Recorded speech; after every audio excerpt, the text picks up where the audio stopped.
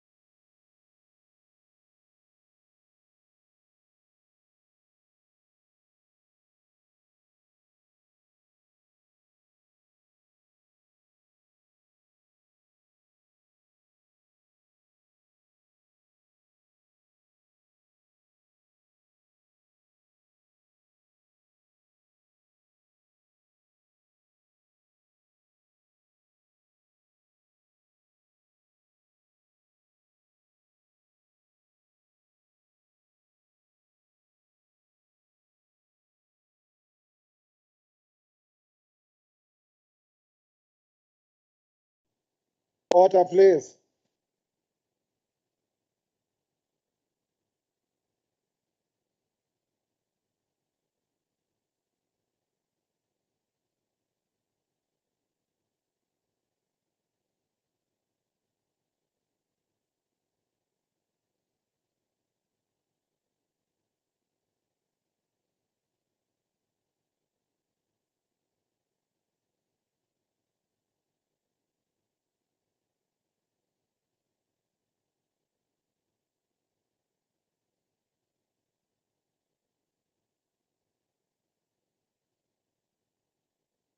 Oh, honorable members, let us take this opportunity for a silent prayer or meditation. Amen.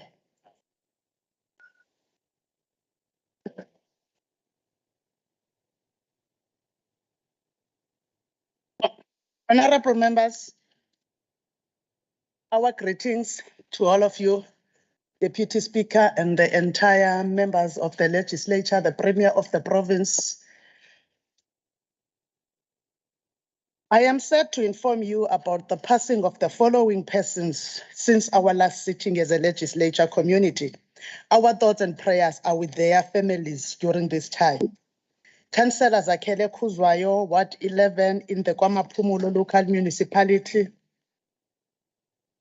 19 learners aged 5 to 12 and adults who were in the bakkie when a truck veered into the lane of oncoming traffic and collided head-on with the bakkie in Pongolo on Friday, the 16th of September. Dr. Dumisani Blasius Khumalo, a senior member of the Usuthu Traditional Council, a member of Indonza Yesizwe, and close confidant of King Misuzulu Kazwelithini. Mr. Patrick Busiso Kunene, a brother to Honorable O.T. Kunene, whose funeral service will be on Saturday, the 24th of September at Kwatlat, Emnambit. All victims of gender-based violence and hate crimes, public servants of this province and the country at large, victims of road fatalities in our province during the recent past, which we may not have specifically mentioned. Honorable members, let us now all rise and observe a moment of silence in honor of these departed souls.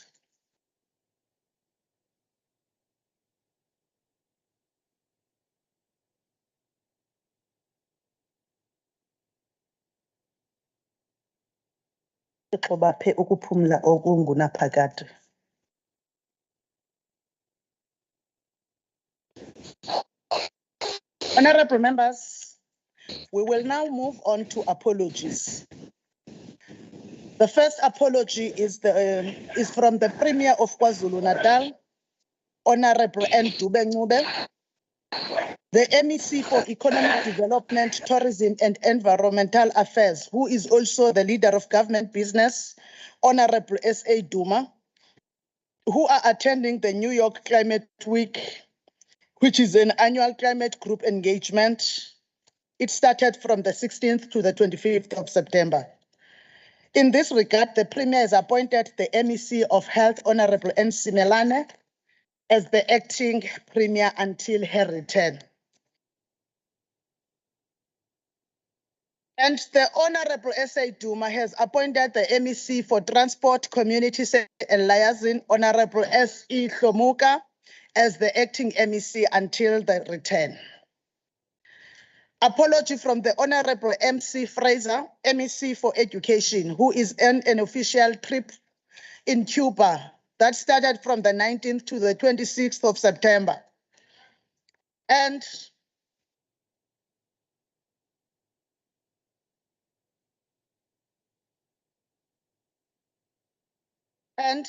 the Honorable MEC for Agriculture and Rural Development, Honorable BNC Tolemoloyi, is the acting MEC for Education until the return of MEC Fraser. Honorable NNG Mahlaba, MEC for Human Settlements and Public Works, who has to leave early due to another government commitment. The honorable members of the Premier's Portfolio Committee, led by the chairperson, Honorable CQ Madlopa, who are on a study tour in Norway. I know it's a benchmarking trip, not study tour. We changed the name. My apologies, Chief Whip. It's what is written here. Honorable VF Tabisa, the leader of the official opposition, who is in Denmark for political party engagements. Oh, Honorable S. Hussein, who is out of the country.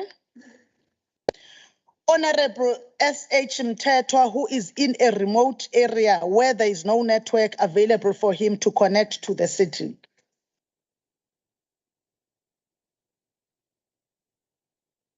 And members who are not well, we have Honorable H.S. Dlamini, who is not well.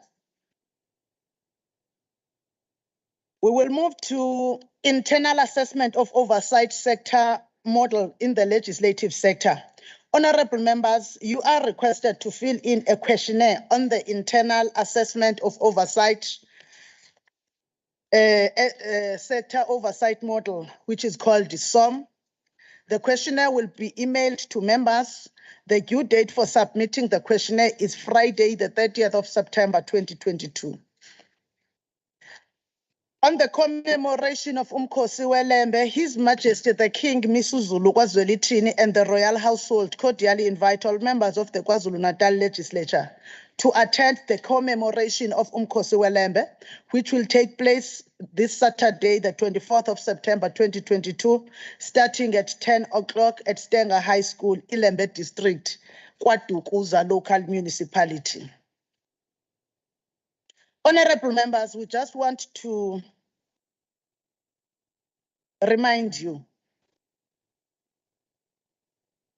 this one is a matter of the rules. We are just reminding you. When it comes to motions, the standing rules of the KwaZulu-Natal Legislature are clear. If a member does not submit a copy of his or her motion to the table, the motion falls away and in effect ceases to exist. Such a motion may also not be debated in the House at a future occasion. Members who connect to a virtual sitting from a remote location must ensure that copies of their motions are emailed to the table staff. Ms. Nomkhosi Ndaba and Mr. Mabandla Mbuli, their emails are known to members. The next announcement is directed at members who read out other members' speeches when those members are unable to deliver their speeches themselves. The rule that allows one member to read out another member's speech has caused unforeseen challenges because it was discovered that some members who read out other members' speech also insert their own words into the original speeches. This practice should be disallowed as a speech that has been added to by another member can no longer be regarded as the speech of the original member. A member who reads out another member's speech is not allowed to insert his or her own words or comments into that speech. A member's speech should be read out as is, with no words added and no words deleted. Just pretend like you are reading the Bible or the Quran. You will not have to add anything to what you are reading out.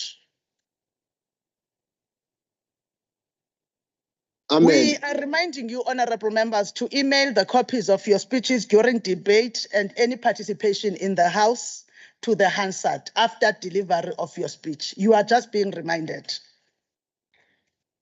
We will now move to announcements or reports by the Premier. Honorable Smelane.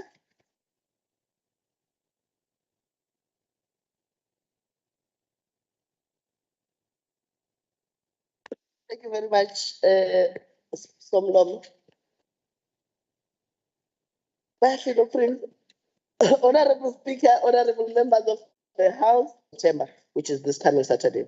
This colorful Umkhosi Welembe is a ceremony which commemorates His Majesty the King, Ushaka Ilembe Lekamanya Malembe Ngokhalipha, the legendary warrior founder of the Zulu nation. King Shaka united more than 100 chiefdoms and reigned over what he formed into a feared and globally respected Zulu kingdom. This is with KwaZulu. Umkhosi Welembe has become one of the key highlights of this province's heritage, cultural, and tourism program. This year's event is unique in that it is the first one we are holding after 2 years of COVID, Chair, and it is indeed the first one that is being commemorated during the reign of King Misuzulu KwaZulu-Natal. It then follows the Umkosi Welembe, which was held in Enyogeni last weekend on the 17th of September. Indeed, Honourable Speaker, we are quite heartened to see the return of such ceremonies, which are a critical element of our unique identity and social character as the people of this province. We all know how difficult, awkward, and strange our lives have been over the past 2 years due to the many disruptions caused by COVID-19. We therefore take the opportunity to wish His Majesty the King, Mrs. Vulukazwelithini, and the entire royal family everything of the best as they lead the nation during this important Umkosi Welembe, together with MEC Amanda Mapena, who is assisting in Ndlunkulu. We secondly wish to send our condolences to the families of those who were killed during the horrific Pongolo crash which took place last Friday. Honourable Speaker, we convey our most sincere condolences to the families, relatives, and friends who lost their loved ones in a road crash that took place in the province on Friday. We take this opportunity to plead with all our road users, particularly the truck drivers, to take special care on our roads at all times, including in the coming days, considering that we have been warned that the weather conditions are going to be very wet and slippery. We should be known for better than becoming a road accident capital of the country. So, especially because some of these truck drivers actually do not come from the province. We do not expect them to create a crisis for us in this province. It is certainly a negative tag that we don't need for ourselves. Recently, members of the Executive Council visited families, 20 families of 20 people, mostly children, that lost their lives on Friday.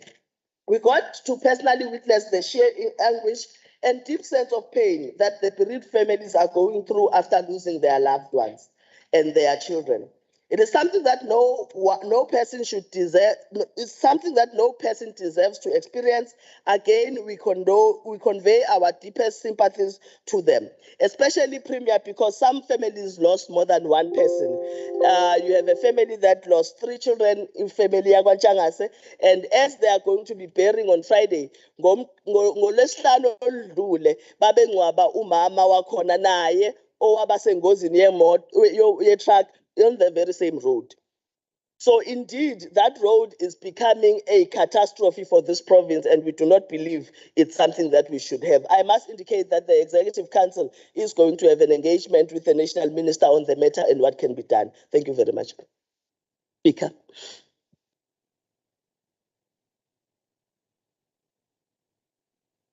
Thank you, Honorable Acting Premier.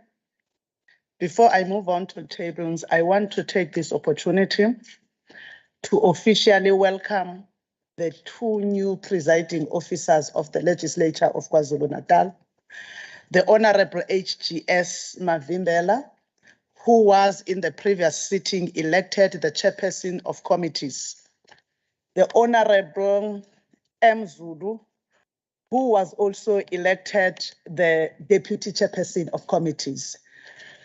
You are welcome, presiding officers, and going forward, it is known that from time to time, you will be the faces that will also be on this seat when we are not available with the deputy speaker.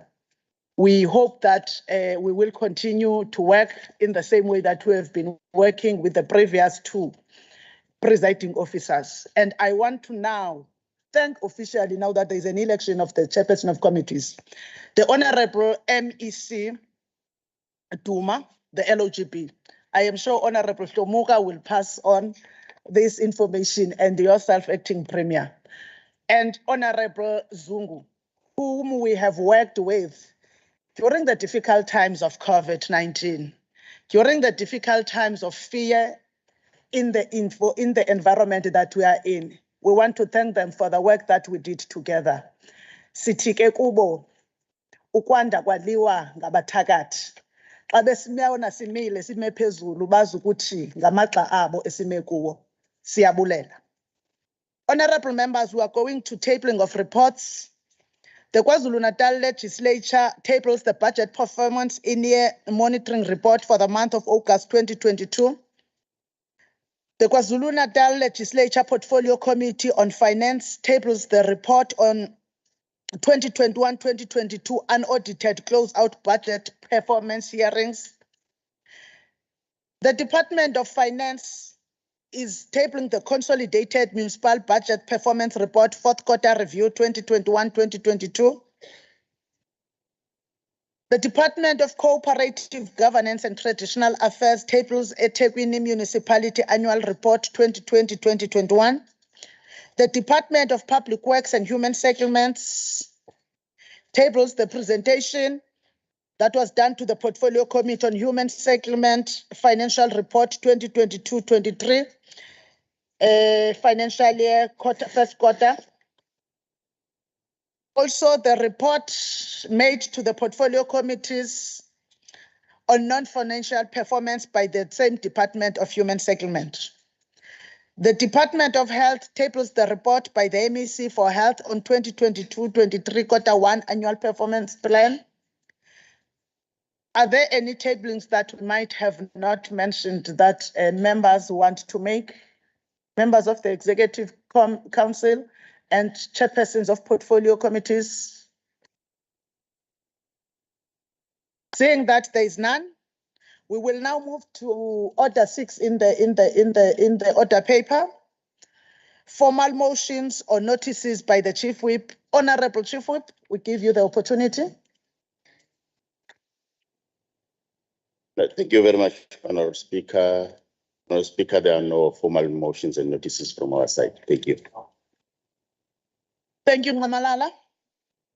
We will now move to notices of bills and motions or member statements. Niyazi ke balungu bahloniphekile ukuthi asisaphakami sesisebenza ngelist ebeniyifakile.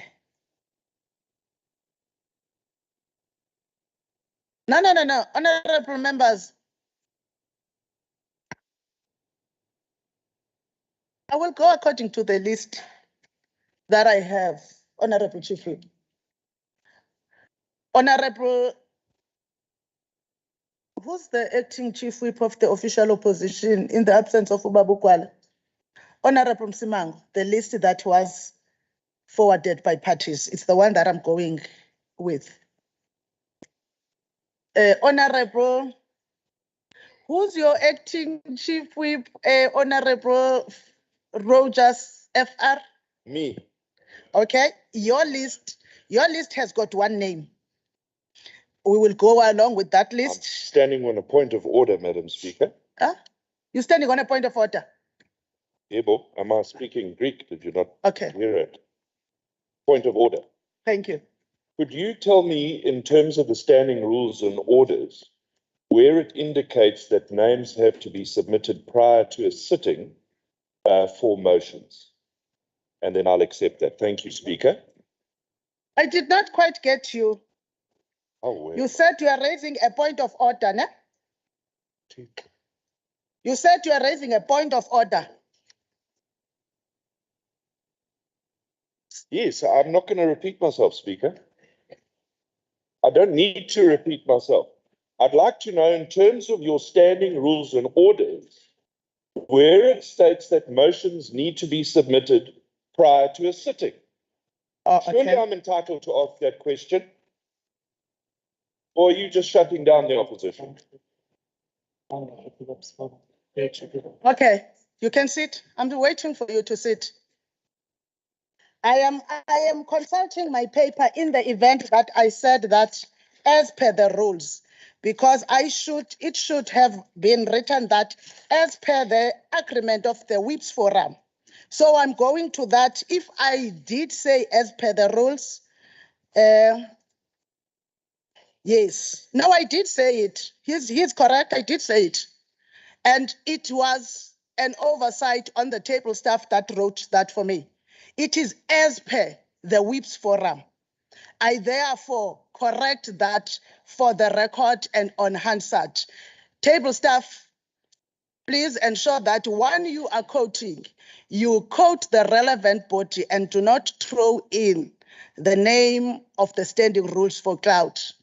There is enough clout with the Whips Forum. The decision of the Whips Forum is very valid in this House. Now, we will be going with the first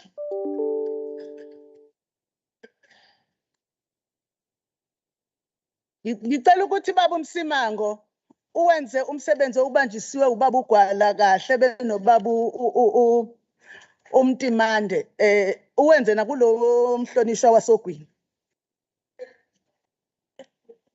The first motion, Honorable Nkonyeni NP.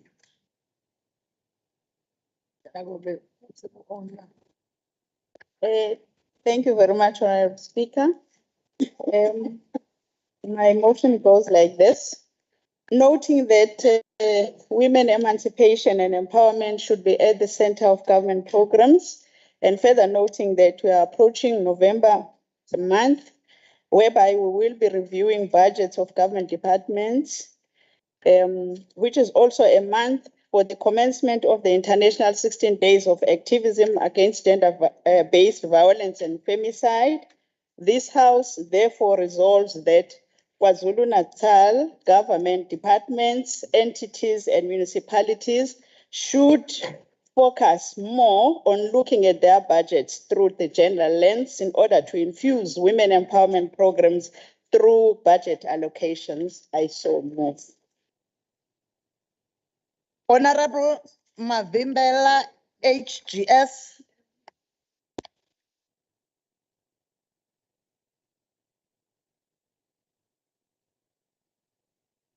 Somlomo, ngokuhlala kwalendlu okulandelayo ngiyakuphakamisa kanje.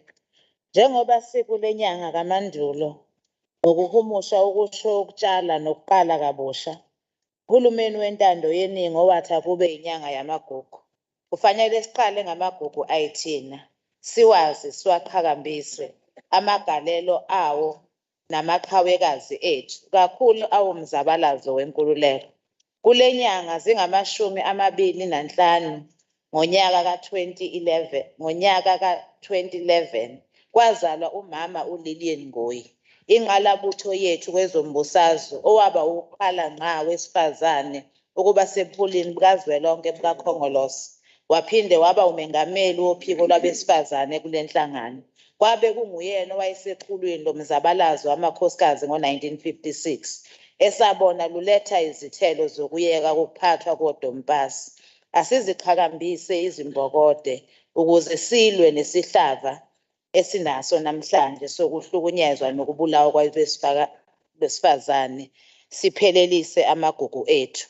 Ngiyanquma ukuthi lesi sishayamthetho sibe nesifundo sezikhumbuzo ngamaqhawekazi. Alibongwe igama lamakhosikazi. The next member is Honorable Sipilda NN.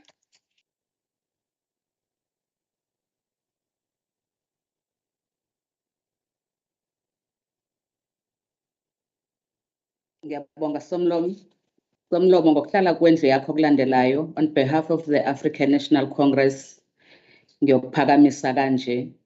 Umbutho wesizwe uyaqonda kwaye uyaqhakambisa iqhaza elibanjwa ngomama nabantu besifazane abahlala ezindaweni zasemakhaya kumkhakha wezolimo nokukhiqizwa kokudla. Somlomo siyalincoma singumbutho wesizwe iqhaza elibanjwe ilembokodo ekwakhiweni nokuthuthukiswa kwezizwe abaphila ngaphansi kwazo, ikakhulukazi ngoba izikhathi eziningi suke bengenazo izinsiza ezanele ukwenza lo msebenzi. Lendlu incoma kanje Somlomo ukuthi njengoba kulonyaka umhlaba wonke ngaphansi kwenhlangano yezizwe i-United Nations izobe ibungaza lolu suku labesifazane basemakhaya ngaphansi kwesiqubulo esithi phecelezi break the bias ngomhla ka-15 October. Uhulumeni nazo zonke izinhlaka zikahulumeni kanye nezinhlangano ezizimele zenze isiqinisekiso sokuthi abesifazane ikakhulukazi abahlala ezindaweni zasemakhaya abacwaswa kuzo zonke izinhlelo zikahulumeni, ikakhulukazi njengoba umhlaba ubhekene nezinkinga zokuguquguquka kwesimo sezulu. Somlomo ngiyophakamisa. Honorable Majola NR.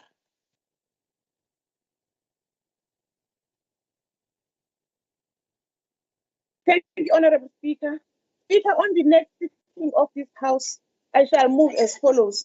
This House notes the substandard management of public libraries, their role in providing access to information which is recognized as a human right and a means to redistribute power and status, especially in rural areas. Their main goal of enhancing quality of life, well-being and happiness, social capital, social cohesion, and social inclusion. This House resolves strict legislative management that provides firm foundation for their functioning, adequate funding, skills, and knowledge. I shall so move.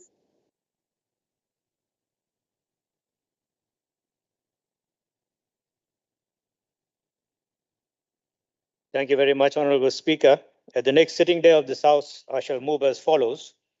Noting that more than 7 years ago, on the 2nd of September 2015, the President of this country, Cyril Matamela Ramaphosa, in addressing the power crisis, asked South Africans, and I quote, "Be patient while we resolve this problem," unquote. President Ramaphosa went on to say, I quote, "We are already building power stations, and one of them has already gone live. And in another 18 months to 2 years, you will forget that the challenges that we had with relation to power or energy and ESCOM ever existed," unquote. This House, one, calls on this failed ANC-led government to stop making false promises and prioritize the lives and well-being of the citizens of our country. Two, calls for a debate on the power crisis that faces us. I shall so move.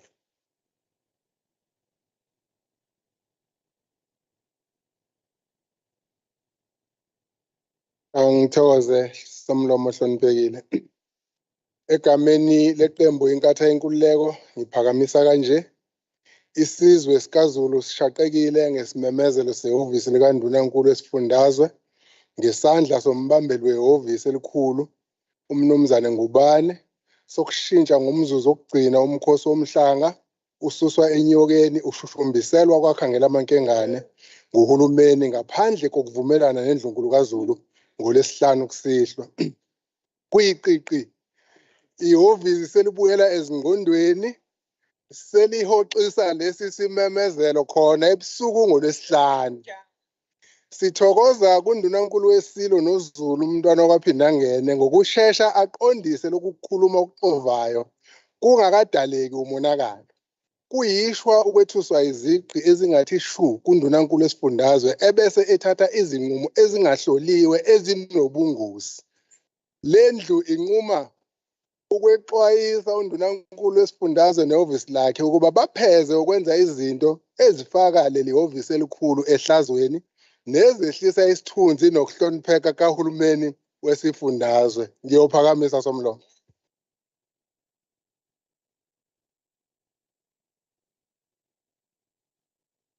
Shayi haule ngulube. Taliban. Thank you, Madam Speaker. I give notice that at the next sitting of this House, I shall move as follows. Noting that while deployed cadres are getting fat from feeding off the corruption trough, learners' food in school is being rationed. Recent oversights by the DA confirm this. There are days on which food is not delivered at all. In some instances, rotten and decayed food is delivered.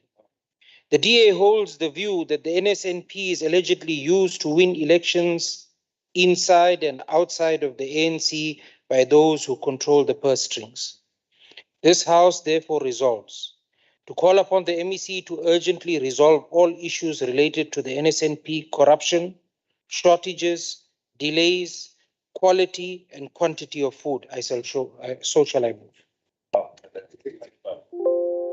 Honorable members, the legislature of Kwazulu-Natal is governed in terms of the Constitution of the Republic of South Africa, which is a constitution that does not promote fundamentalists. Honorable members must cease on officially or not so addressing members by names that stand in contrast of the Constitution of the Republic of South Africa. I am referring to what Honorable Rogers, whether is it in jest or anyway, is referring to the Honorable Kika, because Honorable Kika in this house is protected by the rules and the Privileges and Immunities Act of South Africa. Therefore, anything, Honorable Rogers, that stand opposed to the ideals of the Constitution, you cannot use it to address even your member in jest. Now, I will move to the Honorable Dlamini N.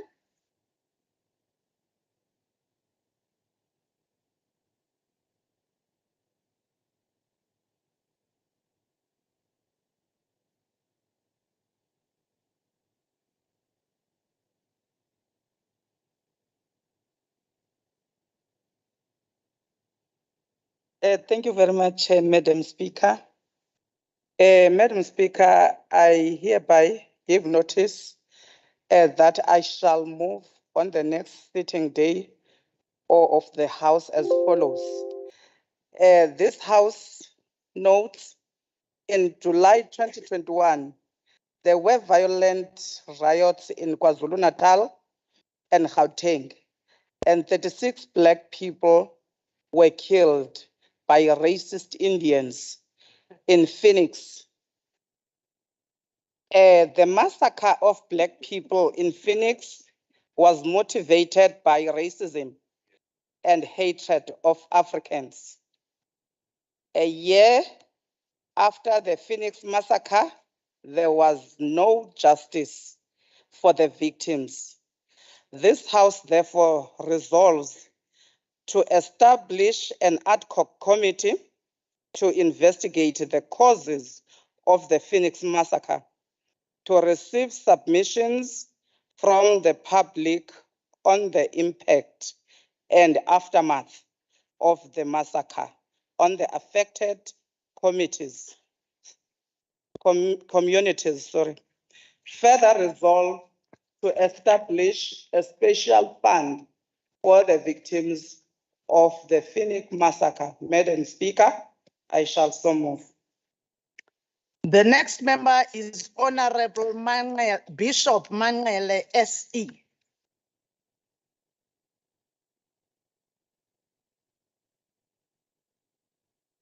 Somlomo,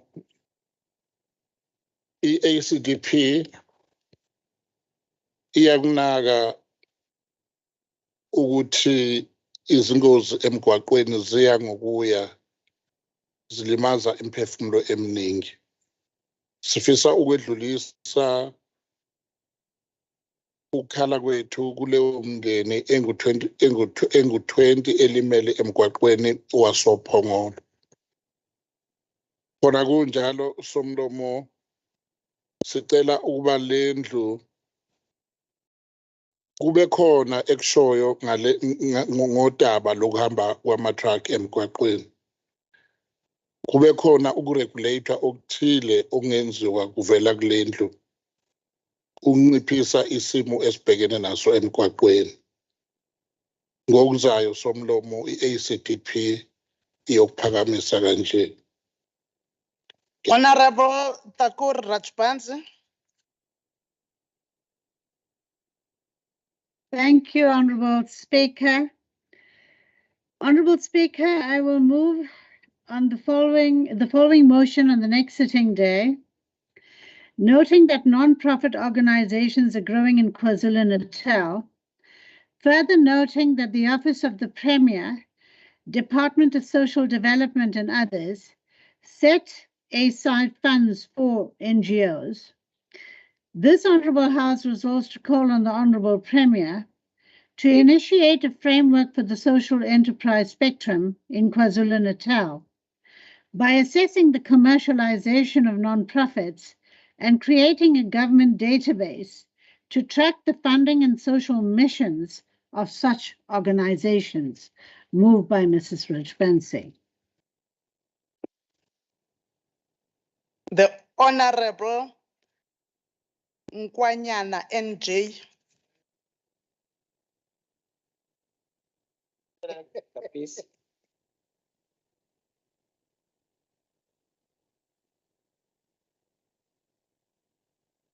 Angithokoze Dadewethu Somlomo. On the next sitting of this House, I shall move as follows. This House notes a doctor is alleged to have raped a 20-year-old patient at the Potchefstroom Hospital on the KZN South Coast.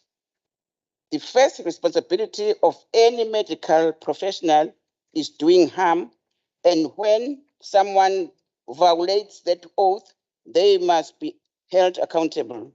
A doctor who abuses their position to sexually assault a patient puts the entire health profession into disrepute. This House resolved 1, to call upon the KZN for Health to present a detailed plan with tangible solutions outlining how she intends to protect patients. 2, that the department must be blacklisted doctors who have been found guilty of sexual misconduct. I shall so move. The next member is Honorable Moodley S.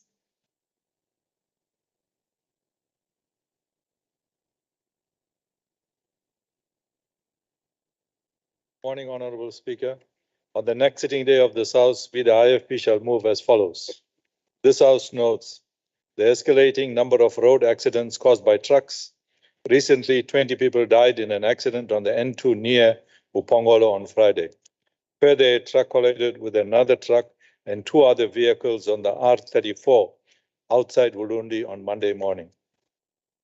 This House resolves to call for a no-nonsense approach towards unroadworthy vehicles, including trucks that pose a grave threat to the province's roads, to call for traffic police to be deployed 24/7 on the roads, to send its heartfelt condolences to the families of the deceased and prays for a speedy recovery for those who were injured. We shall so move. Thank you, Honorable Speaker. The Honorable Philiza M.A.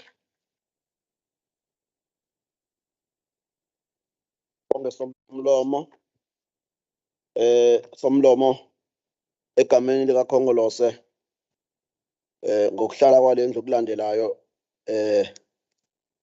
ngiyophakamisa ukuzwakalisa ukuphatheka kabi ngezinhlekelele zezingozi ezenzeka emgaqweni yalesifundazwe sakithi ezimbandakanya amaloli amakhulu ashayisana wodwa noma kokunye nezimoto ezincane. Kuyatholakala ukuthi enye yezimbangela zalezi ngozi kuba ubudedengu nokungayihloniphi imithetho yemigaqo kwabanye babashayeli bamaloli nokugwema umgwaqo owuthela wayeka basebenzise imigwaqo emincane. Siwukhongolose sinxusa ukuba umnyango wezokuthutha uqinise umthetho lawula ukuhamba kwamaloli uphinde uphoqe abanikazi balezi zithuthi ukuthi baqinisekise ukuthi ashayelwa abashayeli abanolwazi olunzulu. Somlomo ukuba buhlungu kakhulu lezi ngozi mazenzeka lezinhlekelele lezi zidlula nemphefumulo yabantu bakithi. Ngiyakuphakamisa kanjalo Somlomo. Ngiyabonga. The Honorable Cele J.N.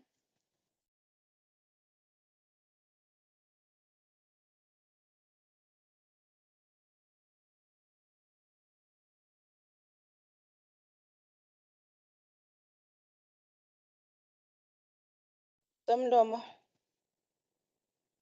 ngokuhlala kwalendlu okulandelayo siwukhongolose ngiyophakamisa kanje. Kubukeka izinga lokushayela budedengu nesivinini kubashayeli bamaloli lidla lubi. Ulandela isibhicongo ezimbili esezenzeke laphaya ngasophongolo. Kwaphinde kwenzeke esinye futhi ngomhla ka-19. Siyonquma kanje ukuba abezomthetho wezemigwaqo baphenye kabanzi ngokuziphatha kwabantu bama-truck, abadrive ama-truck. Baphinde babheke nama-license abo and babheke nama-trailer abawashayelayo ukuthi asesimweni sokuthi ahambe emgwaqweni. Babheke naso futhi isivinini ukuthi kuyisivinini esifanelekile yini. nokuqinisekisa kokuthi emgwaqweni kuba nethimba elibhekele ukuthi elibheka ama-truck kuphela ukuthi enza okusemthethweni yini. Ngiyophakamisa Sihlalo. The Honorable Ngubane LD.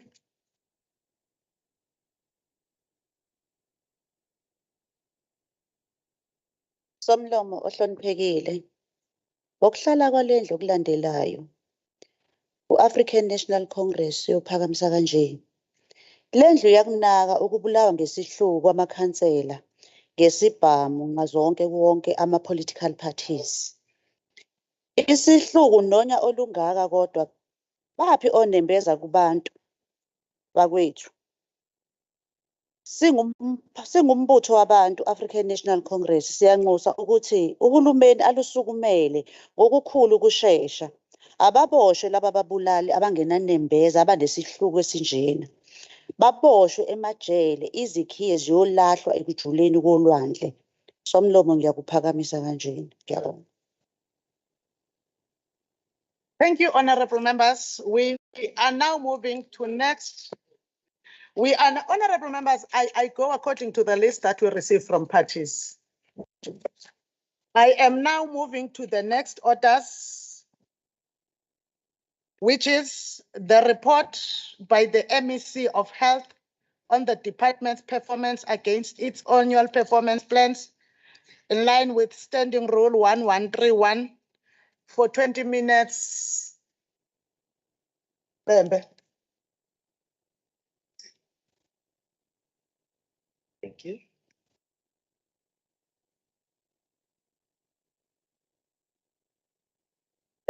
Thank you very much, Speaker. Siyabingelela Mahubele. Sibingelele kumalunga esishayamthetho onke akhona. Speaker, I rise in this August House today with mixed feelings to present to present a report on the progress made by the Kwazulu-Natal Department of Health in the first quarter of 2022 to 2023. Honorable Speaker, it's difficult not to be consumed by feelings of regret and sadness upon reflecting on events of the past 2 years.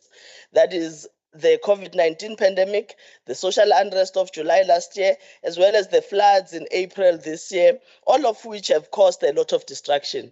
Kodwa ke, ngingakhohlwa kanjani the untenable financial situation that we are faced with as a province of KwaZulu-Natal. These disasters have brought about great despair and hopelessness among many people of this province. As the Department of Health, we've borne arguably the most brunt of these abnormal situations as our already limited human, material and financial resources were stretched to the maximum and continue to be so. When the first COVID-19 case was confirmed in Hilton on the 5th of March of 2020, we literally had to abandon every other service delivery plan that we had prior to that date. Shortly afterwards, we were forced to find an urgent response to the new pandemic, which many of us knew absolutely nothing about. The rest, as they say, is history. A history that was characterized by the loss of many lives and unimaginable economic upheavals. Having thankfully survived the three catastrophic events that I've previously mentioned, we've now almost come full circle. And it is with renewed sense of vigor and ever-burning determination to succeed that we stand here and fully acknowledge the urgent and enormous task before us. A task to accelerate a new and effective response to our province's burden of disease, which now includes COVID-19, in spite of the serious financial challenges that are confronting us. Our APP, which is our performance roadmap as a department, outlines our response thus far to the health challenges facing the people of KwaZulu-Natal. The outline that I will go through is per program, and we have 8 programs in the department. The policy priorities set out in the APP are aligned with the departmental central goal of increased life expectancy. The 3 outcomes that contribute to the goal remain as universal health coverage, improved client experience of care, and reduced and reduced morbidity and mortality. The department's key focus areas include quality health service, outreach health services, health promotion, reduction of communicable and non-communicable diseases, which include HIV and AIDS and TB, nutrition promotion strategies, maternal, child and women's health, reduction of preventable causes of morbidity and mortality, and improve financial management system and controls to ensure effective utilization of limited resources while improving our audit outcomes. These focus areas are aligned with Action Group E for the Provincial Growth and Development Plan. On overview of the departmental service delivery performance, the APP has 156 total indicators, of which 89 have annual targets and 67 have quarterly targets. Program 6, which is Health Sciences and Training, indicators only have annual targets. Thus, this performance report will focus on the 67 indicators that have quarterly targets. For the period of April to June 2022, 49.3% or 33 of our 67 indicator targets were achieved. The department's deliverables are aligned to the 8 programs as listed below. The honorable members will go through program by program in terms of the percentages. But let me get to the actual report. On program 1, administrative and administration analysis.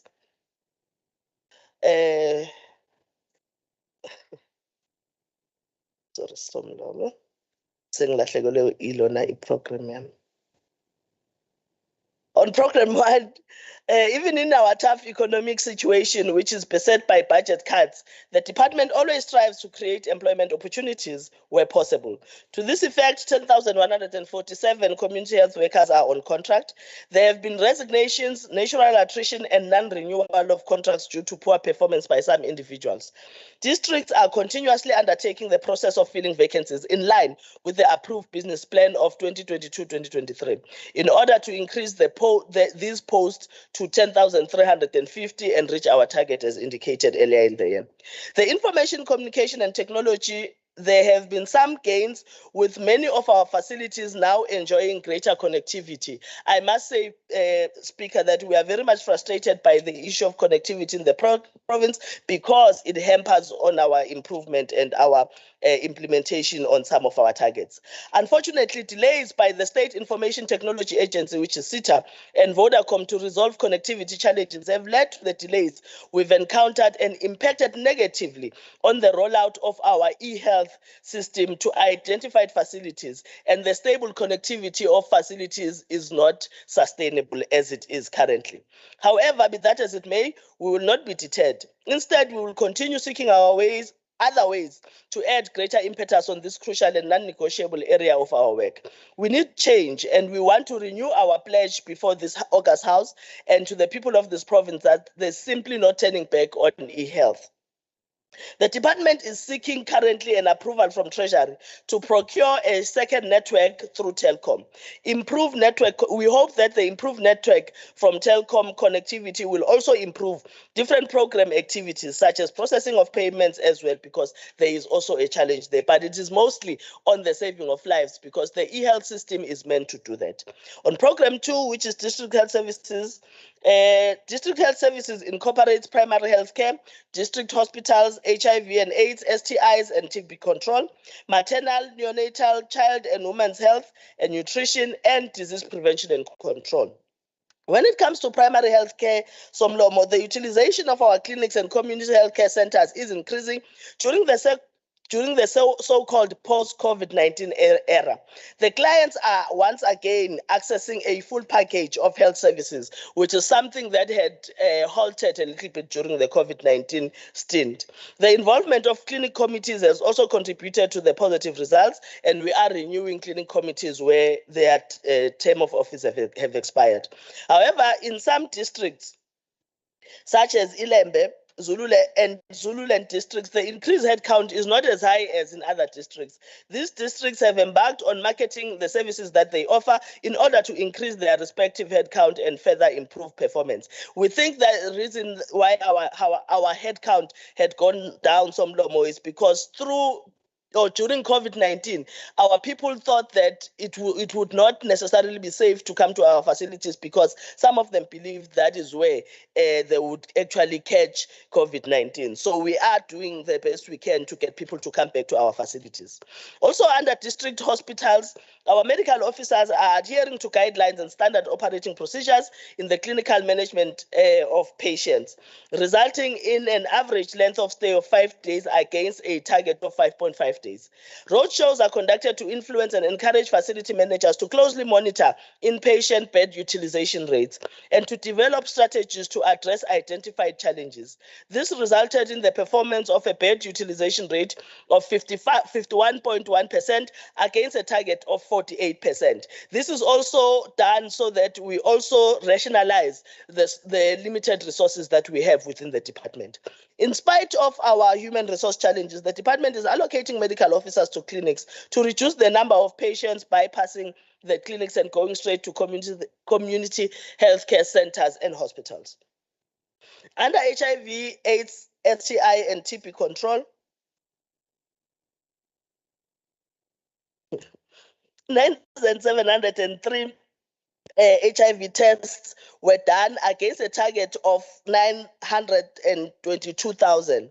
This is thanks to the implementation of several HIV testing modalities that are targeted testing, provider-initiated counseling and testing, HIV self-screening, and consistent HIV testing at community level. Treatment defaulter rates remain significantly high for HIV and TB patients. To mitigate this, in-service training is conducted to ensure timeous tracking, tracing, and updating of records for all patients who miss appointments. To improve the number of patients who remain in the TB program, the community antiretroviral program and welcome back strategy, which we implemented after the 2 years of COVID, are being implemented by the department. Furthermore, district pediatric and adolescent champions closely monitor district-specific intervention plans. Maternal, neonatal, child, and women health and nutrition.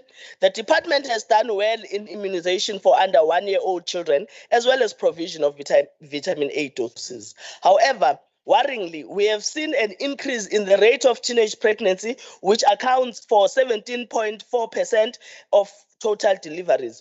Women also present late for antenatal care, and the uptake of contraceptives is not ideal. We also wish to raise an issue that we are concerned about. We have seen an uptake in the positivity of syphilis amongst women in the past 6 months, and we are concerned about that as the province because this is a disease that had been eradicated in the province. Interventions to turn the situation around in this regard include consultative engagements and dialogues with multidisciplinary stakeholders, including teenagers. This year, we will integrate this with our She Conquers program while upscaling our contraceptives and family planning campaigns. We will hold community dialogues to promote early antenatal care bookings, while our mobile services will continue to offer antenatal care at all stopping points. We will also be extending antenatal care services beyond 4 p.m. and on weekends at our 24-hour clinics, and they will be provided on weekends at our 24-hour clinics in order to cater for women that are working. We'll further enhance the implementation of mother and baby-friendly initiative principles throughout the healthcare system. Under the disease prevention and control, targets were met on both indicators. This is the mental disorder screening rate and clients assessing rehabilitation services. Screening was intensified with training and capacity building on the correct utilization of screening tools. We also had high demand for services from existing clients and newly referred clients. On emergency medical services, admittedly, our ambulance response times in both rural and urban areas are not ideal. Financial constraints have an impact on our inability to expand bases, our ambulance fleet, and staff complement. These constraints also negatively affect our ability to meet the increasing demand for inter-facility transfers.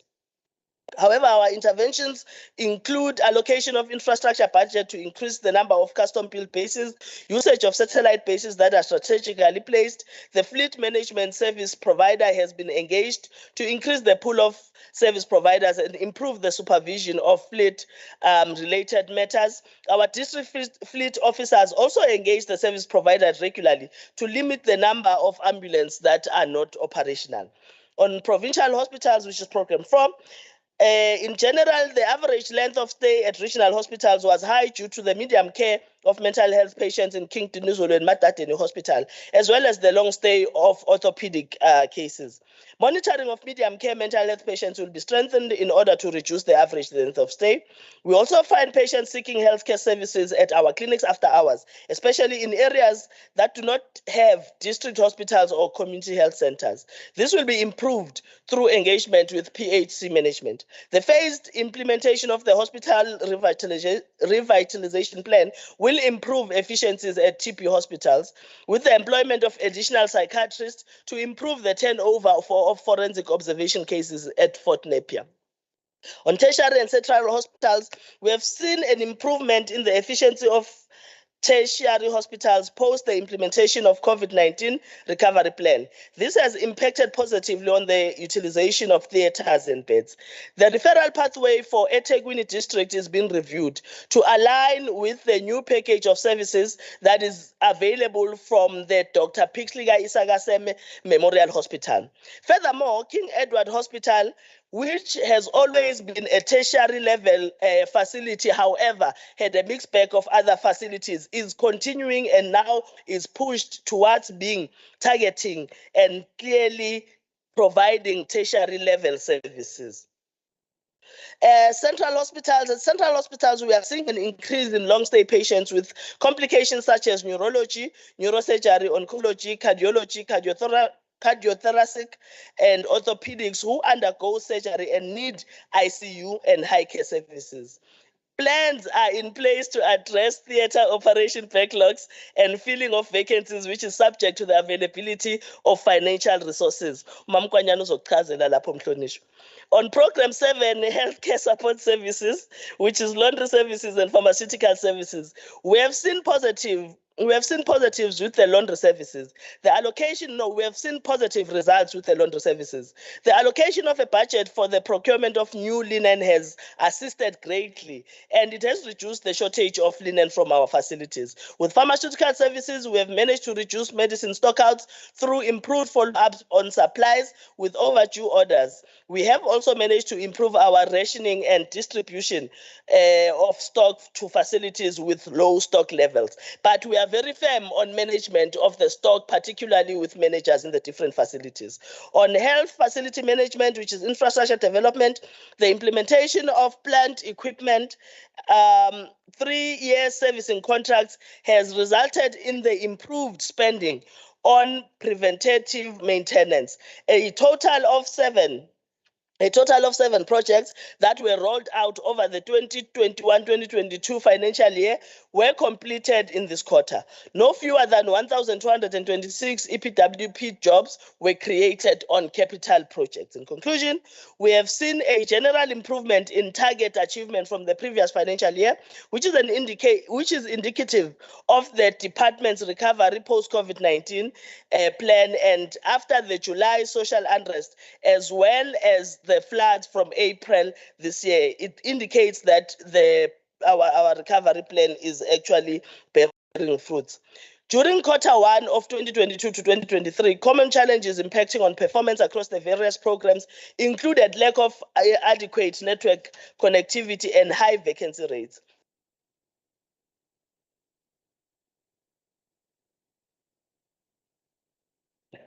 Department continues to be mindful of the resource constraints which continue to impact on service delivery.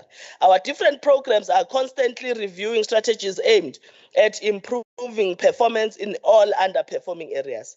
This includes the integration of services for efficient resource utilization, as well as monitoring performance progress for all deliverables. SITA, however, Speaker, is also a serious hindrance and a challenge to how we function in the department. Finally, the issue of resources, financial resources in particular, is a serious problem that the Department of Health is faced with, which makes it even difficult to employ where we need to employ, or to employ where there are people who have passed on, people who have resigned. It is really a difficult situation. We have engaged the National Department of of Health to request the minister to get us funding for us to be able to re-employ, particularly those that have vacated posts that were already in the system. We are still waiting for a response from the National Department, but Speaker, apologies. But Speaker, our situation is quite dire when it comes to the employment of those that we need to employ. Thank you very much, Somlo. Siyabonga, Honorable MEC for Health. We will now move to the next order, which is the debate, the introduction and the debate on the second ANC party motion as moved by Honorable S.M. Sonjita on the 15th of September 2022. To start off, we will allow the mover of the motion, Honorable S.M. Sonjita, the chairperson of the Portfolio Committee on Education, to introduce the motion for 10 minutes. Don.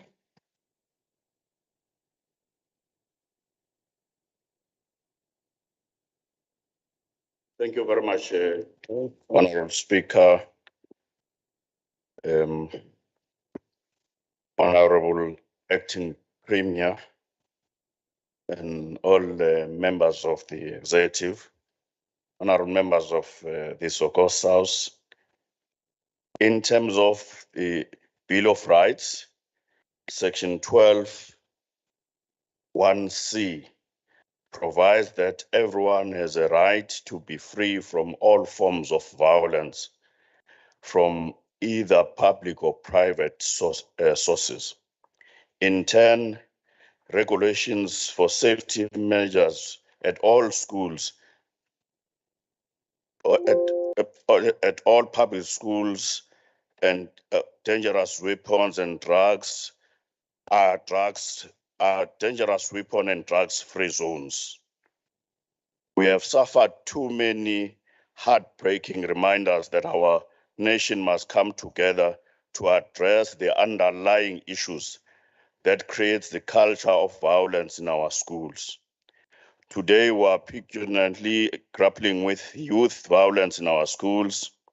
Our society is scared that something has gone profoundly wrong in our schools.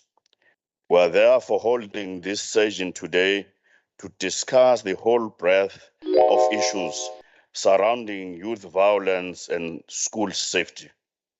Most significantly, we are here to find ways to reduce youth violence. I hope that the touching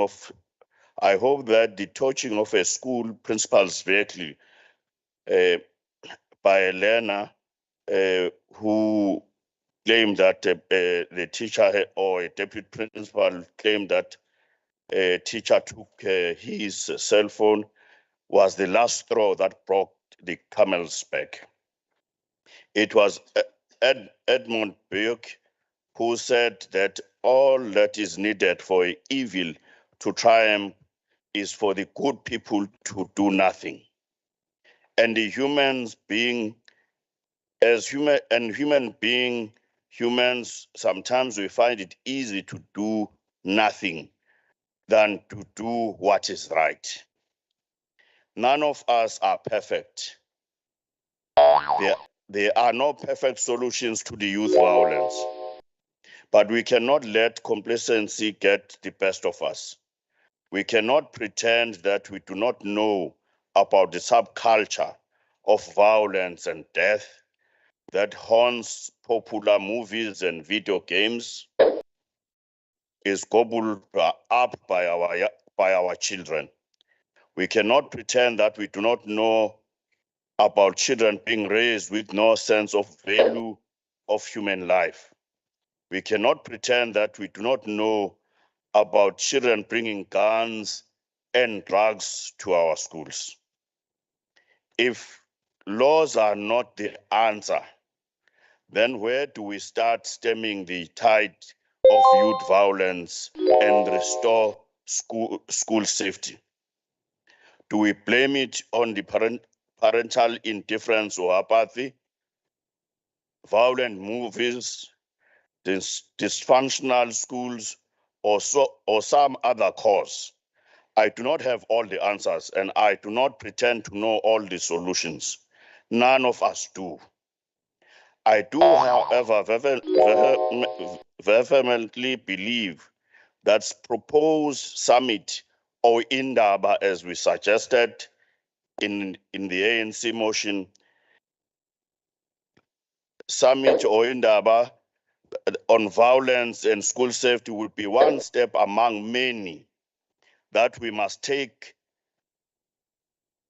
The summit will afford us an opportunity to ask all sort of questions and seek to learn from people who have the know-how of fighting against youth violence and working for safe schools. At the risk of preempting the outcome of the indaba, we might not discover the magic cure when indaba is held. But I do hope that we find some concrete steps that we could take forward in reducing youth violence. Among many issues that must be discussed at the proposed indaba are issues such as how do we capacitate school safety committees? How do we deal with issues like cell phone policies at our schools?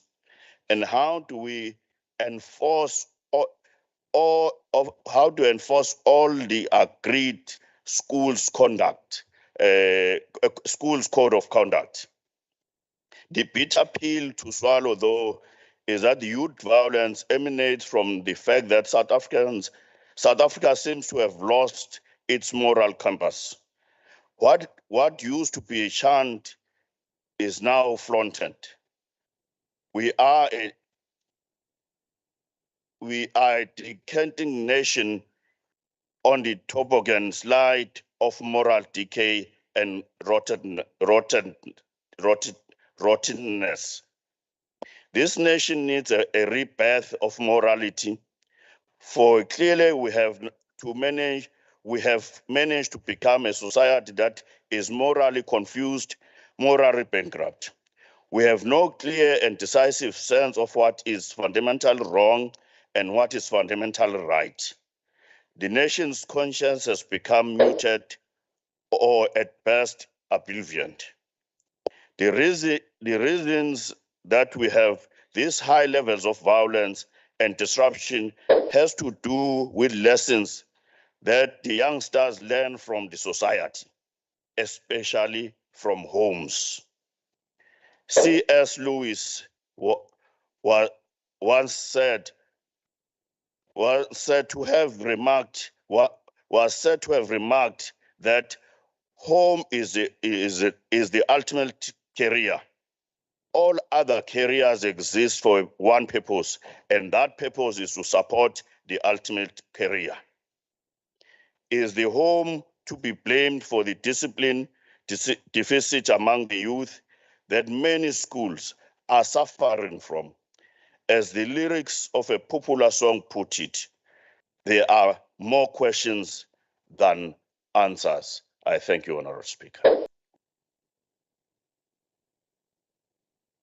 Now to start off the debate, we will have a member on behalf of the ANC for 8 minutes, the Honourable TV Kulu.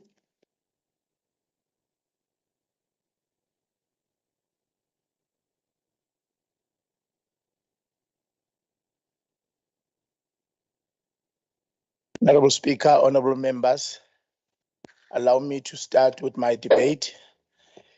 Honourable Speaker, indigenous African knowledge and wisdom teaches us that it takes a village to raise a child.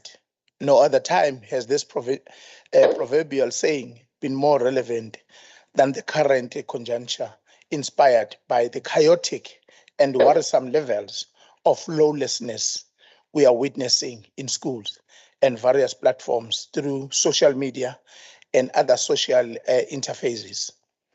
The current scenes and episodes in our schools, in particular in society in general, bear testament to the truth that we are facing a challenge of moral degeneration, loss of respect for another, and lack of tolerance All of these have converted our public centers of learning into war zones and very unsafe spaces for the process of teaching and learning, but also a threat to life for those in these vicinities.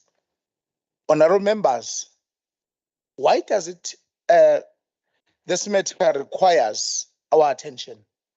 Honorable members, allow me to begin this debate by sharing the work of one Polish philosopher and a sociologist, scholar Bauman Zygmunt, who wrote a paper that looked into pedagogy of politics underguided by cynicism.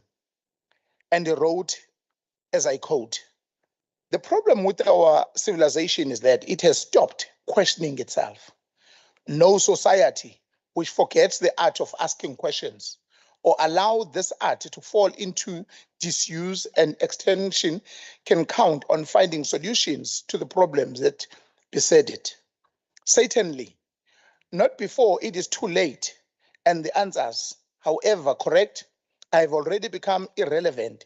In other words, the scholar contends that no society, including African societies, can thrive in the face of degeneration and decadence without reflection and introspection in the quest to answer the obvious question, what went wrong? We may debate to the top of our voices, allocate funds, and pass as many bills as possible, but there is no price to repurchase moral values and bail our society from chains of moral decay. Honorable members, we need to look at this sketch from wider angle and its reluctant dangers. Firstly, it is a fact backed by statistics that the majority of households in our communities are women-led. The majority of professionals in the teaching and learning centers are women. It therefore follows that the challenges that have caught our attention inevitably translate to safety concern for women and render women vulnerable both in their place of work and in their homes from the same people they are expected to teach and to nurture.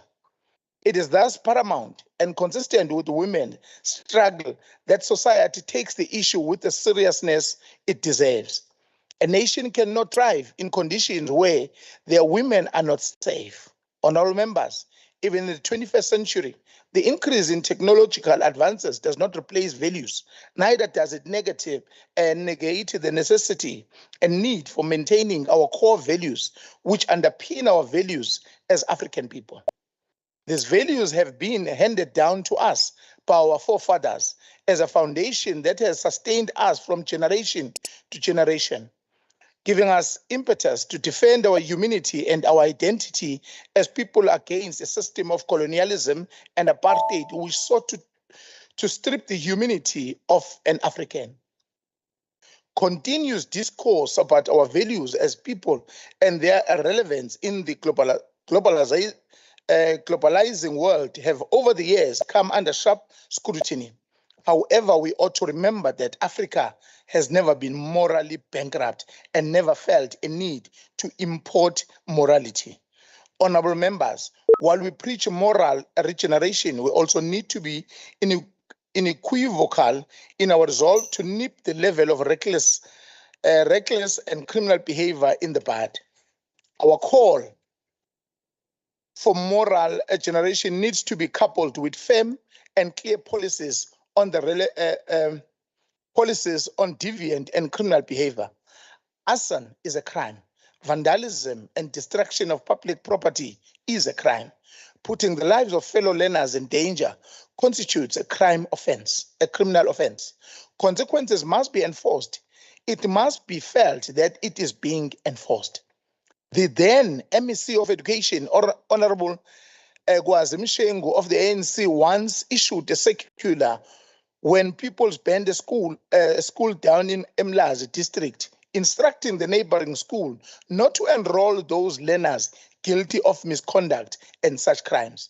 This is the spirit and attitude of moral regeneration and nation building that must permeate our programs. There must be consequences. The government must be the executor of our consequences. Moreover, as a government, we need to incorporate the inculcation of African moral values in our programs. The approach needs to be comprehensive and holistic. Closer home, a scholar by the name of Ayanda Malotana of the University of Pretoria has postulated that the moral, political, and social issues in South Africa are interrelated, and it is necessary to have a wider ranging discourse and strategy on this.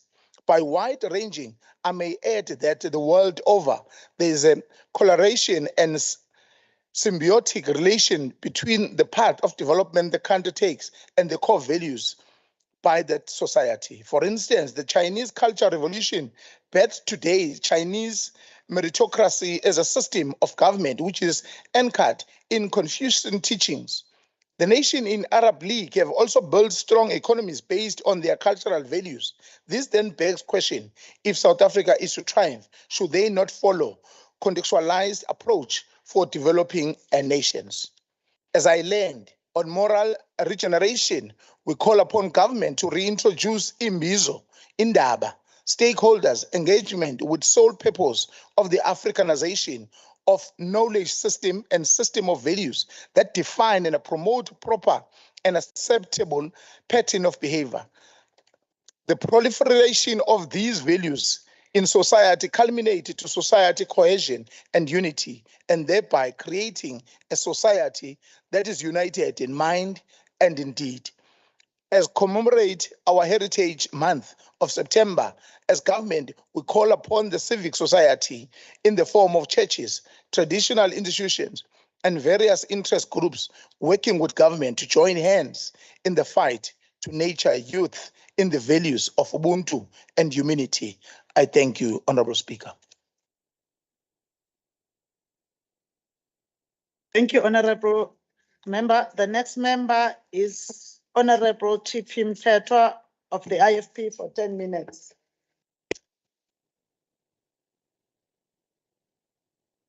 Thank you, Honorable Speaker, honorable members. First and foremost, the IFP is against destruction of property. Those found guilty of burning and vandalizing infrastructure must be punished severely, as this damage results in government institutions having to spend colossal sums of money on repairs. We want to state clearly that hooligans have no place in schools. Unfortunately, it seems that people emulate an old tactics used in the past by the ANC to communicate its frustration through burning of infrastructure. I want to say this is the bitter pill to swallow, so said Honorable Sonjeka. The IFP President Emeritus and founder, His Excellency Prince Mangosuthu Buthelezi, the MP, once wrote, I quote, "When I think back to the June 1976 student uprising, I remember clearly how the ANC urged students to destroy schools as a way of protest. I warned them against this strategy, cautioning that once it became inculcated in the minds of the population, it will be impossible to reverse. But they forged ahead. The children who destroy school buildings were lionized as heroes, and the stoning of police was hailed as act of bravery. Thus, one generation taught the next. Now, this generation wants the old guard to step aside so they themselves can correct the wrongs of the past. The difficulty is that without education, it is well nigh impossible to leverage possible social transformation. Education remains the key to freedom and progress. I close quote.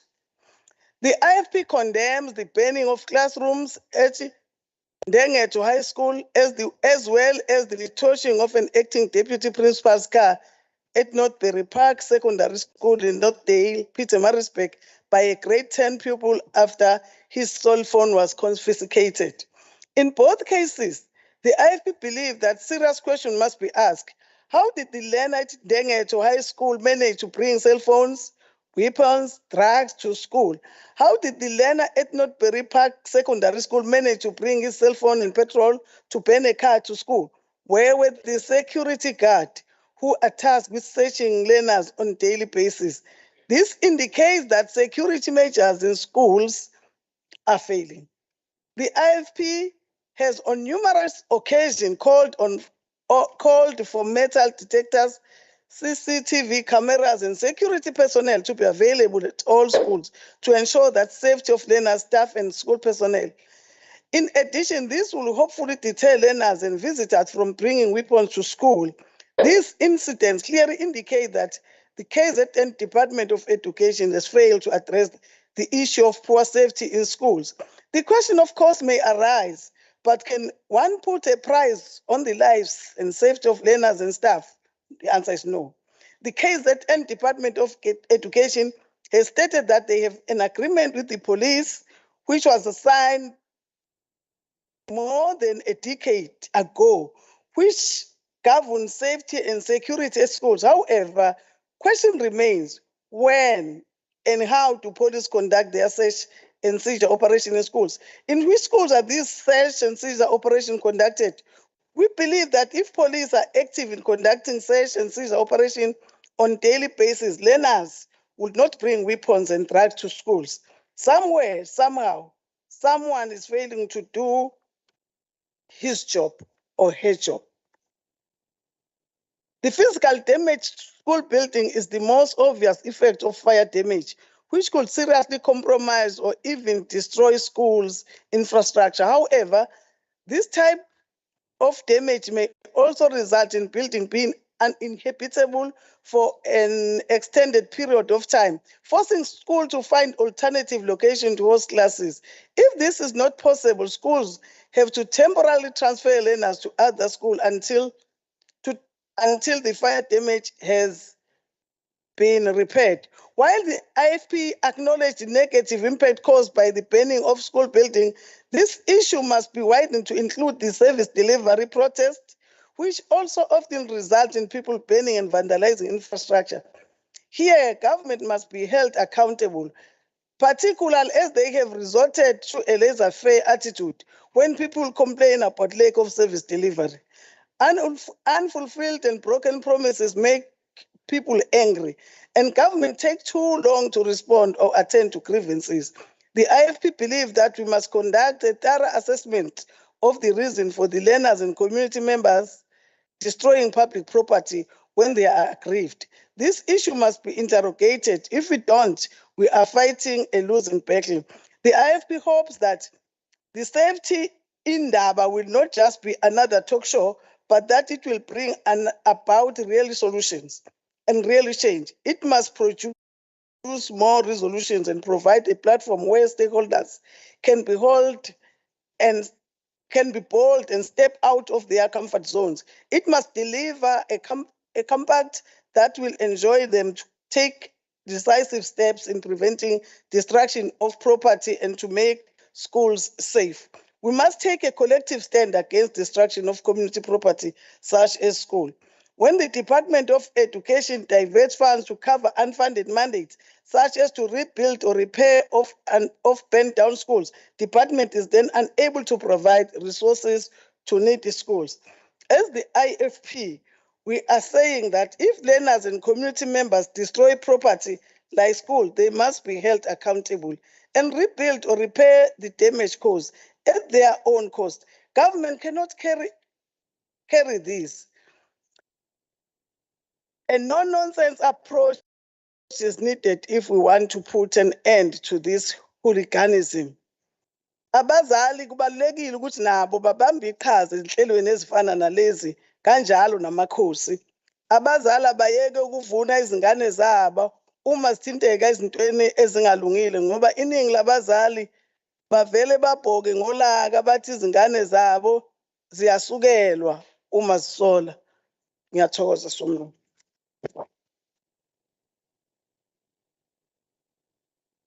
Thank you. The next speaker for 5 minutes on behalf of the DA is Honorable Dr. Aikika.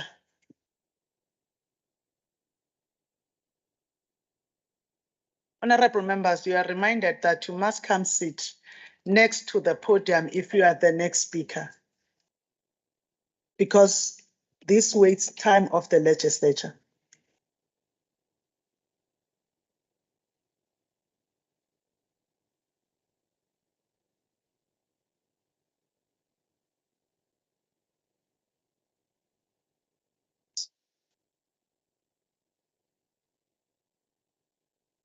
I'm waiting for you, Madam.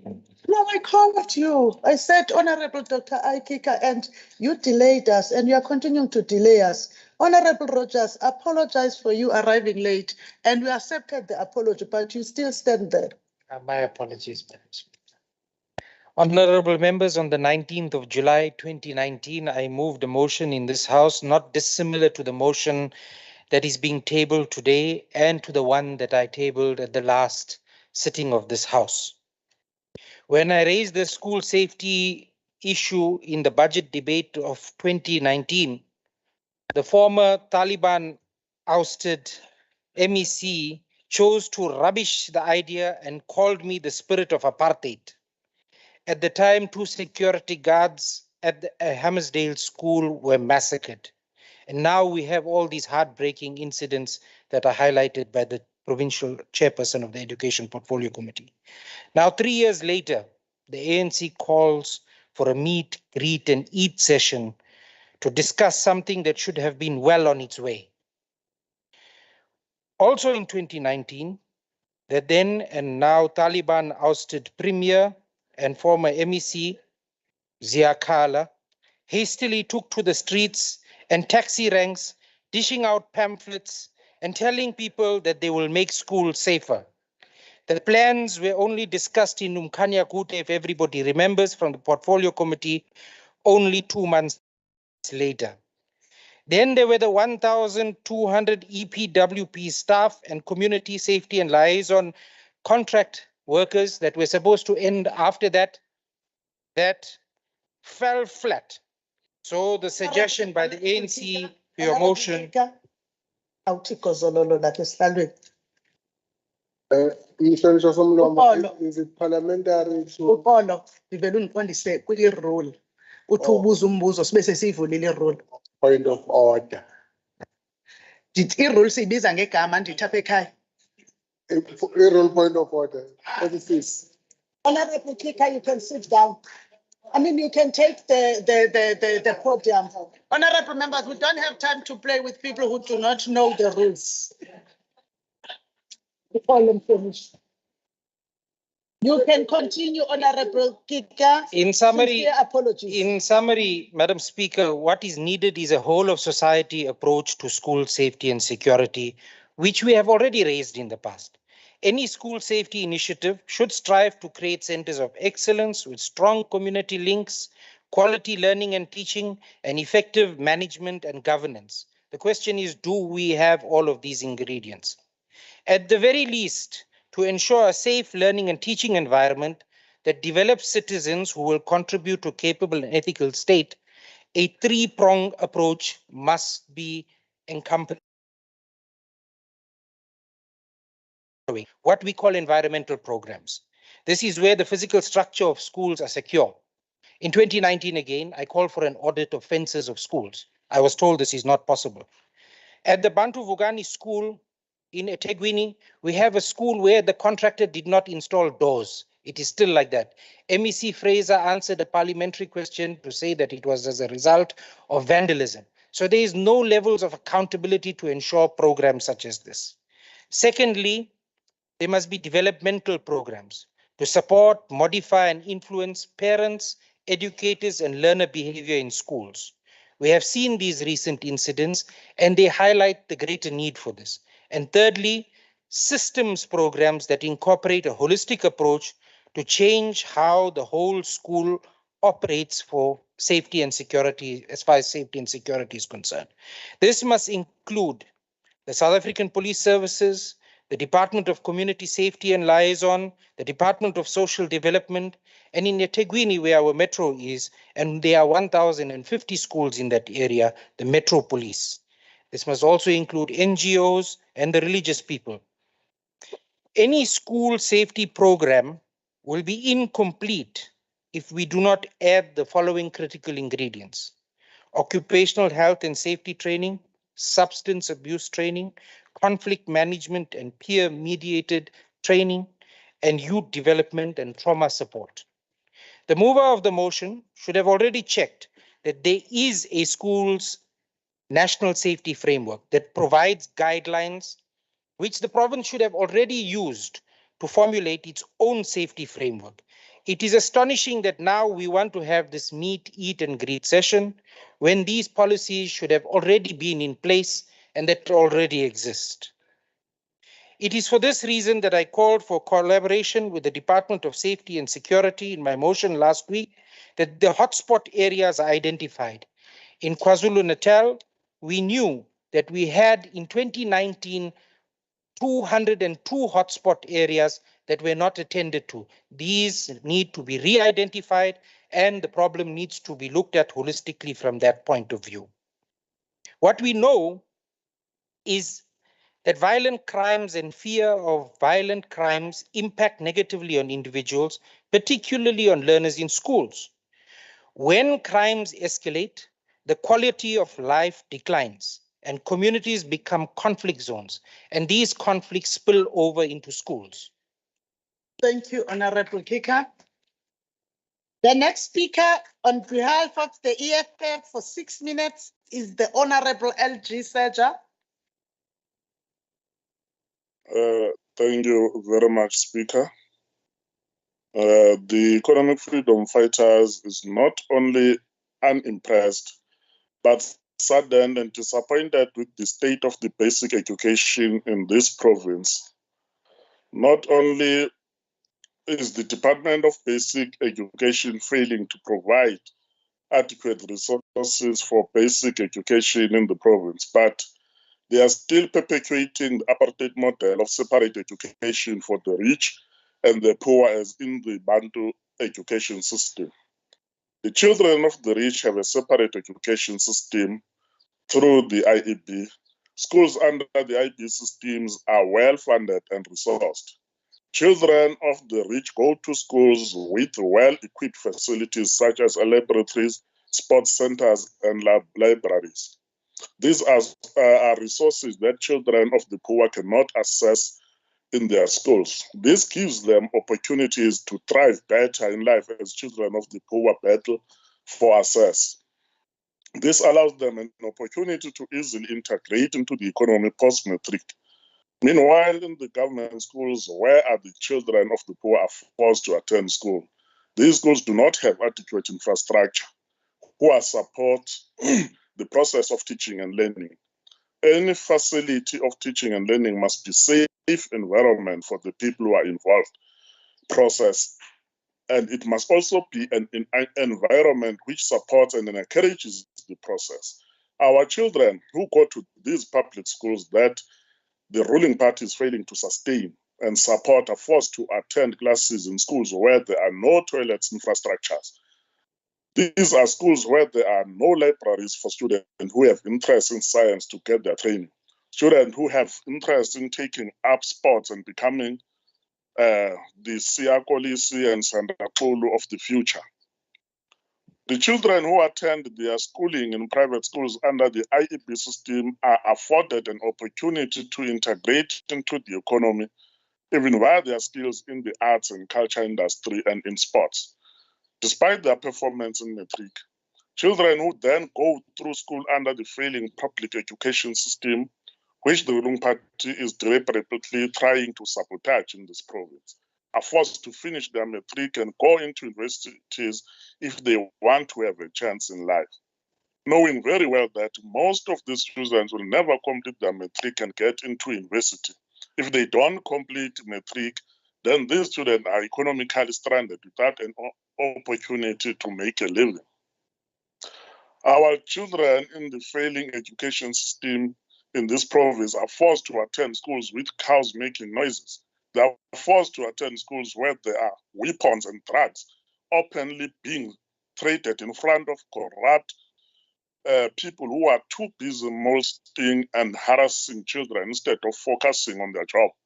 The ANC government, instead of intervening and ensuring that the process of teaching and learning can smoothly continue, further enters into this process by creating schemes of corruption for their cadres to make money. The government of the ruling party is not really trying to address the problems which hinder our children from participating in the economy through basic education and training. It has neglected this large portion of growing black voters. Indeed, the ANC does not care and is comfortable with governing constituents of uneducated and disgruntled, economically excluded citizens. The economic freedom fighters demands that the government takes serious and immediate steps to restore confidence in its education system. The issue of safety of teachers, learners, support staff, and visitors in the school system can no longer be postponed. What is stopping the government from establishing a state-owned construction company that will restore the neglected infrastructure in our public schools? A construction company that has the support of the state would employ so many unemployed young people in the province.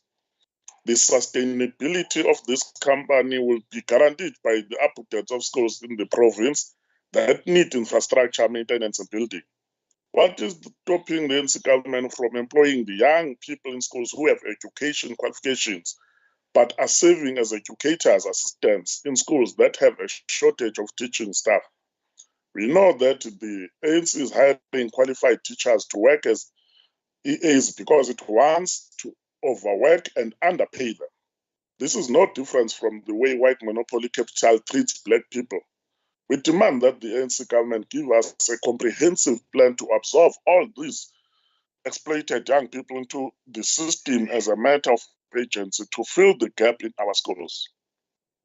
Government schools in poor communities are forced to take from their already power budget to pay for security and cooking staff. In some schools, parents have no sacrifice food to pay for these support services or watch their children not being allowed to attend school. We demand that the government takes over this role in all schools in the provinces, as it has confined our people to poverty, which ensures that they can never afford these unnecessary costs that should be funded by the state. Speaker, our people will not be patient for too long. If you continue creating an environment that forces our children into economic exclusion, you must be prepared to face the consequences. If you keep forcing our children Your to time, resort your to time, criminality, honorable member, has expired. We will now move to the next speaker on behalf of the ANC for 8 minutes. The Honorable MEC for Finance, Honorable N. Nkonyeni. Thank you very much, Honorable Speaker. Honorable Speaker, I rise on behalf of the African National Congress to vehemently condemn violent acts that disrupt learning and teaching in various schools in the province of KwaZulu-Natal and in various communities. The state of violence in our society has exponentially grown to unprecedented levels. This is evident in the latest statistics of crime and violence directed to the elderly and children, including violence in schools, which has reached an alarming state. President Dr. Nelson Mandela, when talking about the importance of education, he said, and I quote, "Education is the great engine of personal development. It is through education that the daughter of a peasant can become a doctor, that the son of a mine worker can become the head of the mine, that the child of farm workers can become the president of a great nation. It is what we make out of what we have, not what we are given, that separates one person from another." I close quotes. Honorable members, we all agree that education is our natural hope for addressing the triple challenges of poverty, unemployment, and inequality. It is an enabler of an informed citizenry, a final arbiter of conscientious critical thinking and decision making. Honorable members, it goes without saying that this scourge has negatively impacted on teaching and learning in various schools around the country and in KwaZulu-Natal province in particular. Here we speak of violence perpetuated by criminals masquerading as revolutionaries sometimes, and torching and vandalizing critical community infrastructure, the merciless killing of learners and teachers. We are also taken aback by the violent acts by learners targeting teachers. We have witnessed an act where an educator's car was petrol bombed by a learner in Northbury Secondary School. As parents and society in general, we have a mammoth task of preserving not only our dignity through moral regeneration program, but also using this program as a precursor to instilling a sense of ownership of critical public infrastructure. Any damage to infrastructure puts unnecessary strain on our already constrained budget, making it even more difficult to respond to other societal challenges due to budget limitations. Any attack on our schools, clinics, libraries, and so forth should be treated as an affront against the state and should therefore receive the necessary speedy attention. We should move beyond condemning abhorrible incidents of rape such as that which is said to have happened in Kobandlovu Primary School under King Cetshwayo District, but also empower our law enforcement agencies to act expeditiously. These incidents are often underreported in far-flung rural schools, making it difficult to get the exact statistic which assists government in its planning processes. With the increase of these incidents, we cannot entirely rule out the involvement of drugs in the escalation of violence in various parts of KwaZulu-Natal. Honorable Speaker, it is for this reason that today we bring it to the attention of this august House that something drastic needs to be done in order to curb this fast-spreading endemic in our province. This calls for the fortification of the social compact between the communities, government, civil society, labor, and business community against this crippling challenge. Various leadership structures, including traditional authorities, political organizations, should also play a critical role in bringing stability in our schools. It is an undisputable fact that there are many factors that contribute to violence, especially in schools, and schools are a microcosm of society. What we are witnessing in schools is a direct reflection of the malaise that has seemingly settled in various parts of our society. But we cannot correct what is wrong in society without looking deeply into the challenges that have given rise to violent acts in various communities. Many studies have shown that the community in which our learners grow also has a direct bearing on a learner's psychosocial outlook. There is a high possibility of witnessing and or experiencing violence in schools situated in communities where alcohol, drugs, and weapons are easily available.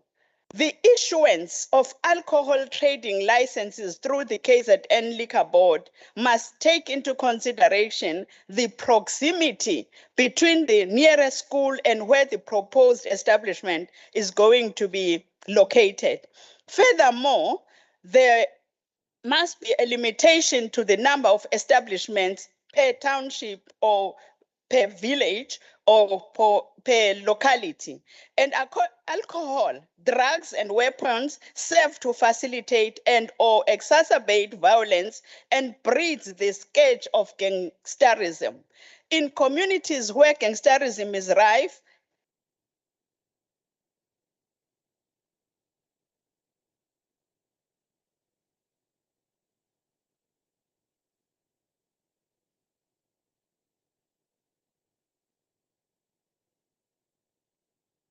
or have some form of affiliation to gangsterism.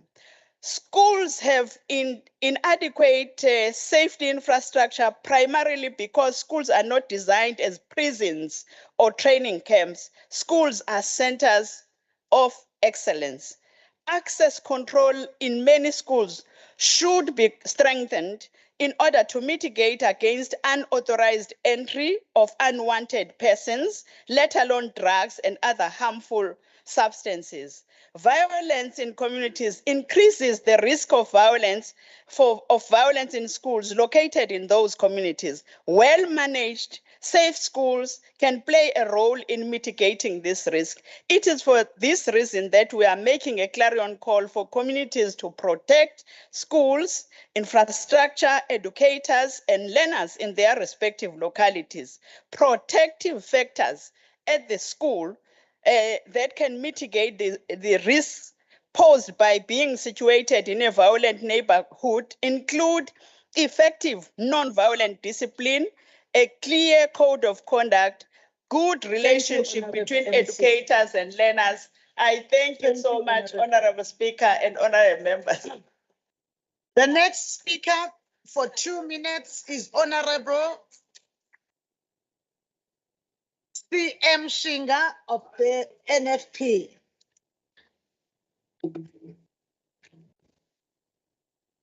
Thank you, Honorable Speaker, honorable members and distinguished guests. The NFP is concerned about the occurrence of verbal, physical hostility directed at teachers and school personnel on school grounds. Honorable Speaker, the unacceptable behavior and violence in school is left unchecked and unresolved.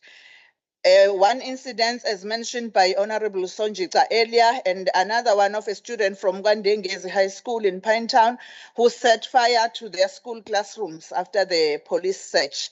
The NFP moves to support the call for an immediate discussion on the necessity of school safety in Daba, with all the stakeholders from management of Department of Education, traditional leaders, SGBs, learners themselves, and NGOs at lower levels that are in collaboration with the department because they have first-hand information regarding the safety in schools. Honorable Speaker, in order for the future leaders to finish their education to the best of their abilities without additional disruptions and have a brighter future, the SAPS and the Department of Education should collaborate and hold educational programs to prevent crime in schools.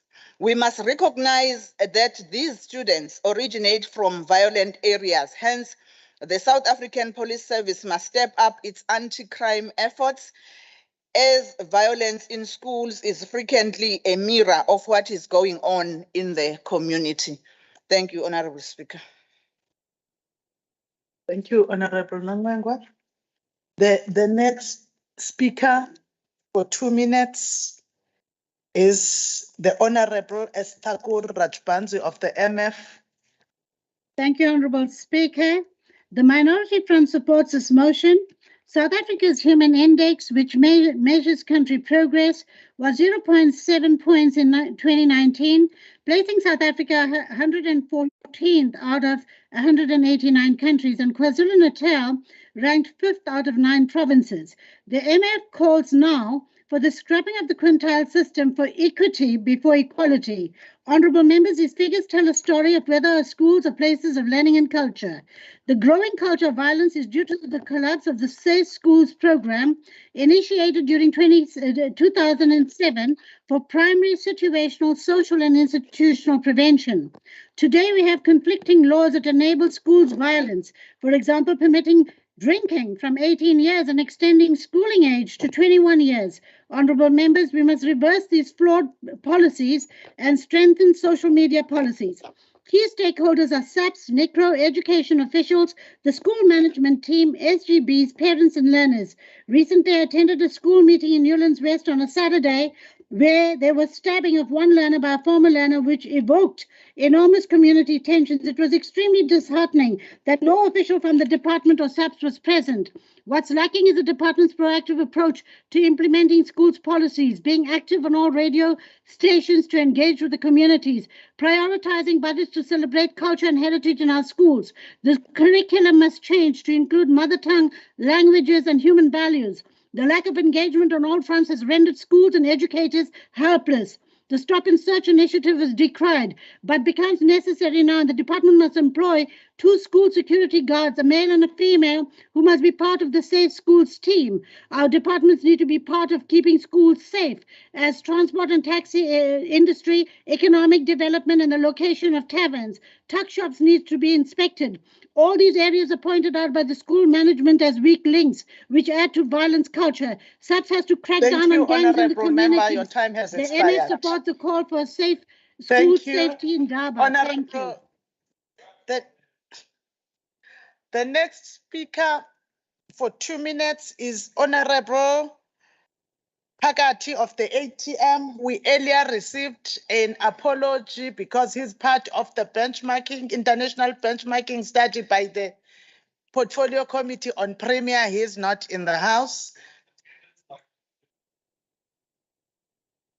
The next speaker for 2 minutes is the Honorable S.E. Manqele of the ACDP.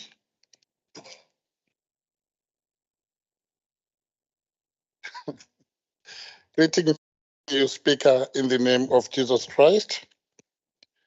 The issue of school safety requires the following: the political will, the stakeholders' involvement, security cameras, the technology system gates that can provide searching of all learners by ACPS or trained security guides, or if we can train the youth to be the reserved, with a hope that if opportunity are available in SAPS, they will be the next to have opportunity. Suspension of learners who breach school security conduct.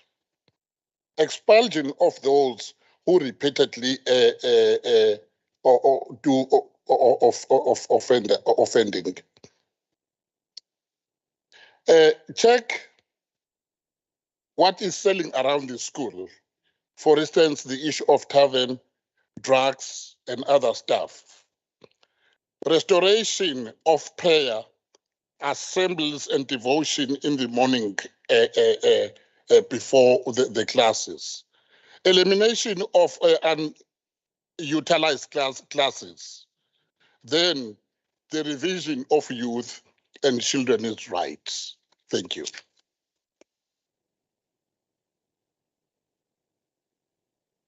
The next speaker for 3 minutes on behalf of the DA is the Honorable Dr. Aikika.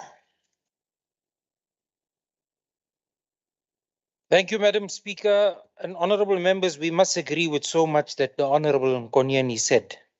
So no school can be safe if ETIA is still handing out license to liquor stores near schools. And schools cannot be safe if municipalities continue to rezone gambling facilities a stone's throw away from schools. Schools' codes of conduct banning cell phone usage during school hours must be reinforced.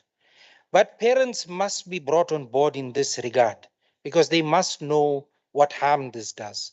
The DA has already raised concern about the high levels of pornographic material being circulated by these phones in our schools. We recently saw 400 learners embark on protests burning schools after their cell phones were confiscated. I recall raising an incident with the former MEC where sexual activity was actually filmed in a class and then distributed. You can only imagine where that ends up. The whole of society approach must also include reverting to values that start at home. Without a laser-like focus on these developmental programs, we will go nowhere quickly. We know that not all school safety committees are established, And of those that are established, not all are functional. Not all fences in schools are audited. Not all schools have EPWP-based guards, as we suggested. Not all schools have established relationships with SAPs. SAPs have enough to do anyway. Not all schools are represented in the province's war rooms. They tell us this when we visit there. And worst of all, there are schools that allegedly complicitly hide sexually related crimes in their schools. The Honorable Konyani highlighted just one example. And then there is a school that I raise again today from this podium, where 3 girls were raped in a single night in one of these capital schools.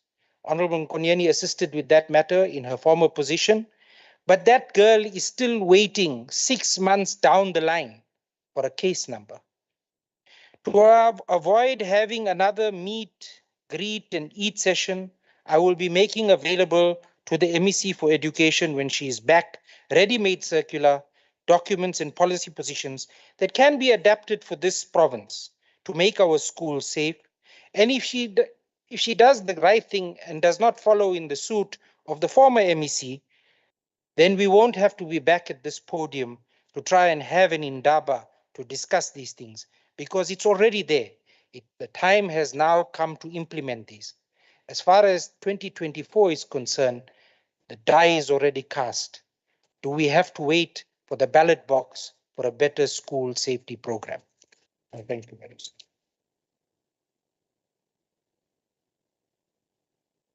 Then the next and last speaker for this debate on behalf of the ANC is the MEC for Agriculture and Rural Development, Honorable BN Sithole Moloi, for 12 minutes.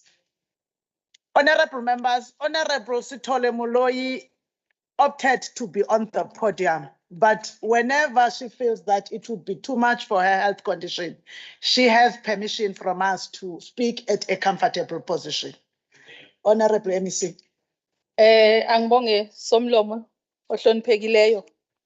Ngibingelele kuwe, ngibingelele kumalunga wonke endlu ehloniphekileyo. Ibambela lika Ndunankulu wethu umhlonishwa uMagujwa, abahlonishwa bonke abakhona, amalunga wonke alendlu. Somlomo, sikhuluma ngodaba olubalulekile la, angikhethe ukuqala nje kahle ngesintu sakithi ukuze lolu daba silukhulume kahle, udaba lokuthi ukungaphephi kwabantwana bethu ezikoleni iyona ndaba esifuna ukukhuluma ngayo, nokuthi singenza kanjani ukuba abantwana bethu baphephe. Umhlonishwa uSonjica ukhulume kanjalo, bathi siyadinga ukuba-ke sixoxisane ngalolu daba, kube khona indaba la sikhuluma khona ngalolu hlelo lokuthi singenza kanjani ukubuyisela ukuthi abantwana bethu bathi uma besezikoleni sithi noma singekho thina sisemsebenzini sazi kodwa ukuthi kuphephile ukuba sesikoleni kwabo ngenxa yezigigaba esezenzekile kulesi sikhathi esibuya kusona. Njengelunga lika-African National Congress, nami ngimi namalunga onke ashoyo ukuthi impela kukhona esekwenziwe futhi kuningi, kanjalo futhi kukhona okwenzakalayo ekudinga ukuthi singabekeli eceleni.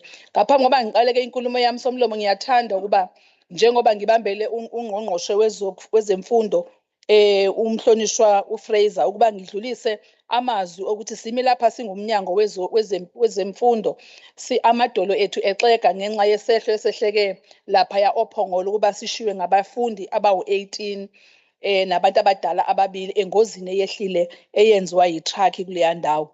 Noma siyile khona sayobona, kodwa inhliziyo yethu ibuhlungu kakhulu ngoba sizwelana kakhulu nemindeni, abafundisi, othisha balezi ingane, kanjalo nomphakathi walapha ya Ophongolo obone inhlekelelo enzima kakhulu ezimpilweni zabo abangasekukulibala lokho.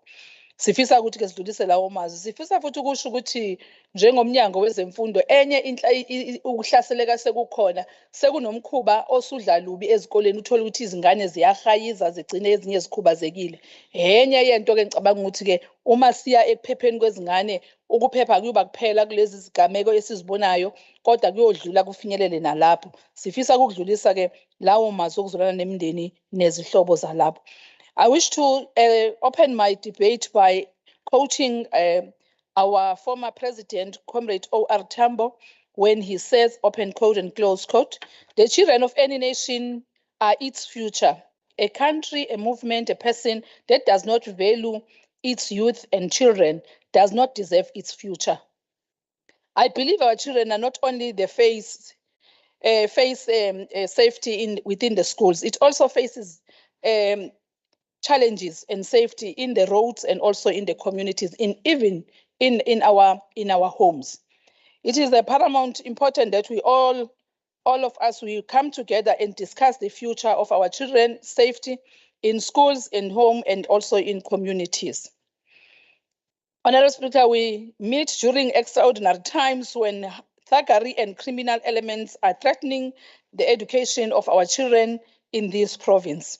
This hinders the department's mission of ensuring that all our schools are safe and conducive environment for teaching and learning. One of these recent acts of violence robbed us of a life of a principal from Umsunduze Secondary, Bongani Sibiya, who was shot several times when he tried to intervene after an armed gunman entered the school premises looking for his wife. We have also had several cases of destruction of property and vandalism, resulting in an arrest of some of our learners who now face criminal charges. One of the learners from Pietermaritzburg School who appeared in court last week on charges of malicious damage of property. These come after they allegedly poured petrol on the deputy principal's vehicle and set it alight. It was reported that the deputy principal has reprimanded the learner for having his cell phone at school. Honorable members, the department has to intervene in the Ndengetho High School in Kwandengezi after people allegedly set fire on several classrooms following the confiscation of about 400 cell phones during the sports search that was conducted by the police earlier this month. The police were called in to search for drugs and weapons, where they also found cell phones, which are also prohibited at school. Siyafuna ukusho ukuthi amaphoyisa ayawenza umsebenzi wokuba asilekelele ngoba zonke izikole sikhulumile nomnyango wezokuphepha ukuba izikole zilinkwe kulawo ma-police stations aseduzane ukuba silekeleleke ukuthi uma kunekhathi kwenziwe uhlelo lokuthi kuvele asuke amaphoyisa ayongena ezikoleni aseshe ukuze sibone ukuthi abekho yini abaphethe izidakamizwa lapho nabaphethe izinto ezingadingeki esikoleni kubantwana bethu. Ziningi-ke izigigaba ezenzekile ezithinta ukufunda kwabantwana bethu nasezikoleni. Esikholwa ukuthi-ke ngokuphakamisa lesi siphakamiso sokuthi akisibeni nendaba la sizoxoxa khona, singagcini kuphela ukuxoxa ngokuphepha esikoleni, kodwa siphinde sixoxe nangokuthi-ke emakhaya ngabe kuphephe ngokwanele yini abantwana bethu kuba bafunde emphakathini nasemgaqweni njengoba bethuthwa izithuthi emva kokuba sibona izinhlekelele eziningi zibehlela begcina befile abantwana bethu ezindleleni. Siyazi ukuthi-ke konke lokhu sikwenza singenayo imali eyanele ngenxa yokuthi kube khona ukuba kuncishiswe izimali. Nathi njengomnyango wezemfundo sithintekile kulokho. Lokho kwenza ukuba singakwazi ukuthi ezinye zezingqalasizinda kanye nezinto esifisa ukuba singazifaka ezikoleni zenzeke. Kodwa ngokuhlanganyela nokubambisana singakwenza kube ngcono lokho ngokuthi sikhulumisane ukuthi noma ngabe kuthiwa imali asinayo, kodwa ezinye izinsiza ezingasiza ukuba abantwana bethu baphume bephila ezikoleni benzile ukuba babe nekusasa elifanelekile, singakwenza kanjani. Yingakho-ke similana njengomnyango wezemfundo sikusapotha ukuba khona kwendaba ezokhuluma ngokuphepha ezikoleni, kodwa ngebese siye-extend ukuthi ingagcini ngako kuphela ezikoleni ngoba sesiyabona sekunensakavukela nasemgaqweni idlulele lapho. Kudingeka laba bantu-ke abalandelayo ukuba bonke abantu abanokwenza nalo mkhakha wezemfundo babe yingxenye yokubambisana ekutheni singenza kanjani ukuthola isisombululo esiyophila naso ingunaphakade. Benze abantwana bethu babe nekusasa eliqhakazile nesizwe esiphumelelayo. Ingenxa yalokho-ke njengoba simi lapha sifisa ukuthi-ke nathi siphakamise elethu izwi lokuthi-ke siyafuna ukuthi bonke abazali babe yingxenye ngoba imntwana esikoleni fanele ngabe ubhekwe umzali omsusa ekhaya afike esikoleni amukelwe uthisha bese kuba khona ikomiti le-school governing body elibheke ukuthi-ke inhlalakahle yabantwana bethu esikoleni isezingeni lokuthi umntwana engaba khona esikoleni afunde ephephile ekwazi ukuthi konke okufundiswayo akuthathe bese kubenza ukuba isasa lakhe lilungele ukuthi usengabhekana nalo. Iloko sifisa ukuthi-ke sikusho-ke simi la ukuthi-ke siyofisa ukuthi-ke kube khona ukubambisana okukhulu njengoba sibambisene nomnyango wezokuphepha kanjalo-ke nabahlonishwa basilekelele ekutheni ngoba siyazi ukuthi kuney'kole abazibhekile kuma-constituents abo bayikhulume le ndaba bangagcini kuphela ukuthi sizoyixoxa ngayo la uma senza ingxoxompikiswano kodwa baphume baye ezikoleni ngaphandle kuma-constituents abo bakhulume ngalezi ndaba bayenze imihlangano ukuthi siqambe kuyafika indaba sekukhona ukwazi noma sekukhona ukubhekeleleka kokuthi yini ezinye izinto laba abantu abazokwazi ukuthi beze kwindaba abafisa ukuthi-ke singayibheka njengabantu abanikwe ukuba sibheke lo mkhakha wezemfundo kulesi sifundazwe sakithi. Somlomo sengiya ngasekupheleni ngiyafuna ukusho futhi ukuthi njengomnyango wezemfundo siyathanda manje ngiyabona balobe ngibheka manje njengomnyango wezemfundo angithi ngimele ungqongqoshe bakwethu manje balobe ngibheka manje njengomnyango wezemfundo babukisisa kahle sengiyabonga-ke seniyobheka phansi-ke nibonge ukuthi kwaze kwakuhle ukuthi ngibe ngumnyango wezemfundo namhlanje. Siyafuna-ke ukuthi sisho ukuthi uma sizokwazi ukuthi siwenze kahle lo msebenzi nabahlonishwa ababuyele emuva basilekelele ekutheni ukuthi leli ivangeli esilikhuluma lalo ukuthi akuphephe nanokuthi bangayeki phela ngithi abahlonishwa bamele ama-constituents abo akungayekwa kwakhiwe amajoyinti eduze kwezikole sikhona singabahlonishwa sithule ngalokho singenelele kusenesikhathi ukuze kwazeke ukuthi qambe kufika izigigaba lezi ezehlela abantwana bethu nathi sikhona asingakuvumeli ukuthi kwenzeke bese sibuya sizoxoxa ngakho la kodwa konke lokhu Somlomo nabaphathiswa nabahlonishwa balendlu kuzokwenzeka uma senza kuhle kona ukuxoxa. Are we willing to take part in shaping the future of our country and the future of our children? As long as we are not willing to take part, we are willing to talk about it, then there is nothing that is going to shape and change the situation and the status quo that we find outside there. So mina ngiyafuna ukusho njalo ukuthi-ke ithina esizoshintsha isimo ngokuthi senze utho ngezinto esizibona zenzeka emphakathini esihlala kuyona singezi ukuzoxoxa ngazo bese sihamba siyohlala emakhaya. Ushintsho alenziwa abantu abakhulumayo kodwa ushintsho lenziwa abantu abenzayo. Ngifisa ukuthi-ke ngisho njalo kubahlonishwa bese abuyele emuva kuma-constituents abo beyokhuluma beyobambisana nomnyango wezemfundo ukubuyisela uzinzo nokubuyisela abantwana endaweni abafanele kuba yona ukuthi abantwana baphucwe emakhaya ama-cellphone abantwana baphucwe imbese emakhaya. Uma emakhaya kukhona uzinzo nasezikoleni nasemphakathini sizolithola uzinzo. Ngiyathokoza Somlomo.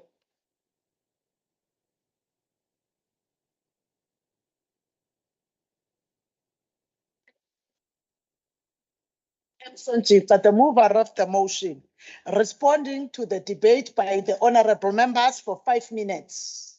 Chairperson. Thank you very much, Mahubela Somlomo wetu. Simthanda kakhulu. Sibonge kubo bonke abahlonishwa ababe ingxenye kule nkulumo. Ngiyafisa nje ukubonga umfowethu uXabash okhulume kahle kakhulu futhi wakubeka ukuthi lempi ifuna thina sonke. Impi engeke iliwe umnyango wezemfundo kuphela. Siyabonga mama umthetho asivumelani ke nawe endaweni eyodwa mama umthetho. Bona kufanele nje sikubeke ukuthi abazabalazi bango-1976 siyayigqaja ngabo. Siyayiqhenya ngabantu abazabalaza ngo-1976 kuJune. Ngoba kungenzeka ukuthi abanye bethu ngabasihleli la njengamalungu esishayamthetho kube babengazabalazi. Manje ke inkatha mayithi kwakukubi ukuthi ingane zithi ifuna inkululeko. Asivumelane nenkatha. Asivumelane impela nenkatha. Kodwa siyavumelana nomama uNyambo Semethi. Nabazali banenxexheba kufanele balithathe ekuthenini le inkinga esikhuluma ngazo siyixazulula kanjani. Hlonishwa ukukhika kusho ukuthi kungenzeka nje ukuthi akangilalekelanga kahle mangiqala ukukhuluma ngoba ngikhulumile ngodaba lama school safe committees. Ngikhulumile ukuthi kuyadingeka ukuthi aqiniswe asebenze kangcono. Kusho ukuthi ke akakuzwiswanga kahle lokho. Kodwa okubhlungu nje umhlonishwa ukika akukhulumayo la uthi emphakathini wakithi KwaZulu-Natal masithi akube noxoxiswana sibizane sonke kuba amakhosi yinduna ama-SGB abaholi bezenkolo uhulumeni amalungu esishayamthetho sizoxoxa ngokuthi silwa kanjani nesihlava sodlame ezikoleni. Uthi ke yena bene-DA lokho kobe kubizana nje ukuthi sizodla ukudla sizoxhawulana. Uthi ke akubalekile ukuthi kube nomhlangano onjalo ngoba sizobe sizodla ukudla sizoxhawulana. Abantu ke bakwaZulu-Natal bamzwile. Sizowubiza thina lo mhlangano ngoba siwubona ubalekile ngoba uthinta ikusasa lezingane zethu. Umhlonishwa uSeja cha akazwanga emotion ukuthi ibithini. Azikho wrong impela izinto abayikhuluma ukuthi nje emotion akayizwanga. So ke bese sixoxa nje ngokunye izinto ezithinta inkinga kwezemfundo. So ngeke ngikwazi ke ukuphawula ngakushilo kungenza ukuthi bebengamthumelelanga emotion. Sibonge kumhlonishwa uNkonyeni uthinta izinto eziningi kakhulu ikakhulukazi izinto ezithinta izinto zezidakamizwa notshwala nokutholakala nje kalula kwama-license ezindaweni ezisondelene nezikole. Esicabanga ukuthi uhulumeni kulelo xoxo siyoba nazo ezinye zezinto kofanele sibone ukuthi siyixazulula kanjani ukuze singabi nomthelela omubi ezikoleni zethu. Siyabonga umhlonishwa uShinga, siyabonga umhlonishwa we-MF, siyabonga kuBishop. Cishe sonke siyavumelana no-MEC osibambele kwezemfundo. Siyavumelana nawe MEC kukhona okwenziwayo kuningi okwenziwayo ukuthi kufanele kusho ukuthi sandise inhlelo zokuthi kupheshwe ezikoleni kodwa hayi ukuthi akukho kwenzeka. Sibonga kakhulu kubahlonishwa ababambe iqhaza. Sithemba ukuthi mhla sihlangana mhlonishwa singayili kuyophuza siyoxhawulana siyoxoxa ngeenkinga ezibhekene nezwe lethu kohamba kahle mhlonishwa uKika. Ngiyabonga somlomo. Malungu endlu endiyihloniphayo ndicela ukuthatha ithuba ndibulele kuni nonke ngenxaxheba nangengxoxompikiswano eyakhayo esithe sangena kuyo. Ngoku ke siyigqibile leyo sizawudlulela kumba olandelayo eluhlwini lwemiba esinayo namhlanje. Kodwa ngaphambi kokuba ndidlulele kumba olandelayo, I have been requested to indulge the Chairperson of Conservation and Environmental Affairs, the Honorable S.W. Mshengu. I give the opportunity to you, Chair. Thank you very much, Honorable Speaker. Ngibonge umusa nofefelo wakho somlomo ngithelele indlu yonke Speaker khulukazi amalunga executive namalunga ahloniphekile. Sihlalo ngicela okukhethekile ukubeka i-FIS 2021 report ye-committee lawa conservation and environment ngenkinga okanye ngezingqinamba zezindawo zokulahlwa kwemfucuza ikakhulukazi esizihambelile okubalwa kuzo iGransfontein, eHarding, eMangozi naseMbazwana landfill sites. Ngiyabonga somlomo. Ngiyabonga sihlalo. Malunga ehloniphekileyo ngexesha besifunda i-tablings kune-tabling that did not make it to the record, and usihlalo realized later that we did not make the tabling to the record, the report, because we can't debate a report before it has been tabled to the House. Ndiyabulela ke ngokuthi nindiphe elo thuba. lokuthi siyitable. Ngoku ke sizawuthi sidlulele kumba olandelayo.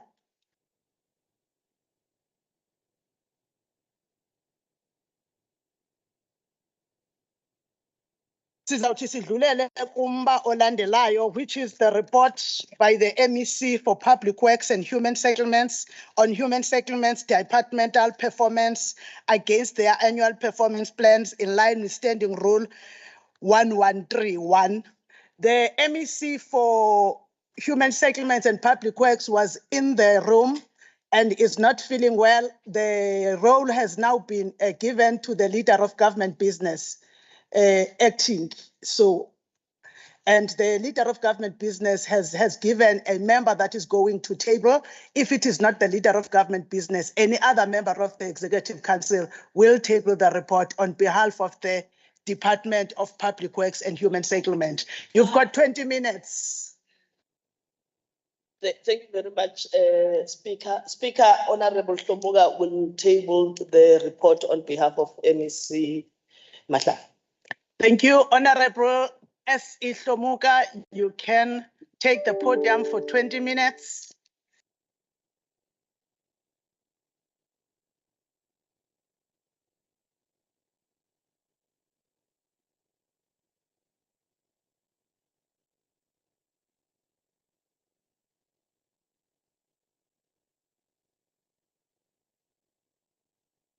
Honorable Shlomuga. Honorable Simelane Zulu, I am worried to call to Honorable Simelane, sincere apologies. Sincere apologies, MEC. Honorable Simelane, I am avoiding having to call the MEC for the number of times according to the rules, because when I call him again, he will fall away. I would request that you ensure that the MEC that is taking over is connected or is amongst the MEC that are in the house now. Thank you very much, Speaker. Can we request that maybe we could go to the next item? We will ensure that the MEC is online. No. Nerusha, I will consult the rules on, because there is an express rule on changing the order paper in the middle of the sitting.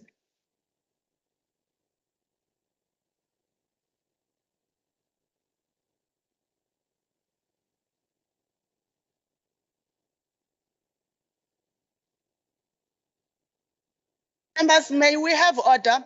We are still going to the exact rule, but we understand that a change of the order paper, Honorable Chief Whip, can be done through your own consultation through the Whips Forum, so that if we take the next order, but we are getting to the express rule. Pardon me for not reading out that express rule. I am now handing over to the Chief Whip to do that. And that would be done. Can I have a break of 3 minutes?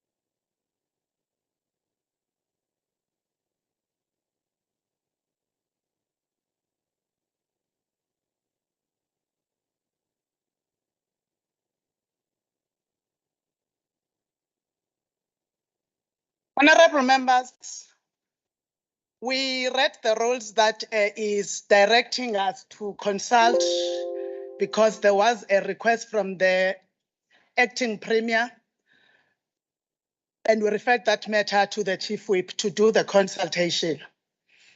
There is no other means for us to allow the whips to consult without pressure, except for us to request for few minutes adjournment. We sincerely and profusely apologize for having requested for a few minutes adjournment, but any other way would have undermined the role of the whips in deciding what is in the order paper. So we had to do that. Apologies, whips. Now, the consultation that I received is that there is no opposition to the proposal to go to the next agenda item. And we will do as such. We will go to the item, which is the debate on the report by the MEC for Agriculture and Rural Development on their departmental performance against their annual performance plans in line with the standing rules 1131. And that report was tabled to the House on the 4th of the 8th month of 2022. I will therefore, honorable members, call for the first speaker on behalf of the ANC for 9 minutes, the Honorable HGS Mavimbela, the chairperson of committees.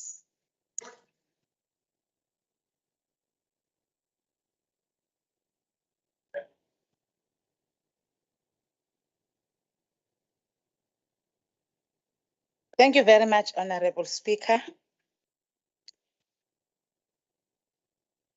Honorable Premier, the Honorable Provincial Executive Committee members, the Honorable members of Provincial Legislature, ladies and gentlemen. Siyanibingelela nonke egameni lombutho kaPresident uJohn Langalibalele Dube, kaPresident uChief Albert Thuli, kaPresident uOliver Reginald Tambo, kamama uLillian Ngoyi, kamama uWinnie Mandela, kamama uAlbertina Sisulu, kamama uJesse Duarte. Honorable members, today I want us to remember the words of the former president of the African National Congress, Ubaba Oliver Tambo, who once said, and I quote, "The fight for freedom must go on until it is won, until our country is free and happy and peaceful. As part of the community of men, we cannot rest." As a country, we have come a long way in driving transformation agenda in all spheres of society. As the African National Congress, we have over the years made a significant progress in addressing challenges of ensuring we have a non-racial, non-sexist, and democratic society. Today, we face a different pandemic, which is inequality, poverty, and unemployment. According to the quarterly labor force survey for the first quarter of 2022, unemployment rate for young people aged 15 to 24 was standing at 63.9% and 42.1% for those aged 24 to 34 years, while the current official national rate stands at 34.5%.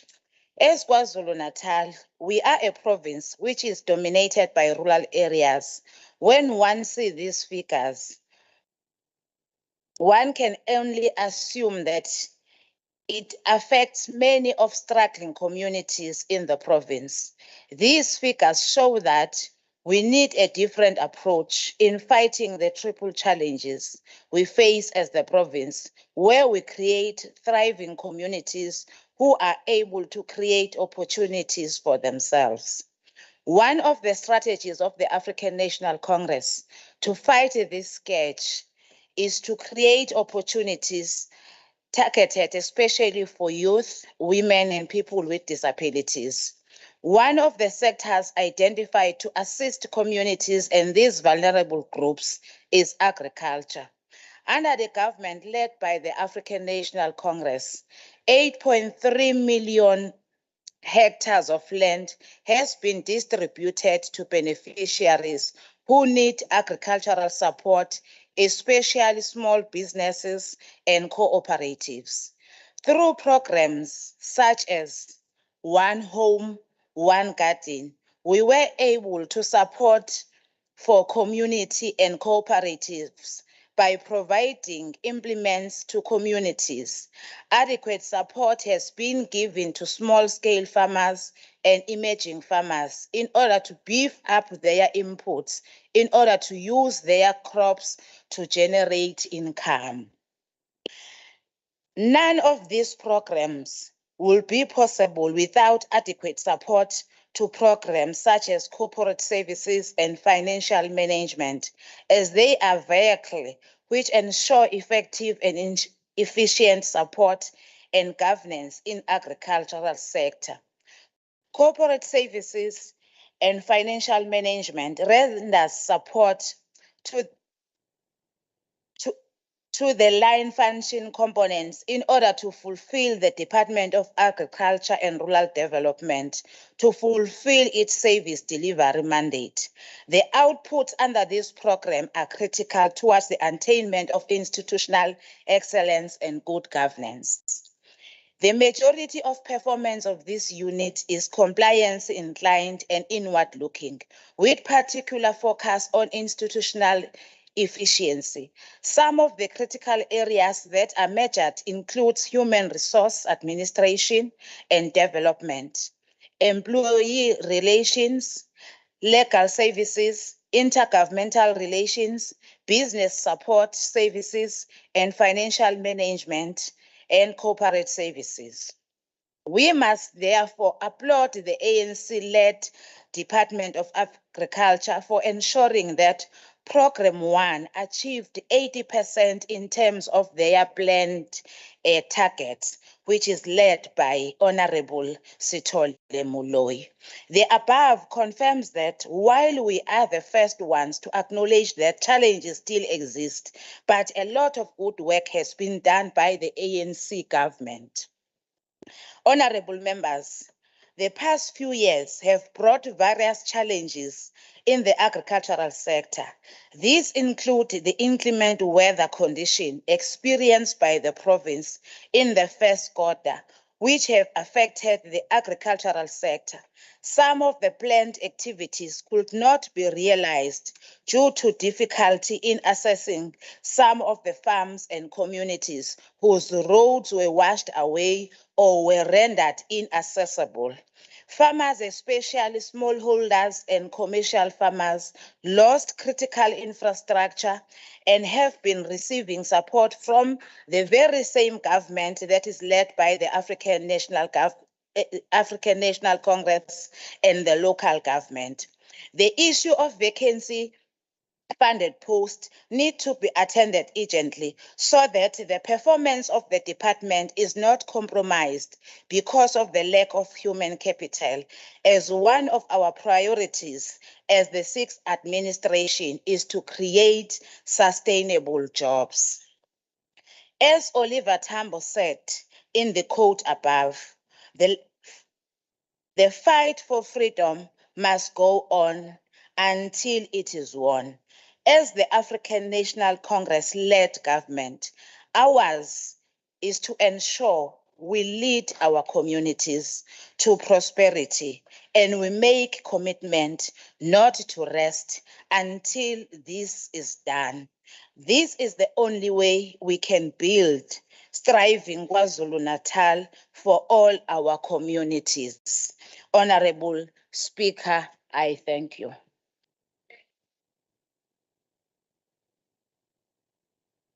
Thank you, Honorable Mavimbela. We are now going to the next speaker from the IFP, Honorable TJ Gumede.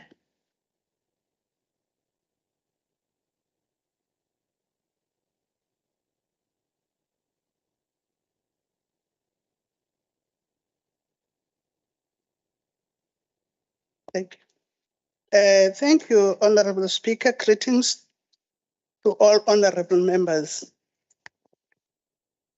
The province of KwaZulu-Natal is often referred to as the Garden Province of South Africa. It is a subtropical region of lush and well-watered valleys, washed by the warmth of the Indian Ocean. As such, KwaZulu-Natal offers significant opportunities for agricultural produce. Agriculture is more effective in alleviating poverty than any other sector. Therefore, it is important that the department focuses on inclusivity. Speaker, it is a sad reality that in South Africa, large-scale commercial farms have been seen as the predominant model for farming success. The capacity of agricultural service providers to support the emerging sector of small-scale farmers is still relatively low. In the 2022-23 financial year, the department planned to support a total of 28 livestock value chain projects, consisting of 13 beef projects and other. Then the burning question is, of the 13, which one will be run or be run by the emerging farmers, especially black, if we are to be specific? Right now, we see the community livestock roaming KZN in a pitiful conditions, as if we as the department do not have district or extension officers. Please stick to your theme. I quote, the year of the developing rural economy through livestock. I close quote. The IFP congratulates those who won the awards as the best performers, but it is not enough. While we appreciate and commend the improved budget expenditure in percentages, that is 99.93 in 2020-2021, 19.96 in 21-22, but it is unacceptable for the government to pride itself for spending that much, yet those funds does not reach the most deserving communities who survive through subsistence farming. We need to help these communities to enable them to expand their outputs. History tells us that we can survive through the soil. Standing here, I'm a testimony to that. When I grew up, we never had a shop. We didn't even know what it looks like to have a shop. But we survived. We never starved. We never went to bed without food. And the erstwhile government, through the Prince of Kwapindambingen, introduced self-help, self-reliance. We even had institutions like in Tlungwan, where we taught women how to work the ground and how to support themselves. Speaker, in the State of Nation address, President Ramaphosa announced that KwaZulu-Natal will be a leading province in the development of the hemp and cannabis sector, which has the potential to create more than 130,000 employment opportunities and generate a revenue of over 28 billion. However, this information is not easily accessible to many communities. We do not want to second guess the reason why. Therefore, encourage the Provincial Cannabis Committee to do more in making this information public knowledge so that our people can be able to seize all available opportunities. The Lynette and Peter Zwane Foundation project in Gamalake should not be the isolated incident. The IFA is also aware that this year has presented enormous challenges on agricultural produce in the province, ever since the devastating waves of floods. But that should not be turned by the ruling party into justifications for governmental inaction. By now, we should all know about the current state of the soil fertility, extent of the erosion caused, if any, and type of the support that is offered. It has been scientifically proven that floods are a result of climate change related issues. We urge the government to develop a proactive attitude more than a reactive one. These conditions negatively affect food production. Therefore, it is important for the KZN government to take climate change seriously and reinforce laws that aim at reducing gas emissions in industrial areas. In conclusion, Mr. Speaker, Honorable, notwithstanding the separation of powers, the program of revitalization of associations within the province should be a common knowledge to the Portfolio Committee for it to exercise its oversight mandate and help with dissemination of information. My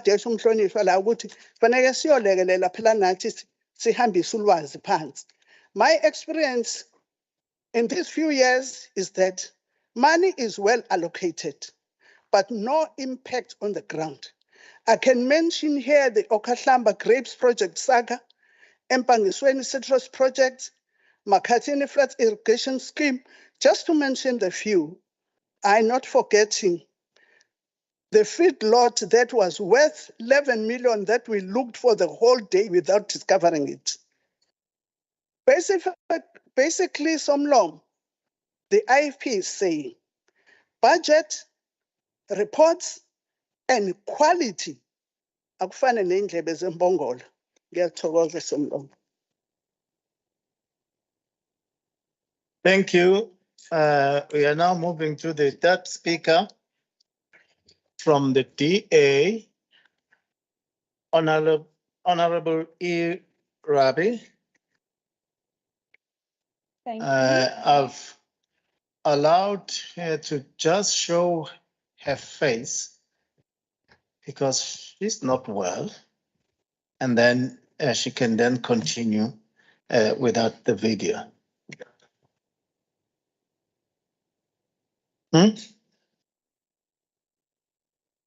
How told?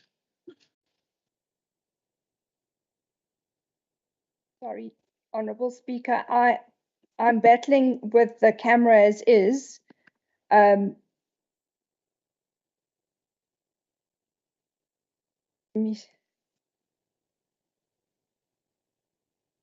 Can you see me now?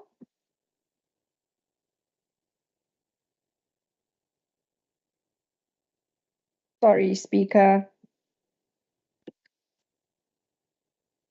I'm afraid I've got no luck with the camera, Speaker.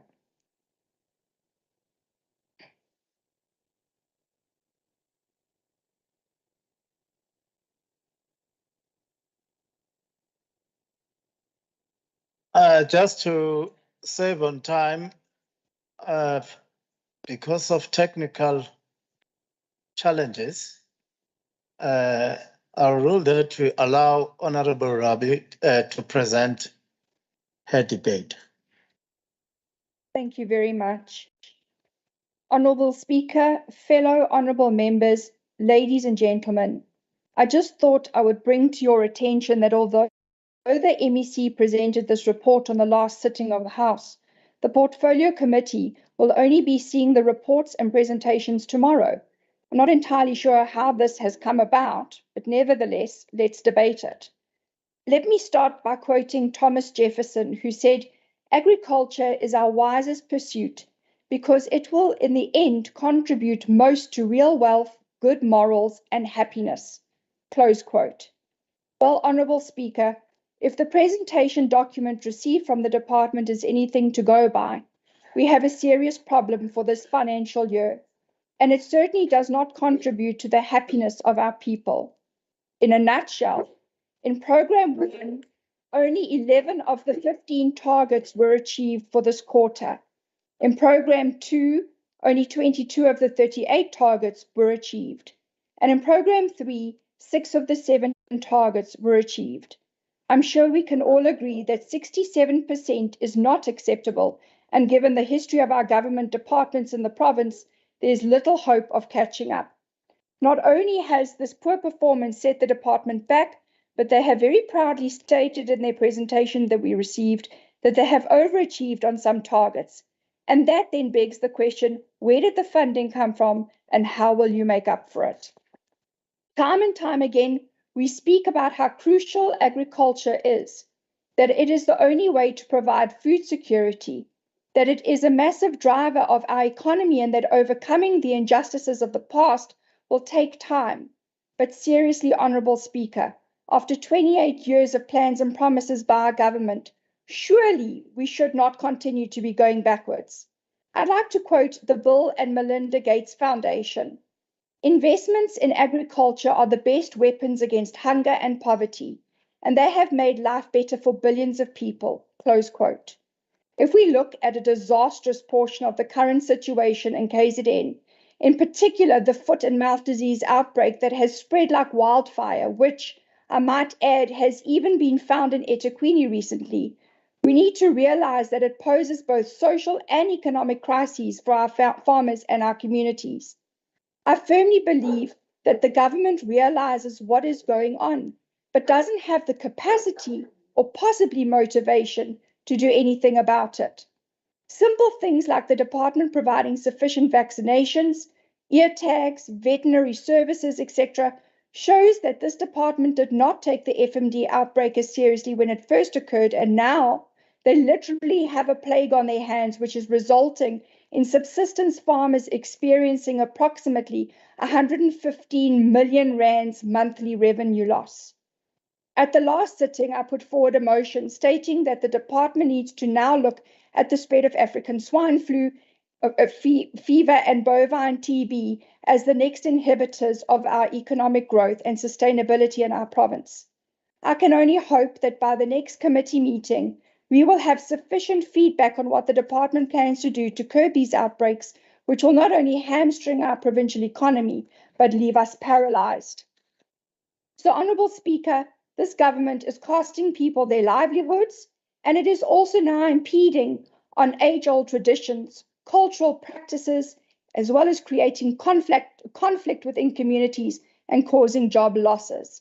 Furthermore, and I quote verbatim from my last debate, the Democratic Alliance will continue to advocate for a specialized unit that will deal decisively with crime affecting our rural communities in the province. Farmers and their farm workers must be prioritized. If we do not do this, we will experience food shortages like we've never seen before. Surely this red flag should have our government sitting up and paying attention. Despite my attempts to meet with the MEC to discuss a way forward, I've yet to get a response. This government is very quick to point fingers and say that all we, the opposition, do is moan and groan. But when we offer to become a part of a solution, then we're shunned or just blatantly ignored. As with other departments, it's apparent that the ANC-led government is hell-bent on spending funding on the proverbial greet, meet, and eat functions.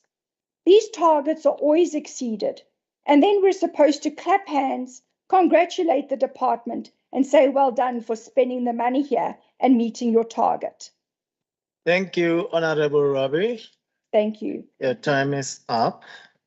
You're supposed to receive a speaker from the EFF, and there is a registered apology here, so we can then move straight to the Speaker of the ANC, Honorable S.W. Mshengo. Thank you very much, Honorable Deputy Speaker. Good morning, honorable members, on the 28th of September, we'll be joining the globe in marking the World Rabies Day, which is an international awareness campaign coordinated by the Global Alliance for Rabies Control under the theme One Health, Zero Death. The department's first quarter report indicates challenges encountered, especially around the animal health program, where we have seen an exponential growth in livestock affected by foot and mouth disease that has consumed both the human financial resource of the department from the normal provision of other animal health services. KZN Department of Agriculture had to set up roadblocks working with the South African Police Services in order to enforce the restriction regulating the movement of livestock from some districts, in particular King Cetshwayo in Zululand, where there was more cases of the disease. Honorable Deputy Speaker, the outbreak of the foot and mouth disease within the jurisdiction of Fluhluwe in Mfolozi Park is actually posing a permanent challenge, especially for the black communal farmers, as there is regular cross-grazing area along the park, where in some instances, buffaloes also encroaches in the event of fencing deficiencies. The park management, as well as the Veterinary Services Directorate, must immediately, working together with the neighboring communities, develop a plan to avert such challenge, as families rely heavily on their livestock as currency to educate, to feed, and observe their cultural practices. The eruption of FMD have further compounded the hardship, especially to the poor, as the price of the red meat has increased dramatically. Our international market for red meat products was and remains compromised, as many countries are reluctant to open their markets as they may contaminate their food chain. In short, Honorable Speaker, food security as well as job losses are always the ultimate end effect of this disease. Hence, more resources and research capacity must be directed to the veterinary services in order to safeguard our future. The lifting of the movement of livestock by the Minister of Agriculture and Rural Development, Honorable Didiza, is a positive step in opening up economic opportunities of the farming communities as they are able to trade again. Honorable Deputy Speaker, there is an upswing in the cases of rabies affecting dogs, especially in the eThekwini Metro, as well as Ilembe District. We welcome the mass vaccination outreach program launched by the MEC of Agriculture a few months ago, which has yielded positive outcome, even though the threat of the disease has not subsided. We further welcome the National CSS program, which aims to spread the veterinary services in the whole country by deploying the newly qualified veterinarians across the entire country in order to strengthen the capacity of the state in reaching out even to the forgotten communities in rural and township areas, as they are known to be caring and responsible pet owners. Honorable members, indiscriminate disposal of contaminated foodstuff in illegal dumping site is and against all virtues that define decent being. Pollution of rivers and streams where livestock drinks is equal to plowing poison for your own future consumption. We must encourage our people to take care of animals, as nature is also taking care of us. The efforts of government must be to encourage young people to consider veterinary studies, as our country is not attracting, especially within the Black African community, sufficient numbers in order to sustain the profession and expand the service.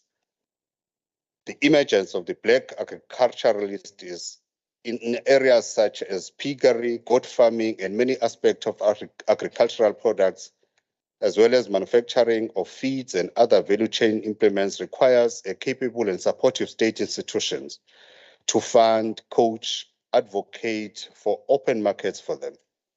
If we keep our domestic animals healthy, we will be investing in our own health. Honorable Deputy Speaker, the role of the rural horse breeders, Honorable MEC, is acknowledged. And we call upon the Department of Agriculture to assist them with the health of their animals as they continue to organize the much appreciated rural races in Dundee and recently Umtelepelo here in the Midlands. There are cases still being reported of platforms where competition of dogfighting are being organized for commercial purposes. This is highly regrettable, and we call upon those who continue doing this to stop. We further call for tolerance and due consideration, especially during sacred calendar months, where certain sectors of our society celebrate key religious and cultural dates, such as Diwali and New Year celebrations, where crackers that sounds like weapons of war disrupt the welfare of domestic animals. I thank you, Honorable Deputy Speaker. Thank you.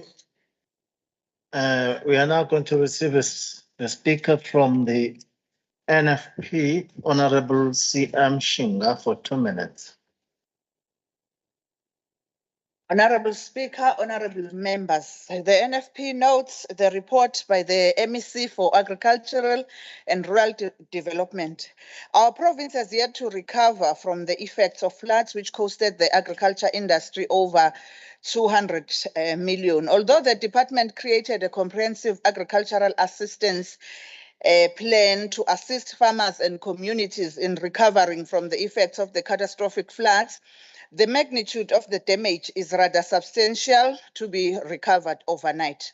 It was also detrimental to the agricultural sector that the department was unable to access some of the farms or communities whose road had been washed away or due to prolonged weather conditions, as the province was still struggling from the critical infrastructural damage caused by the deadly floods. The farmers lost critical infrastructure, posing a threat to food security, and the department was unable to meet its agricultural producer support and development target, only achieving 36% of its target performance.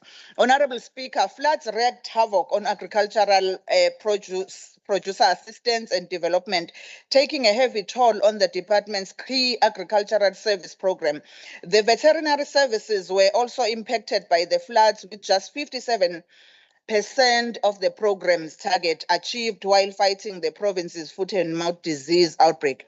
After it was declared in September 2021 that the disease appeared to be under control in the disease management area, further unlawful animal movement caused the disease to escape the disease management region. The NFP calls on the management to continue devising an appropriate corrective plan and fast-track the implementation phase to prevent the outbreak from spreading across the province. Thank you, Honorable Shinga. Thank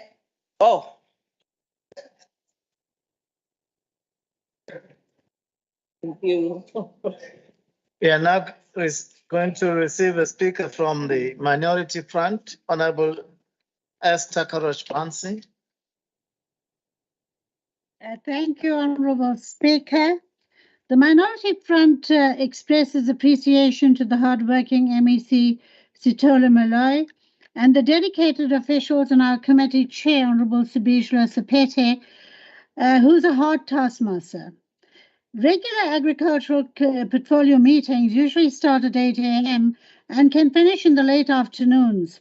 Oversight visits take place even during weekends to ensure inclusion of all stakeholders. Today, as a committee member, I'm proud and blessed with the clean audit, and despite weather hazards, the department has achieved 67% of its planned targets for Q1.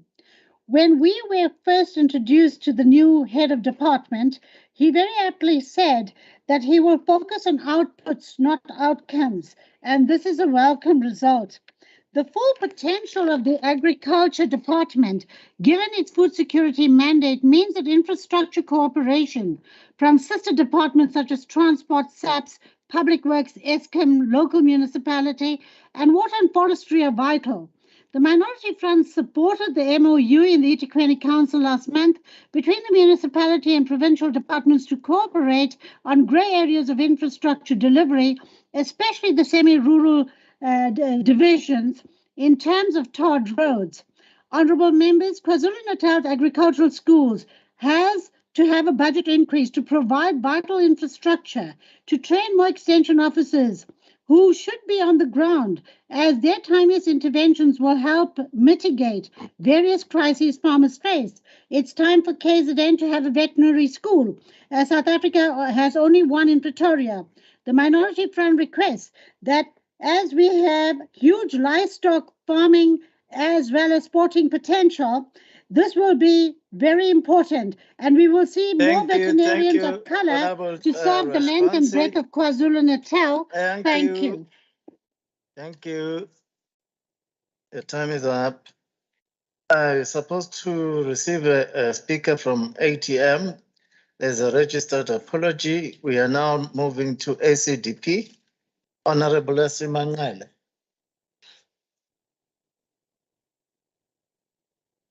Greeting you, Speaker, once again. As ACDP, we note and adopt the report that has been placed before us. But we have got a few contributions that we think it can assist the department. We have noted that agriculture can help in reducing poverty and raise income and improve food security. About 80% of the poor people who live more, especially in rural areas, depend on agricultural farming. So we, as reported, as mentioned in the report, we need to continue identifying those groups which have got interest in agriculture. Then we provide them with thorough training so that we sustain the agricultural issues. We need to focus to the skills, transfer from those with skills to those who are in need of the skills.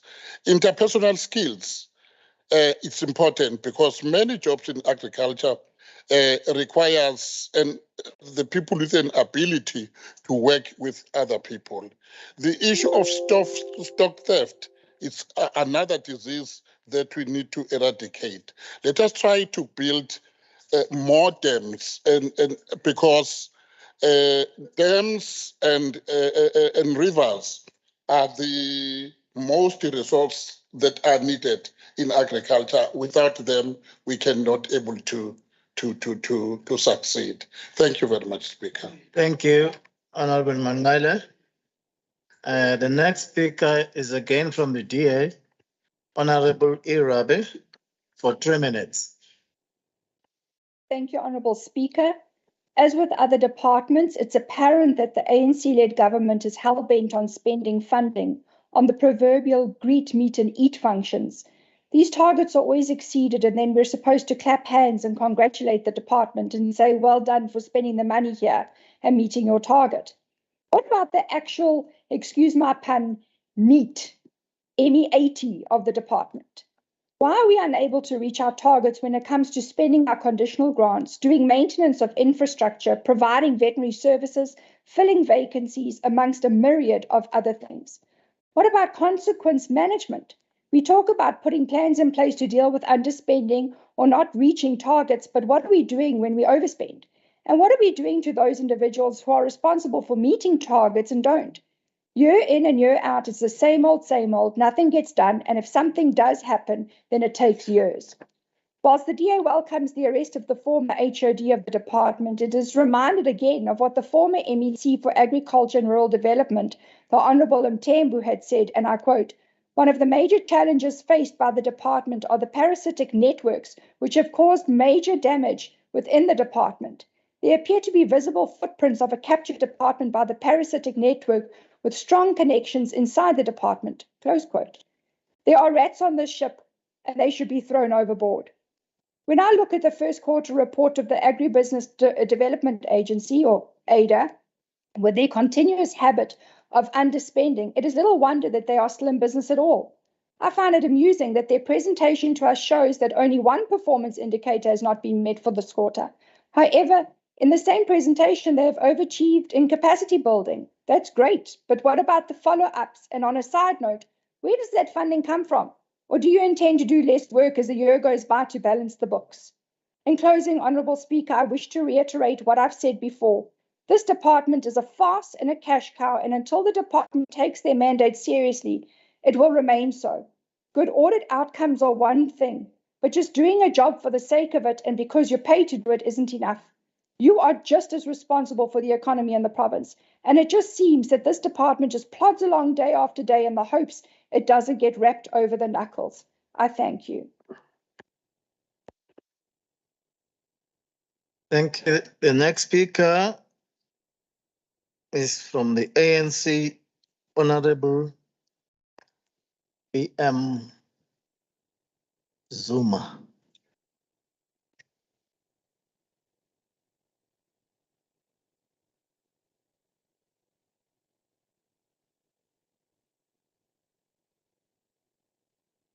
No, thank you very much, Honorable Speaker. Honorable Speaker, Honorable Acting Premier, all MECs present, members, ladies and gentlemen, receive our greetings on behalf of the Congress movement. Honorable Speaker, I rise today to contribute to the debate towards the first quarter of the annual performance plan of the Department of Agriculture and Rural Development in KwaZulu-Natal. Understanding that KwaZulu-Natal is a rural province, we must say that agricultural development plays a significant role in growing the economy and the creation of jobs. This is in line with the main content of the National Democratic Revolution as led by the ANC, which is the liberation of Black people in general and Africans in particular from the socio-economic bondage. With reference to the above, the ANC-led government has continued to be preoccupied with policies and programs which realistically transform the lives of our people in the province and in the country. The Department of Agriculture and Rural Development plays a very important role in ensuring that the vision of the ANC becomes reality. Honorable Speaker, one of the main objectives of the rural development is the improvement of sustainable rural livelihood. This improvement of livelihoods is done through the coordination of integrated rural development services and the facilitation of rural enterprises and industrial development.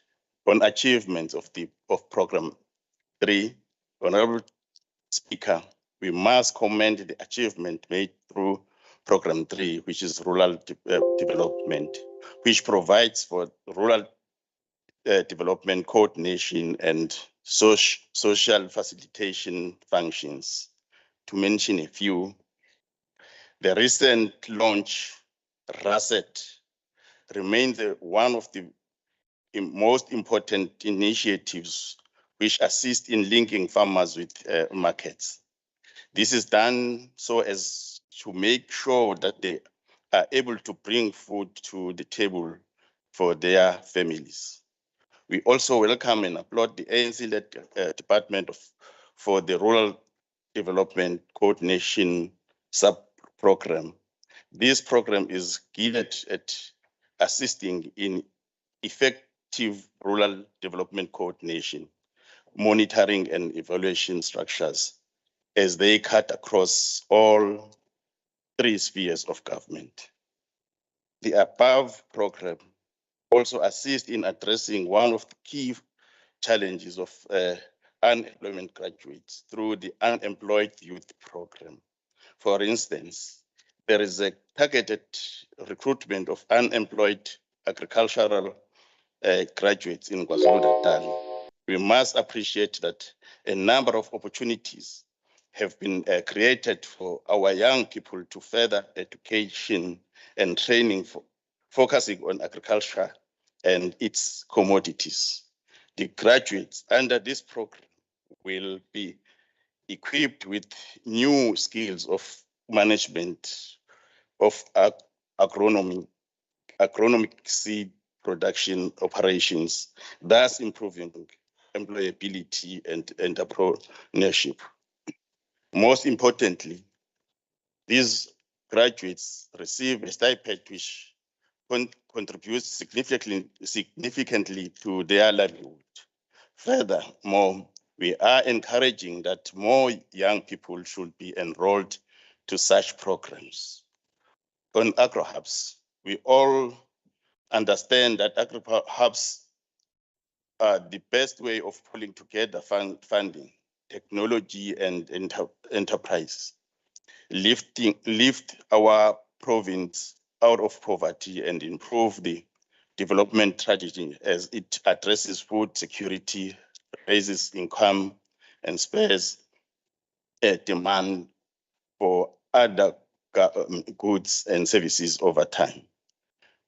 We were pleased to learn that the environmental impact assessment process for all agri-hubs will continue during the next financial year, and the funding has been set aside for infrastructure development. We were excited to hear that the agri-hubs will not be centralized, but rather spread across the provincial districts to benefit all the people of our province. We believe that the agri-hubs will be a solution to access the markets for farmers at various levels. Therefore, it is recommended that the department should work in partnership with tertiary institutions to ensure notable impact on programs supporting women, youth, and people with disabilities. Honorable Speaker, the ANC-led government take matters of employment of women, youth, people with disabilities very serious. In line with this, we want to welcome the programs that the department has been running through ADA, and also the allocation that has been set aside to support vulnerable groups during the 2022-23 financial year. On challenges, Honorable Speaker, we must concede that while challenges still remain, but we are pleased to reaffirm that in 86% and 86% achievement of the target plans. However, the significant cuts which were to be implemented for the agri-hubs, mega nurseries, and seed banks ending in 2022-2023 financial year were worrying. Nevertheless, we were encouraged. We encourage the department to continue to intervene in changing the lives of our people, which is what the ANC had promised to our people. Want to agree with Honorable Kumete that indeed my challenges climate change are serious, and they are contributing to unavoidable challenges. And I think we need to work together in terms of trying to find solution on that matter. On the issue that was raised by Honorable Rabi, manje problem ukuthi nje umzekeze namhlanje.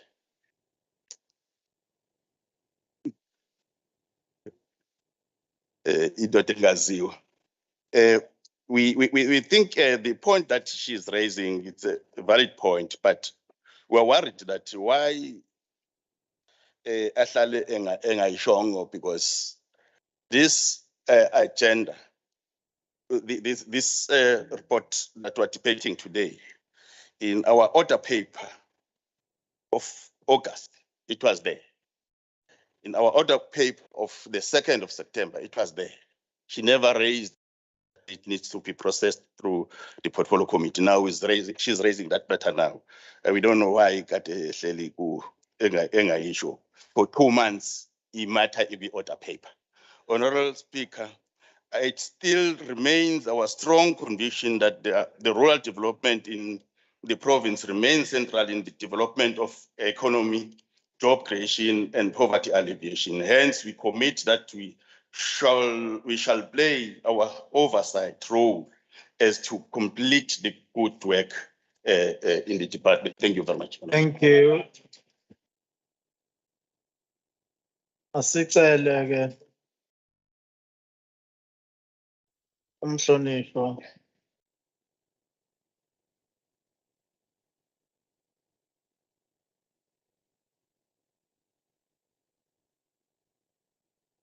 Masithole Loyi. Angibonge Minister Mvula. Ngihleka nabo bayoqhuka ngelinye ilanga. Asibonge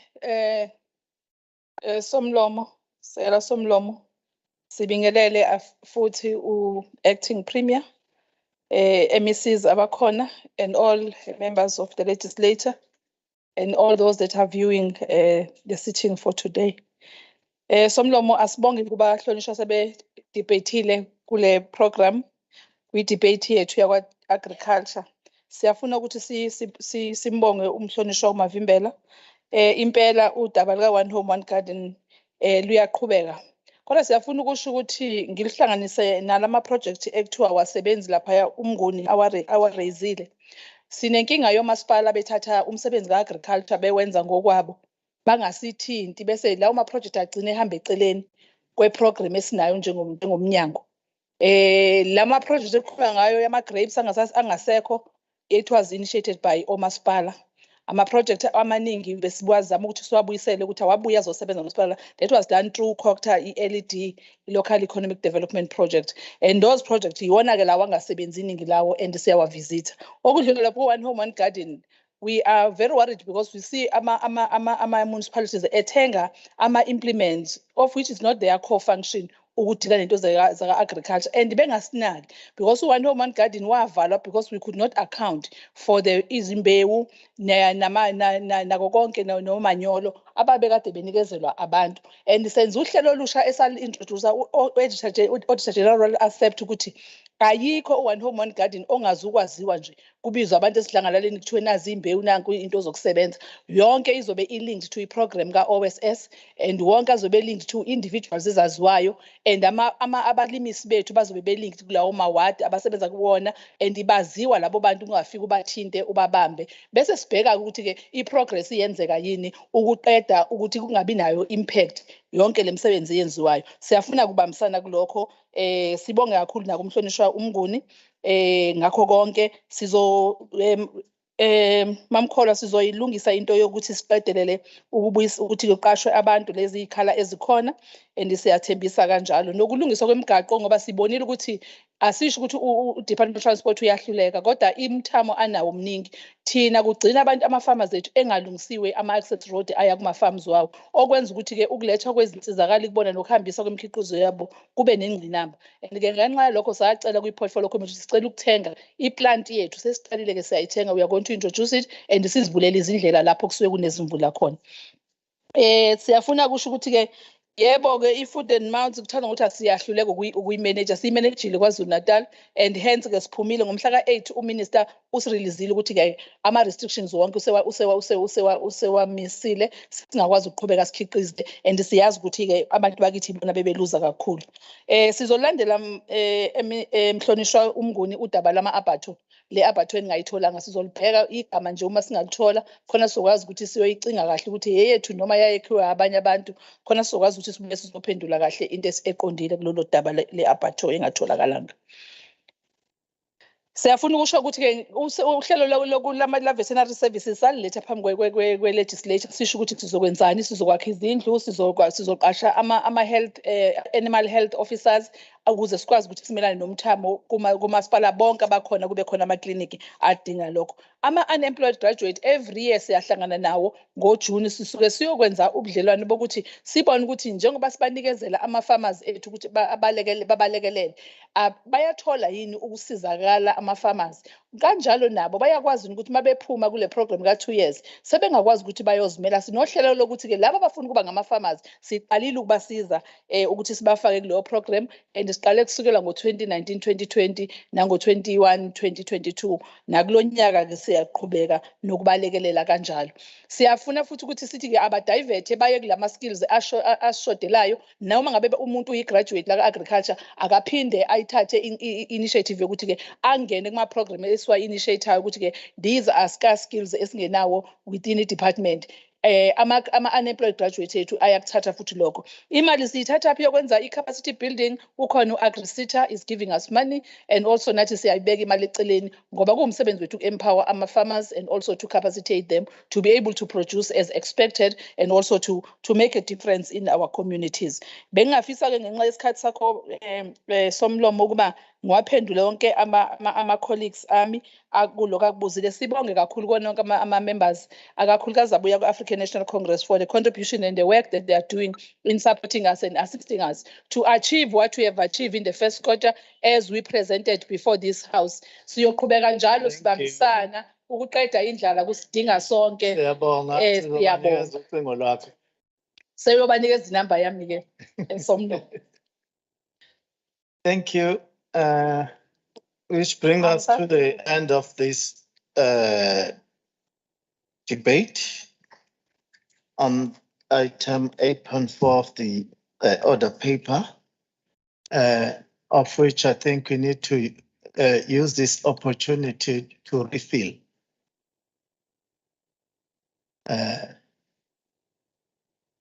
We are going to adjourn for lunch and be back here at 1 o'clock.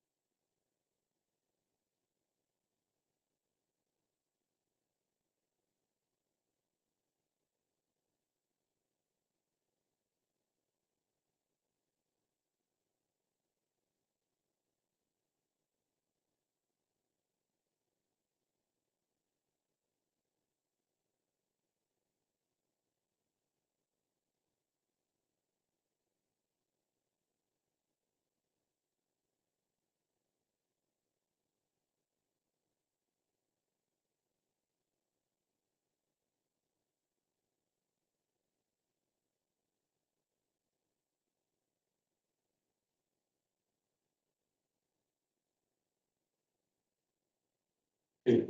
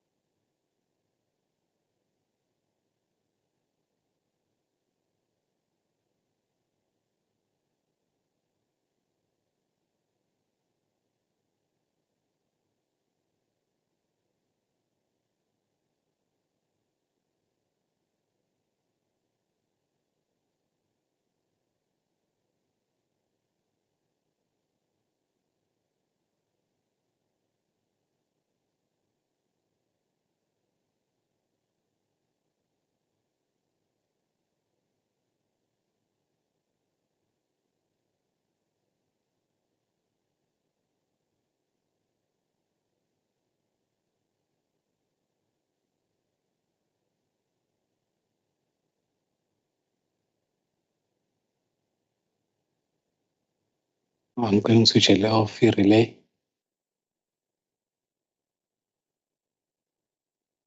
Okhulumeke.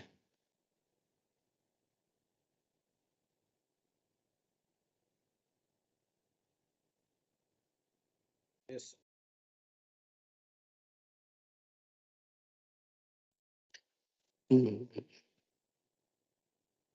Ayifiki ngicela utshintshe lapha ezantsi wenze u-B.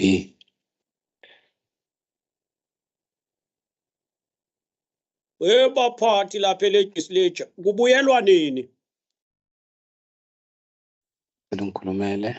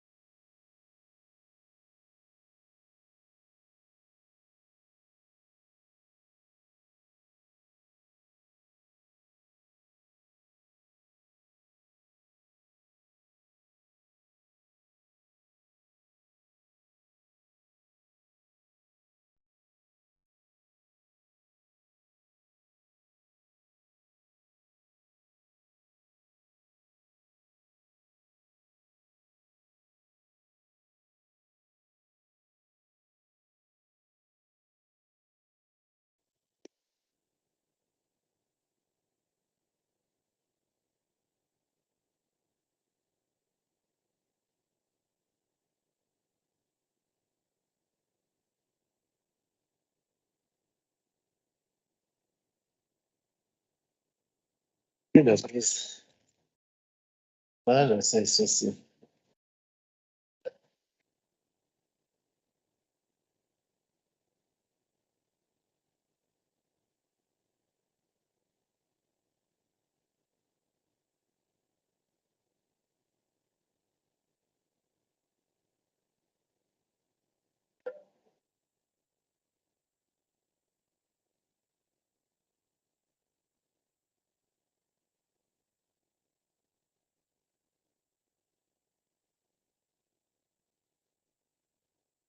Oh.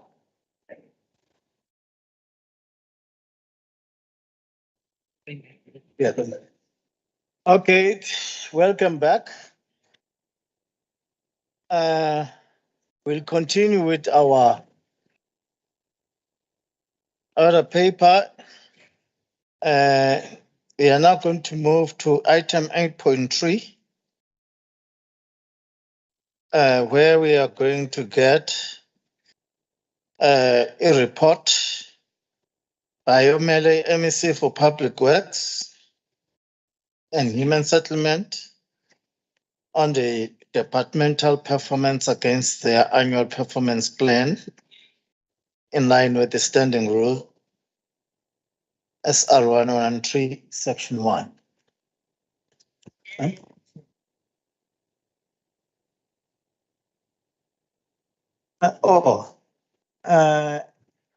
I'll allow her to sit. Thank you, Honourable Deputy Speaker.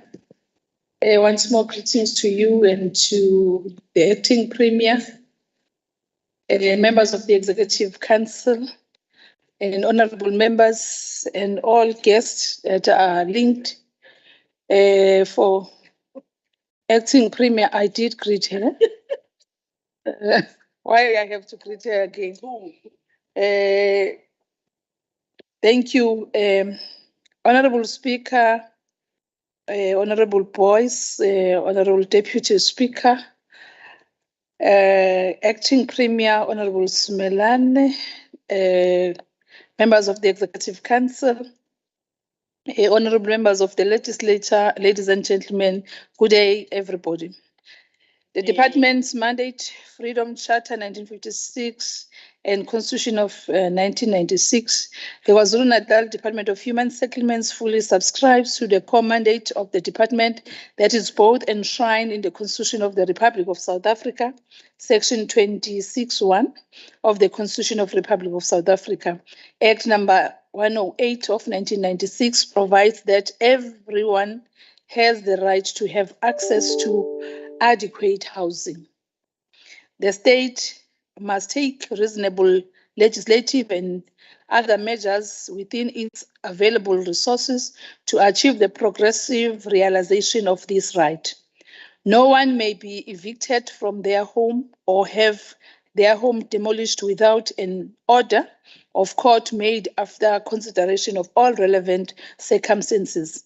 No legislation may permit arbitrary eviction. The People's Freedom Charter of 1956 encompasses the main objective of that. Open quotes and close quote. There shall be houses, security and comfort. Umuntu ungumuntu ngekhaya. Department remains committed to realizing our core mandate to provide sustainable human settlements, and we relentlessly endeavor to fulfill outcome 8, which calls for sustainable human settlements and improve quality of household life. We pursue this call through our total commitment to provide adequate housing and improve quality living environment. It is against this mandate that I present to you the progress made by the department on the MTSF targets and the annual performance plan, APP, for the 2022-2023 financial year to date. Firstly, Honourable Chairperson and members of the legislature, I would like to mention that the department received a clean audit outcome for 21-22 financial year. To this effect, I would like to thank the Provincial Executive Council, including my predecessor, Comrade Ravi Pillay, MEC Ms. Peggy Nkonyeni, and Comrade Jomo Sibia, the Human Settlements Portfolio Committee for providing leadership and oversight, and the administration led by the head of department, Mr. Mdu Zungu. This report is to show that we do get things done before, both effectively and efficiently, and within the minimum resources we have at our disposal.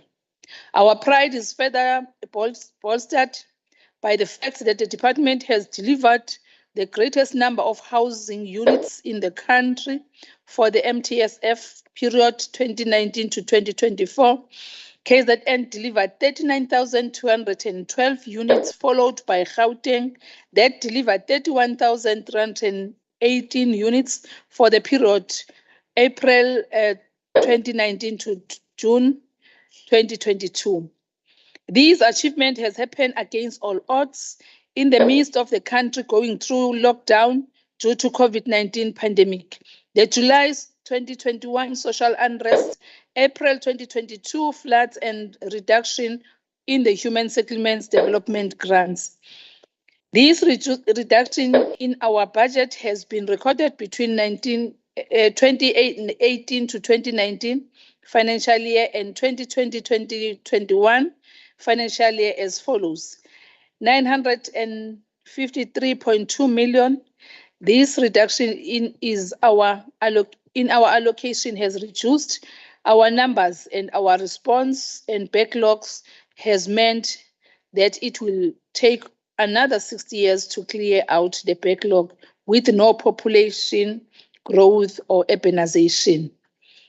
The table below indicates the budget reduction in the last 5 years, which says in 20, I'm not going to go through it, but it reflects that in total in 2018-2019, it was 3,252,757,000. In 2019-2020, 3,583,907,000. In 2021, 3,020,783,000. In 21-22, 2,455,021,000. In 22-23, it's become 2,935,224,000. The lowest allocation from 2021-22 financial year was due to the introduction of the ISUP grant. The ISUP grant program was previously budgeted under the HGD. Further challenges resulting in underperformance are as follows: lack of provision of bulk infrastructure, which is water, sanitation, electricity by municipalities. Municipalities not identifying suitable land for development of towns. A length town and regional planning processes. Delay in the deeds office in the finalization of title deeds.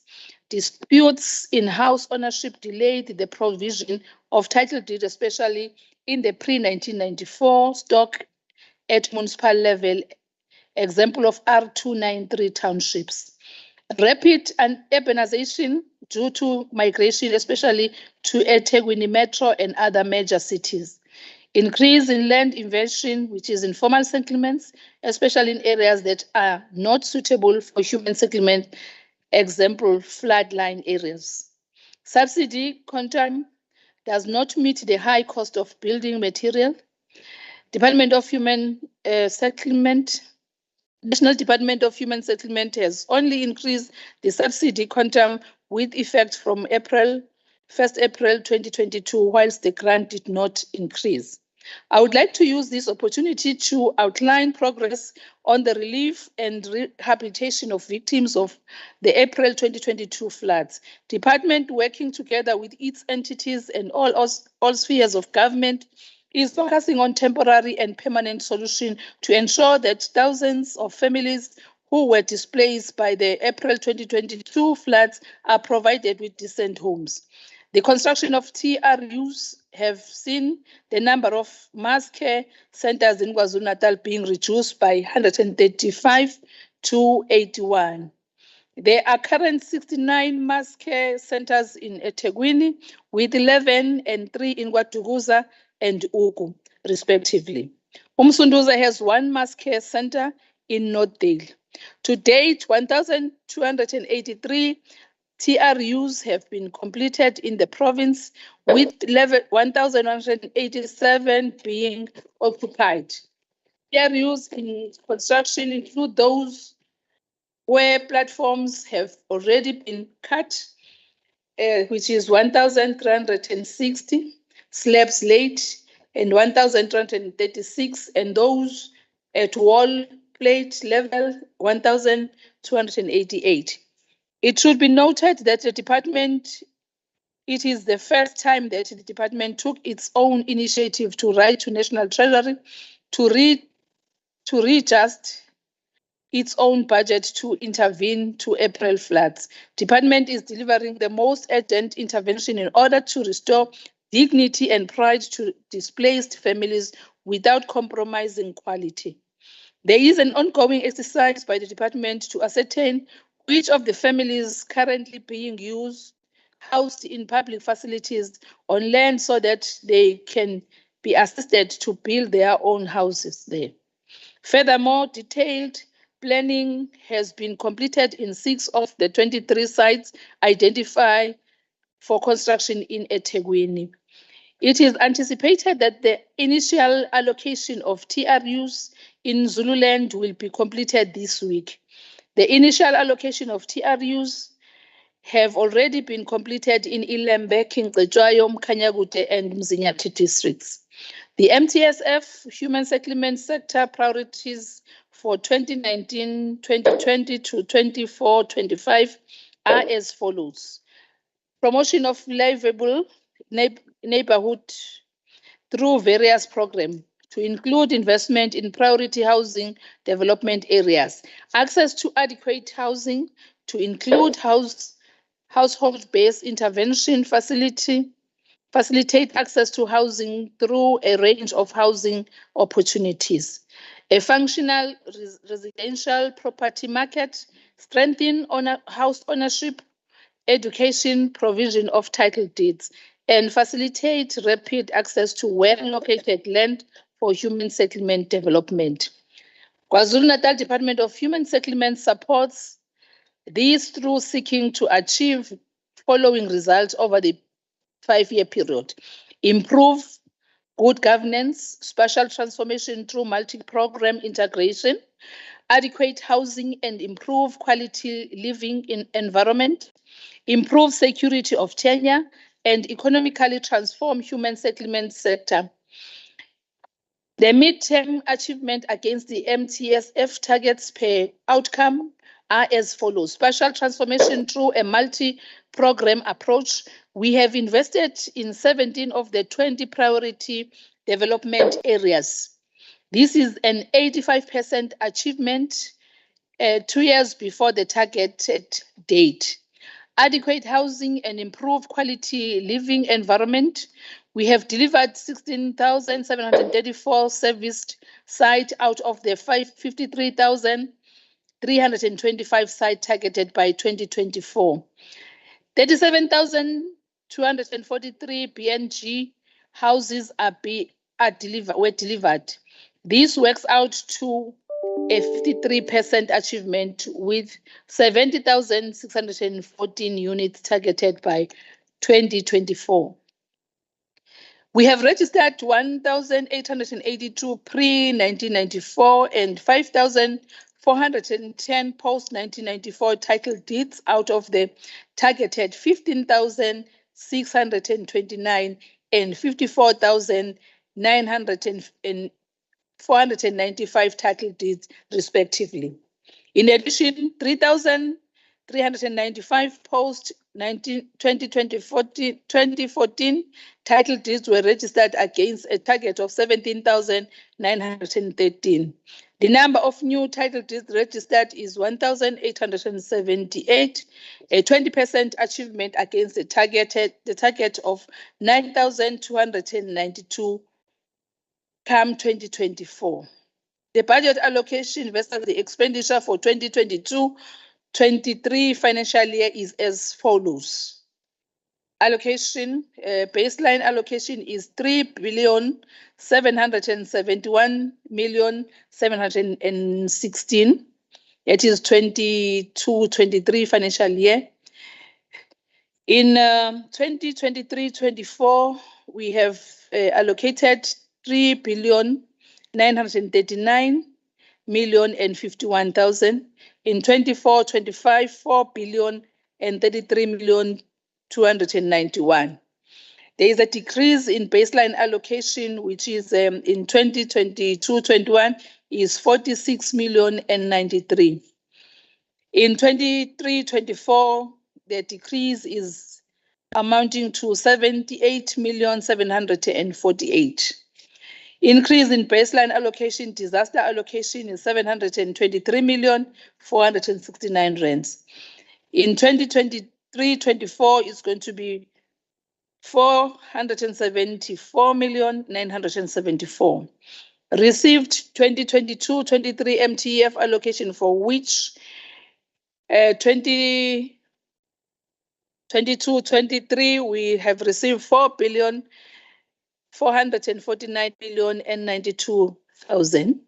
In the following year, which is 23-24, 4,335,277,000. In 24-25 is going to be 4,033,291,000. The HSDG is going to be allocated 2.9 billion.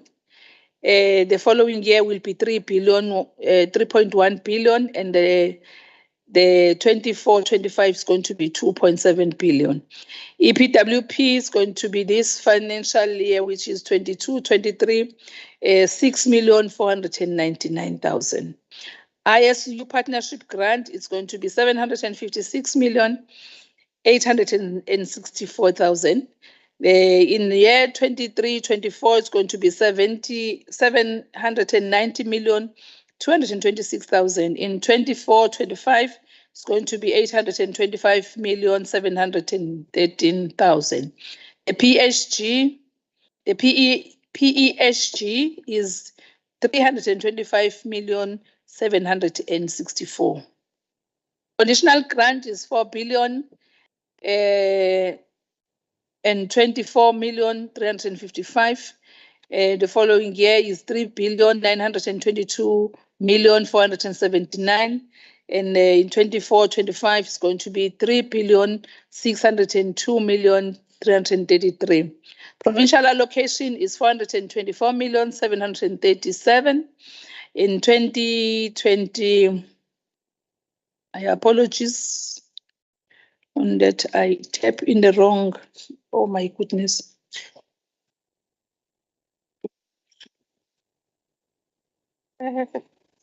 Sekuthinteke umshini lapho kwahamba amagama.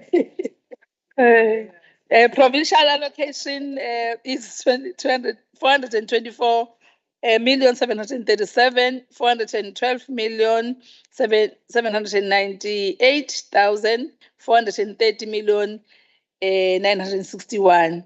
The revised 2022-23 MTF allocation is 4,449,092,000.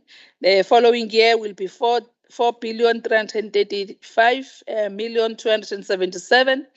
And in 24-25 will be 4,033,291,000.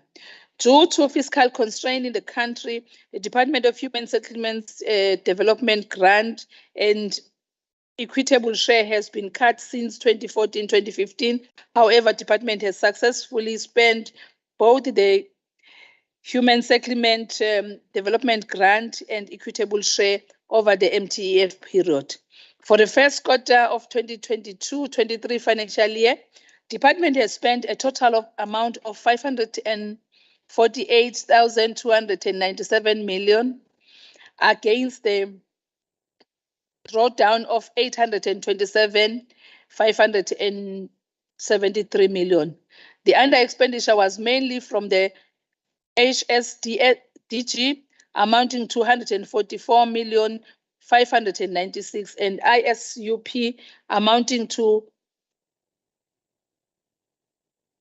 1 billion, apologies, not 1 billion, 150.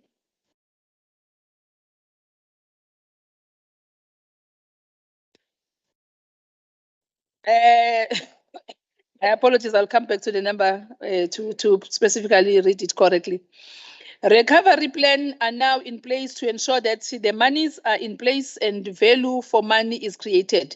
The National Department has since granted a total amount of 325,764,000 from the Provincial Emergency Housing Grant for the provision of emergency housing solution.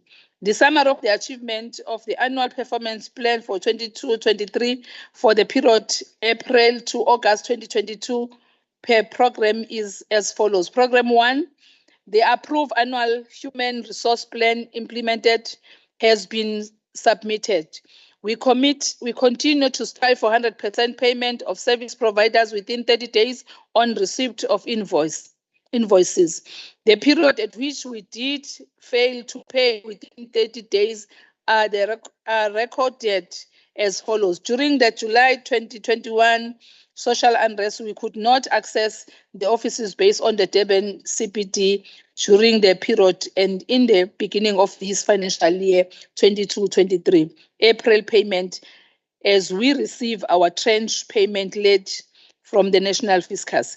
There are factors that are outside the control of the department.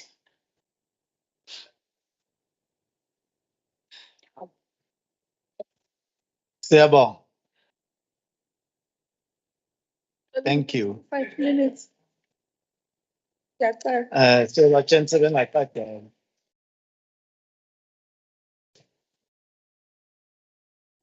Thank you, Honorable Speaker. I know I was supposed to read everything, but we're in the programs and outlining how we spend on the program and how we have our targets as per the presentation that we are presenting for the first quarter. Thank you. Thank you.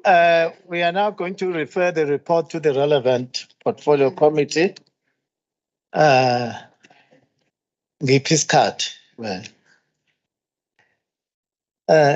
We are now going to move to the next debate on the following first DA party motion.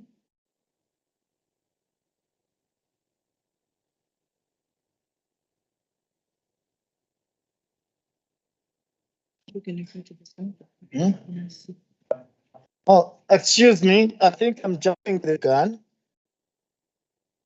We need to move to 8 point. These papers are not the same.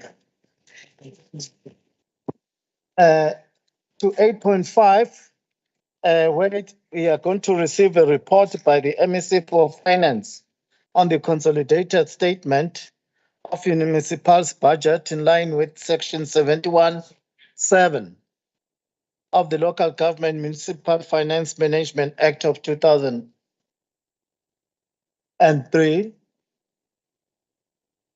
Honorable Mapes. 20 minutes. Thank you very much, Honorable Speaker. Let me also greet the acting Premier, Honorable Smilane, and all members. Honorable Speaker, it's a great pleasure for me to appear before this reputable House today, not only because it is impartial and objective, but it also has a deep-seated understanding of the work that we do as the Kwazulu-Natal Provincial Treasury. Before continuing with the business of the day, Honorable Speaker, please allow me to join the nation in sending our heartfelt condolences to the families of the 21 people, mainly young people who perished in a horrific accident that occurred last week on the N2 near Opongolo. We pray that the families receive strength and comfort during this difficult time. Sibale nalabo abadlulile emhlabeni kwezinye izingozi. Honorable members, as we are meeting here today, just 2 days before we celebrate our Heritage Day, this is the day where we recognize and celebrate the cultural wealth of our nation. We celebrate the day by remembering the cultural heritage of the many cultures that strengthen the Rainbow Nation, fortify social cohesion, and also unite the people of South Africa. We encourage everyone to celebrate their culture and the diversity of their beliefs and traditions in the wider context of a nation that belongs to all its people. It's worrying that in a country with such a rich heritage, we still experience incidents that undermines the notion of Rainbow Nation. Time and again, as the nation, we are called upon to respond to cases of racial discrimination that keeps on creeping up within our society. Racial hatred should be eliminated, so as the gender-based violence, which has seen many women and children suffer emotionally and physically, some losing their precious lives. There is still work to be done. In addition to battling social ills, the COVID-19 pandemic, the July 2021 unrest, as well as the recent April 2022 floods, have further exacerbated the plight of our communities and has made the 2022 municipal financial year a very difficult one for all of us. The ongoing energy crisis, high unemployment rate, as well as geopolitics, have also hampered economic growth, and municipalities have barely kept their heads above water, which brings us to the business of today. Section 71(7) of the Municipal Finance Management Act requires the MEC for Finance to table the Consolidated Municipal Budgets Performance Report, which provides an overview of the state of municipalities and details the revenue and expenditure performance of municipalities at the end of the fourth quarter of the 2021-2022 financial year. A municipal financial year, which ended on the 31st of June 2022. The report was prepared using figures from the Municipal Standard Chart of Account data strings, commonly known as MSCOA. The MSCOA regulations prescribe the uniform recording and classification of municipal budget and financial information at a transactional level.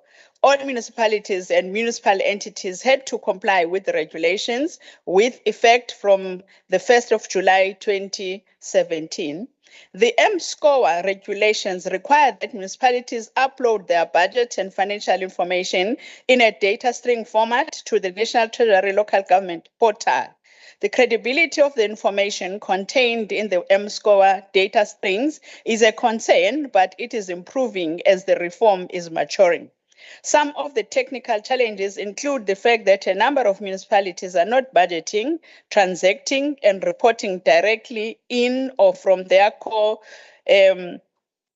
financial systems. Instead, they prepare their budgets and reports on Excel spreadsheets, and then import the Excel spreadsheets into their financial systems. Some municipalities are not locking their approved budgets annually on their financial systems. Furthermore, their financial systems are not being locked at month end in order to ensure prudent financial management. KZN Provincial Treasury continues to work with National Treasury in order to assist municipalities to address these challenges by providing technical support there on the ground. Honorable Speaker, the financial performance at a local government level is still not at a level where we want it to be. This is caused by a melange of challenges that exist in the local government environment, as well as the macroeconomic factors. The underlying issues being poor governance and ineffective administration. With regards to the municipal budget performance for the financial year 2021-2022, let me turn let me turn to the operating revenue. The total upward adjusted operating revenue budget, which includes the eThekwini Metro and the 10 districts in the province of KwaZulu-Natal, was 77.6 billion rands for the 2021-2022 financial year. Municipalities generated a total of 82.1 billion rands. Notably, 10 municipalities out of a total of 54 generated operating revenue above their adjusted budgets. As at the end of the fourth quarter, municipalities generated most of their revenue from service charges at 38.9 billion rands, comprising of electricity at 26 billion rands, water at 9.2 billion rands, sanitation at 2.1 billion rands, and refuse revenue at 1.6 billion rands, respectively. Another significant contributor was operational transfers, totaling 18.5 billion rands. Operational transfers include the following: the grants, those are equitable share, financial management grant, expanded public works program, integrated grants, provincial operating grant. Some municipalities also include in some municipalities, this also includes 5% portion on the municipal infrastructure grant. Of the 54 municipalities in KwaZulu-Natal, 40 municipalities reflected that they have a significant dependence on grants, given that their own revenue generated is less than 50% of their total operating revenue adjusted budget for the 2021-2022 financial year, primarily due to the indigent communities they serve and their inability to pay for services and thereby increase the revenue base of the municipality. With regards to the operating expenditure, the total upward adjusted operating expenditure budget, which includes the eThekwini Metro and the 10 districts in the province, was 79.2 billion rands for the 2021 financial year. The municipalities in KZN incurred actual operating expenditure amounting to 80.9 billion rands as at the end of the fourth quarter. Of all the municipalities in the province, 45 municipalities, which equates to 83.3%, underspent their adjusted budgets for operating expenditure. It must be noted with grave concern that uThukela and Umkhanyakude districts spent the lowest in terms of their adjusted budgets. It's also concerning to note that 7 local municipalities overspent on their adjusted budgets, in particular Msunduzi local municipality and Umzinyathi district municipality. This is due to incorrect reporting. As at the end of the fourth quarter of 2021-2022 financial year, the key contributors to the municipality's spend was on employee-related costs, followed by bulk purchases. Remuneration of councillors was the lowest contributor towards the total operating expenditure. Regarding the capital revenue, we're saying the total upward adjusted capital revenue budget, which includes the eThekwini Metro and the 10 districts in the province, was 12.9 billion rands for the 2021-2022 municipal financial year. Municipalities in KZN recognized capital revenue amounting to 14.7 billion rands of the adjusted budget to fund their capital expenditure. And the capital revenue recognized refers to sources of funding utilized to finance capital expenditure. Similar to most municipalities across the country, the main source of capital funding in the province is grants. As a result, capital transfers recognized contributed 79.6% to the total capital source of funding. It should be noted that the high transfers recognized was influenced by Msunduzi local municipality incorrectly reporting 5.2 billion rands against an adjusted budget of 429.7 million rands. The balance of source of funding for capital revenue was made up of internally generated funds, made up 1.8 billion rands of total capital revenue, whilst borrowings comprised of 1.2 billion rands of the total capital revenue as at the end of the 2021-2022 municipal financial year. Regarding the capital expenditure, the aggregated municipal adjusted capital budget for the municipalities in KZN was 12.9 billion rands. The combined actual capital expenditure against the total adjusted capital budget amounted to 15.2 billion rands, representing 117.9% at a year end. The high capital expenditure reported was mainly attributed to the Msunduzi local municipality incorrectly reporting 6.7 billion rands against their adjusted budget of 655.2 million rands. We should take note of the fact that Msunduzi local municipality is a non-delegated one and is supported by the National Treasury. The error has also distorted the provincial average as at the end of Q4 of the 2021-2022 financial year. And this information was presented to the National Treasury on the 20th of July, 2022. Disappointingly, except for the Umgungundlovu district, all the district municipalities within the province, including eThekwini Metro, reported capital expenditure below the 90% level against their respective adjusted budgets. As you may be aware, capital expenditure is directly linked to the delivery of essential services such as water, electricity, roads, housing, and others. Capital expenditure is also critical for the renewal of municipal infrastructure to ensure reliability and quality of municipal services to support economic growth within their jurisdictions. Therefore, underspending on capital expenditure inherently impacts negatively on these critical service delivery programs. It further delays the delivery of infrastructure for the very same basic services while exacerbating the current backlogs. Honorable Speaker, it must also be noted that municipalities are currently in the process of finalizing their 2021-2022 annual financial statements, which must be submitted to the Auditor General by the 31st of August 2022. This process includes the updating and balancing of their asset registers with the latest available financial information and factoring in accounting journal entries, and therefore the number we have presented are preliminary unaudited figures. Regarding debt management, the total debt owed to municipalities at the end of the fourth quarter of the 2021-2022 financial year was 35.4 billion rands, which represented an increase of 13.6% from the preceding financial year.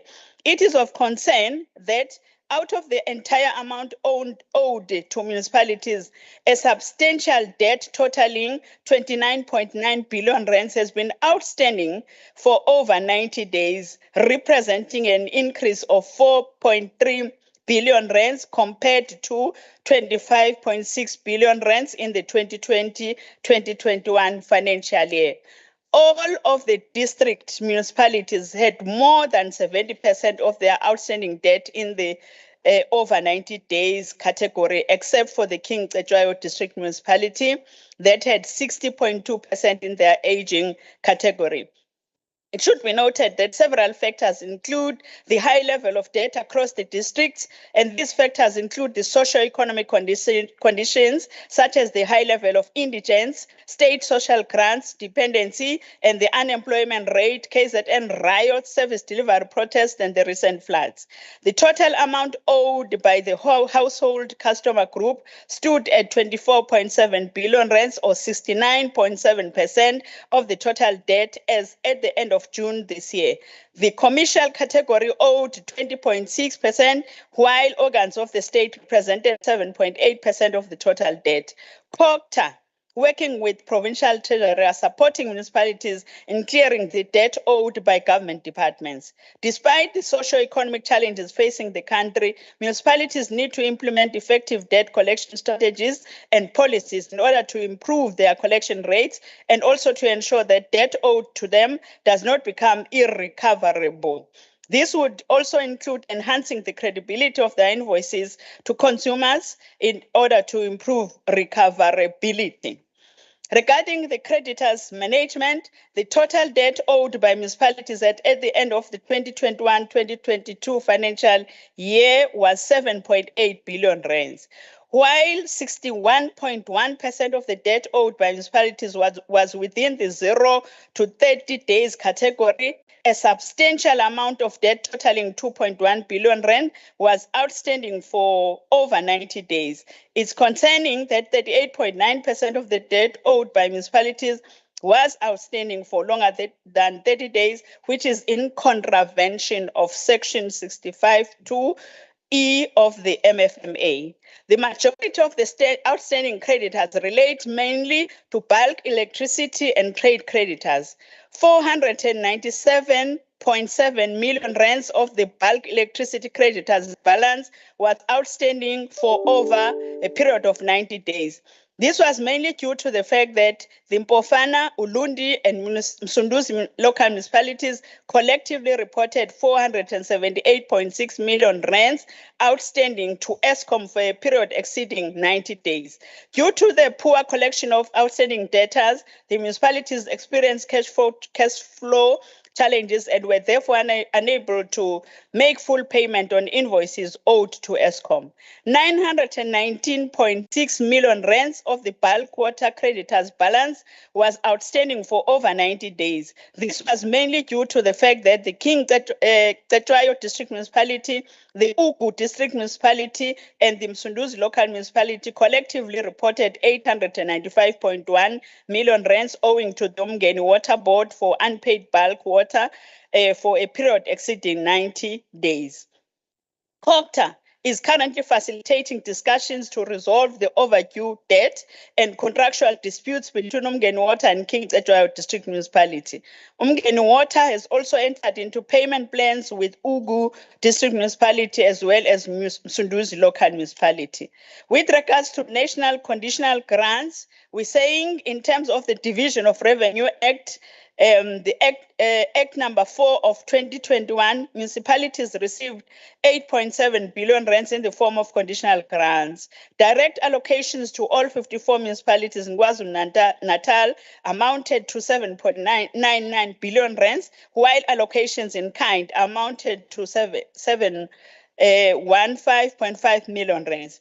Municipalities have reflected spending of 4.9 billion rands against the total direct allocation of 7.99 billion rands. A total of 15 municipalities reported expenditure less than 90% against their MEAG allocation for the 2021-22 financial year, and 7 municipalities reported no expenditure against their MEAG allocation due to challenges experienced with their financial systems, and 1 municipality incorrectly reported negatively expenditure against their MEAG allocation, and these municipalities incurred expenditure. However, due to the challenges with their grant module, they were unable to report expenditures at the end of the quarter.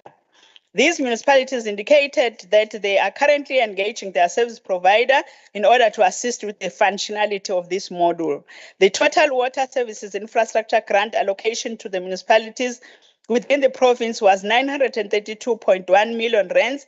As at the end of the fourth quarter, 64.5% was spent when compared to the allocations to municipalities.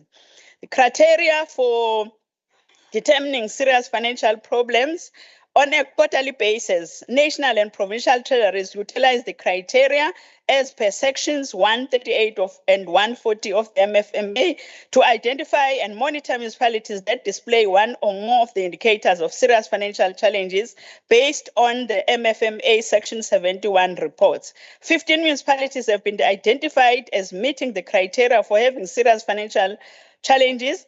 Letters were sent to all delegated municipalities that display one or more of the indicators of serious financial problems. As at the end of the Honorable Speaker, could you please allow me 3 minutes?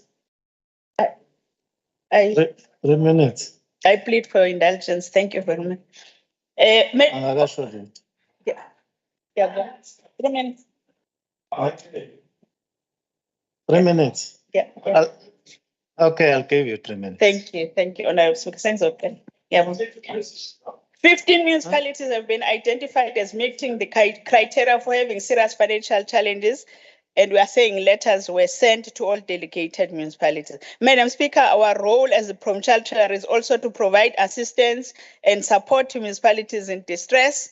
However, successful implementation of the support initiatives hinges on commitment by the leadership and support and staff of our municipalities in embracing the improvements and implementing the processes introduced by Provincial Treasury. Provincial Treasury will continue to support municipalities with budget processes, MSCOA, supply chain management, infrastructure management, banking, cash management and investments, internal audit, risk and advisory services, municipal debt recovery project, as well as municipal accounting and reporting.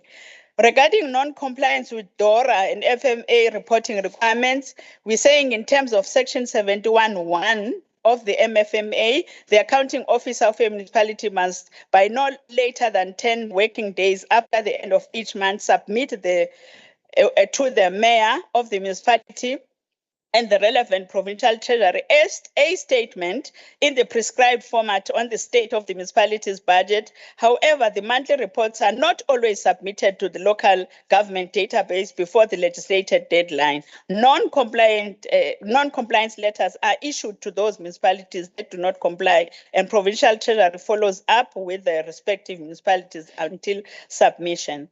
Whilst provincial treasuries must monitor and assist municipalities, Section 62 of the FMA states that the accounting officer of the municipality is responsible for managing the financial administration of the municipality and also prescribes specific responsibilities for the key role players in the municipality.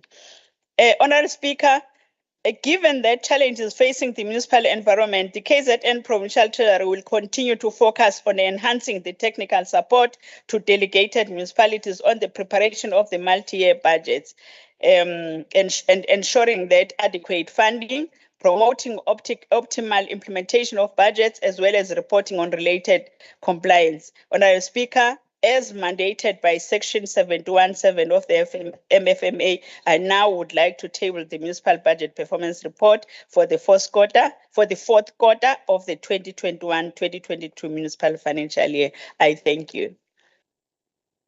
Thank you. I've allowed you because of the nature of the report.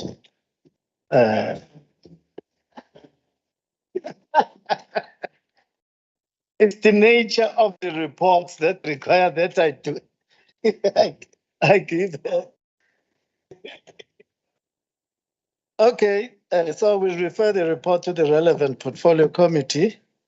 We are now going to move to item 8.6, the debate on the first DA party motion about floods. I don't know whether you'd be interested to read the whole motion or you just get into UDAP.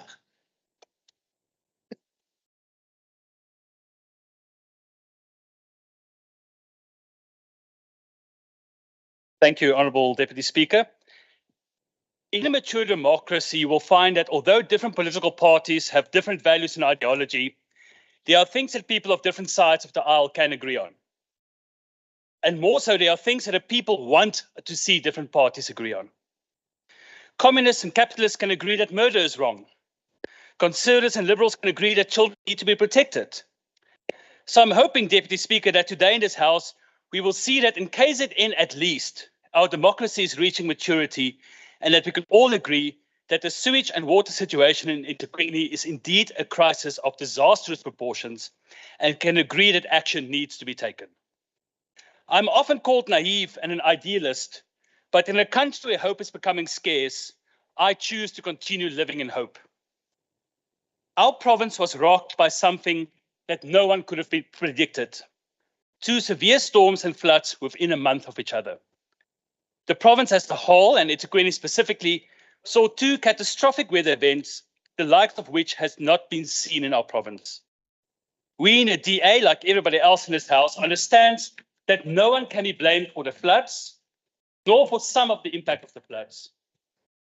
We can and still have to talk here, Deputy Speaker, on a slow response to the warnings and a slow response to the disaster, but that is not what we are debating today. Today, we are focusing on the fact that 5 months after the floods, our only metro and the people who live in it are still suffering from the aftermath.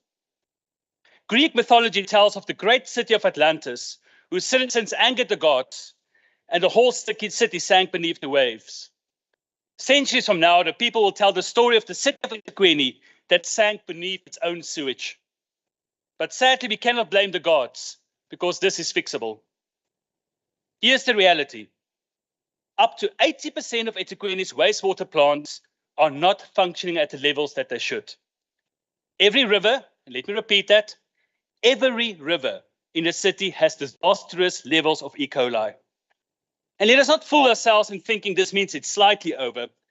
For a river, the acceptable level of E. coli is between 0 and 130 E. coli counts per 100 milliliters. Critically dangerous levels is more than 400 E. coli count. The Palmit River that flows through New Germany, Westville, Reservoir Hills, and into the Umgeni River has a count of 6,876,000 E. coli per 100 milliliters. I did not misspeak, Deputy Speaker. Where more than 400 E. coli per 100 milliliters is considered critical, this river is at 6.8 million. Raw sewage. This river serves businesses. It flows through suburbs. It flows through a nature reserve. It flows through informal settlements where the people make use of the river in different ways. And it flows into the famous Umgeni River, where we saw scores of dead fish recently, where it washes onto our main beaches, North and South Beach. This is not an inconvenience. This is not a slight challenge. No, Deputy Speaker and honourable members, this is a humanitarian and environmental crisis of catastrophic proportions. E. coli is more than a bacteria that causes diarrhea. Merely a mouthful of contaminated water can make a person ill. Young children, the elderly, and people with compromised immune systems are especially vulnerable. This means large numbers of people in eThekwini. People die of E. coli. This is not a matter of dealing with bad smells. This is a matter of life or death. And if our citizens cannot look to their government to keep them safe, who can they look at? If this government could throw all its resources into combating COVID, why can the same not be done to fight this killer among us? And this does not require lockdowns and vaccines. It requires the metro doing what it's supposed to do: maintain and fix its wastewater systems. Drive through the metro. Children walking through raw sewage on their way to school. Sewage flowing next to King Edward Hospital. Elderly people having to cross rivers of sewage to get to the shops. Our rivers and our beaches are dangerous sources of possible illness for anyone that gets as much as a mouthful. As serious as the humanitarian crisis is the environmental crisis. We cannot keep treating our planet and our country like it is a disposable thing to be used and tossed away. Fish, birds, plants are all impacted by this crisis. And animals and plants are just not there to be looked at. These are resources with food, and this is a sewage crisis is destroying it all. When sewage is released into rivers, it contains nitrogen, phosphorus, which can stimulate the growth of algae, and that impacts on the rest of the ecosystem. It blocks out the light, so the plants in the rivers can't grow, reducing the oxygen, and the fish die. Go ask the sustenance fishermen and women of our metro. There is no fish in the Umgeni, the Palmit, the Umbilo, or the other rivers that flow through our city. This is an environmental disaster of note. We sit in this house discussing the terrible impact of global warming, but the government seems blind to this environmental disaster that, unlike global warming, is within our power to address. And if those in the governing benches are not moved by a humanitarian crisis and are not too bothered by the dying fish in the Umgeni River, maybe rand and cents, the economic cost of the disaster, will move them to action.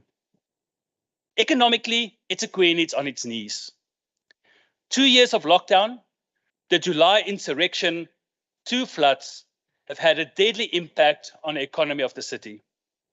Tourism is the heartbeat of eThekwini's economy. Even in the recovery phase, on a Women's Day long weekend in 2021, the metro made 40 million in one weekend. Some estimates are that tourism used to contribute up to 24% of the metro's economy. And people do not travel to eThekwini to see the broken elephant statues next to the N3 or view the beautiful stars you can see because none of the streetlights are working. No, the people travel to the metro to experience the outdoor of Durban, the beaches. People are planning and booking their December holidays now. And with our ocean dangerously polluted and our beaches closed, how many bookings do you think are coming to our city? Durban used to be known as the warmest place to be. Now we are the smelliest place to be. And it's not only tourism. On Tuesday, I visited factories in the West Durban area.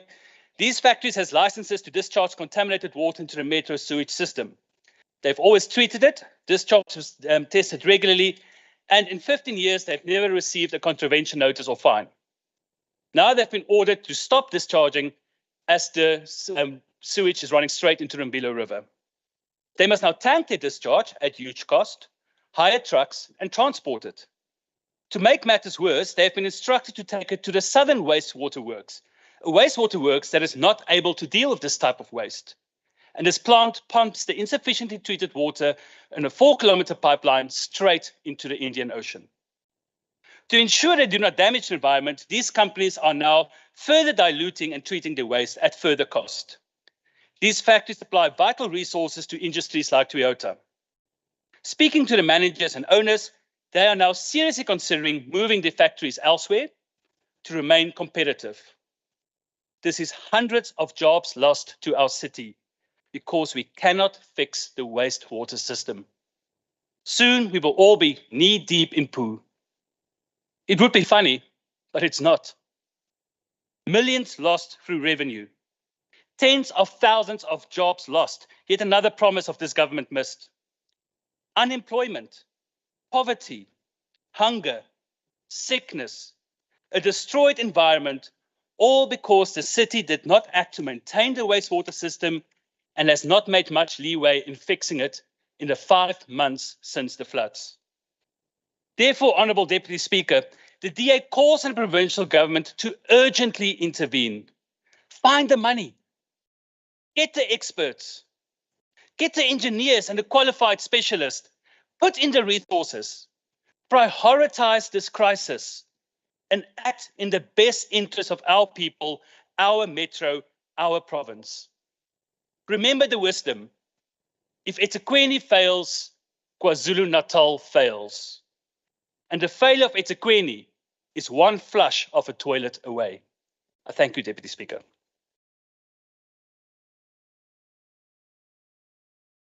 Thank you. Let's get into the debate on this presentation, starting with the ANC Honorable E.V. Dube. Thank you. Thank you very much, Honorable Speaker. Speaker, let me appreciate the opportunity that the African National Congress has afforded to me so that I debate on the so-called motion raised by the DA. I am calling it the so-called motion because I had thought today, Honorable Mayor was going to be honest and speak about the great challenge that we are facing as a province. I had thought that Honorable Mayor, he was going to speak about the disaster that has attacked us in KwaZulu-Natal. Yet, indeed, Honorable Mayor is coming to talk and give us a long lecture about eThekwini and about the infrastructure that we know very well and we are working on it. It's amazing that Honorable Mayor, when he comes to stand in this house, the only thing that he can speak about is a metro. Indeed, it shows that they will never expand more than eThekwini because for them, KwaZulu-Natal is eThekwini. One must also appreciate that the Honorable Mayor, when he thinks of a provincial disaster, he's only thinking of the metro. Maybe let me go past there because it means that Honorable Mayor, sneaked in what is so-called emotion, so that he will be able to attack eThekwini without coming again with solutions as usual. It is a pity that Honorable Mayor is so short-sighted about the challenges that were caused by the disaster. And for him, as I've said, Metro get the immediate attention. Why only Metro? The DA can only answer on the things that touches the people of their own race. Indeed, the challenge of water, namely water crisis in Durban, was a disaster waiting to happen. Pity the floods exposed the problem that has long been identified of the ailing infrastructure, namely roads and water pipes. Just before we experienced the floods, we already had the problems of the ailing and the old infrastructure. What has causes that, Honorable Mayor, is because when our cities, particularly Metro, was built, the focus was more on white people and the area that they were going to use for residing and getting only their jobs. Unfortunately, our city has grown, and now we have the peripheries that were not expected, and then therefore the sewage cannot take the pressure that we are experiencing in the city of Durban. I had thought in your mind, Honorable Mayor, you will go beyond what you are saying today.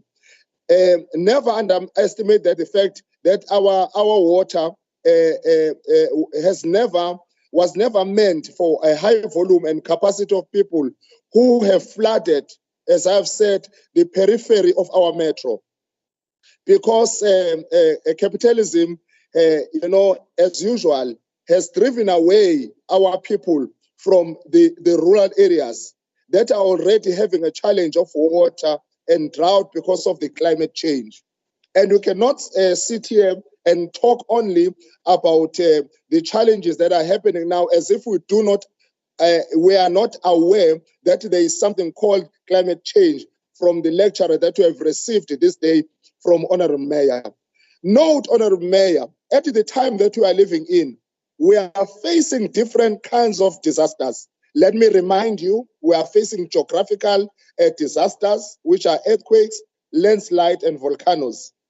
We are facing hydrological disasters, which has to do with distribution of water, which has to do with floods and avalanches. In Durban, we face climatological disaster that relate to our climate, drought, and wildfires. You know, when we talk about disaster, as you have alluded, disaster is a disaster.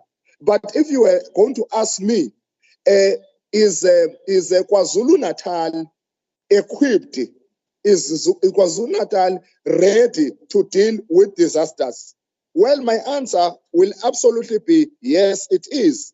Because irrespective of the challenges that we have faced during the time of floods, we have been able at least to make sure that people are having shelter, though some of them are still sheltered in halls and some places where they can be protected. But I can surely tell you, because you are not running the government, unfortunately, you will never know until you ask and get the statistics of how far we have gone in terms of making sure that the people around the city of Durban are settled.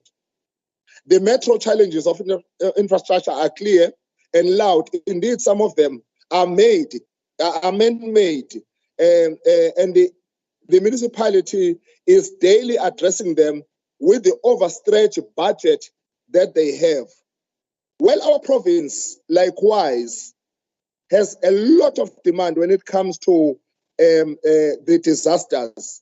As I've alluded, that the disasters never only affected our metro Durban, but a lot of places were affected. Our province has established and implemented the framework for disaster management that will ensure integrated approach in dealing with disasters. For your knowledge, one must appreciate the coordinated efforts that were shown by provincial statutory functionaries and non-governmental organizations that were and are fully involved in disaster management, including private sector, that we highly appreciate what they are doing in the latest flood disaster. Let me appreciate the report that we may not appreciate, Honorable Mayor, that gives hope in bolstering South Durban Basin. Municipality will invest millions in prospecting infrastructure. Let me quote for you what was said. To prevent the flight of industries from the Southern Durban Basin, the eThekwini municipality has announced an investment of 235 million for the infrastructure upgrade. To upgrade infrastructure in the area after the April floods that left several businesses unable to operate. I'm just quoting that because when we do the oversight as the African National Congress, we ensure that what we are standing for and what we are doing is expanded to all places. As we have been noticed, there is something happening at the moment in the city of Durban that we are focusing on. The report, this one that I'm talking about, that was tabled before the executive committee in eThekwini, revealed that 92 million will be spent on the 2023 to 2024 financial year, 118 million in the 2024 to 25 financial year will be spent, and 25 million will be spent during 2025 to 26 financial year. Thank you very much, Somlom. Siyabonga. Amen, amen. We are now moving to the next speaker from the IFP, Honorable Kaula, for 1 minute times 10.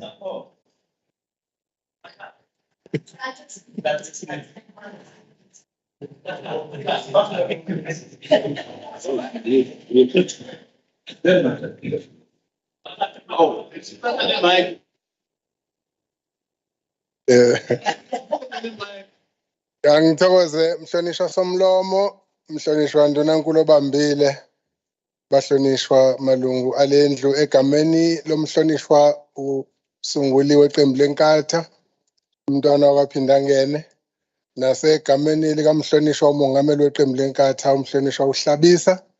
Mangiqale ngokudlulisa amazwi enduduzo eqembu lenkatha kuyo yonke imindeni elahlekelwe izingane zethu uphongolo nabathandiweyo babo nakuzona zonke izingozi ezihlasimlisayo ezenzeke esifundazweni sethu kule lisonto elidlule. On behalf of the Inkatha Freedom Party, let me kick off by stating that any responsible public representative in South Africa should be concerned about the state of poor water services delivery in the country and not just eThekwini. Poor waste management in the country and not just eThekwini. Poor environmental protection in the country and not just eThekwini. The right of access to food and water in the country is entrenched in the Bill of Rights, Chapter 2, Section 27B of the Constitution, and I quote, "Everyone has the right to have access to sufficient food and water." Close quote.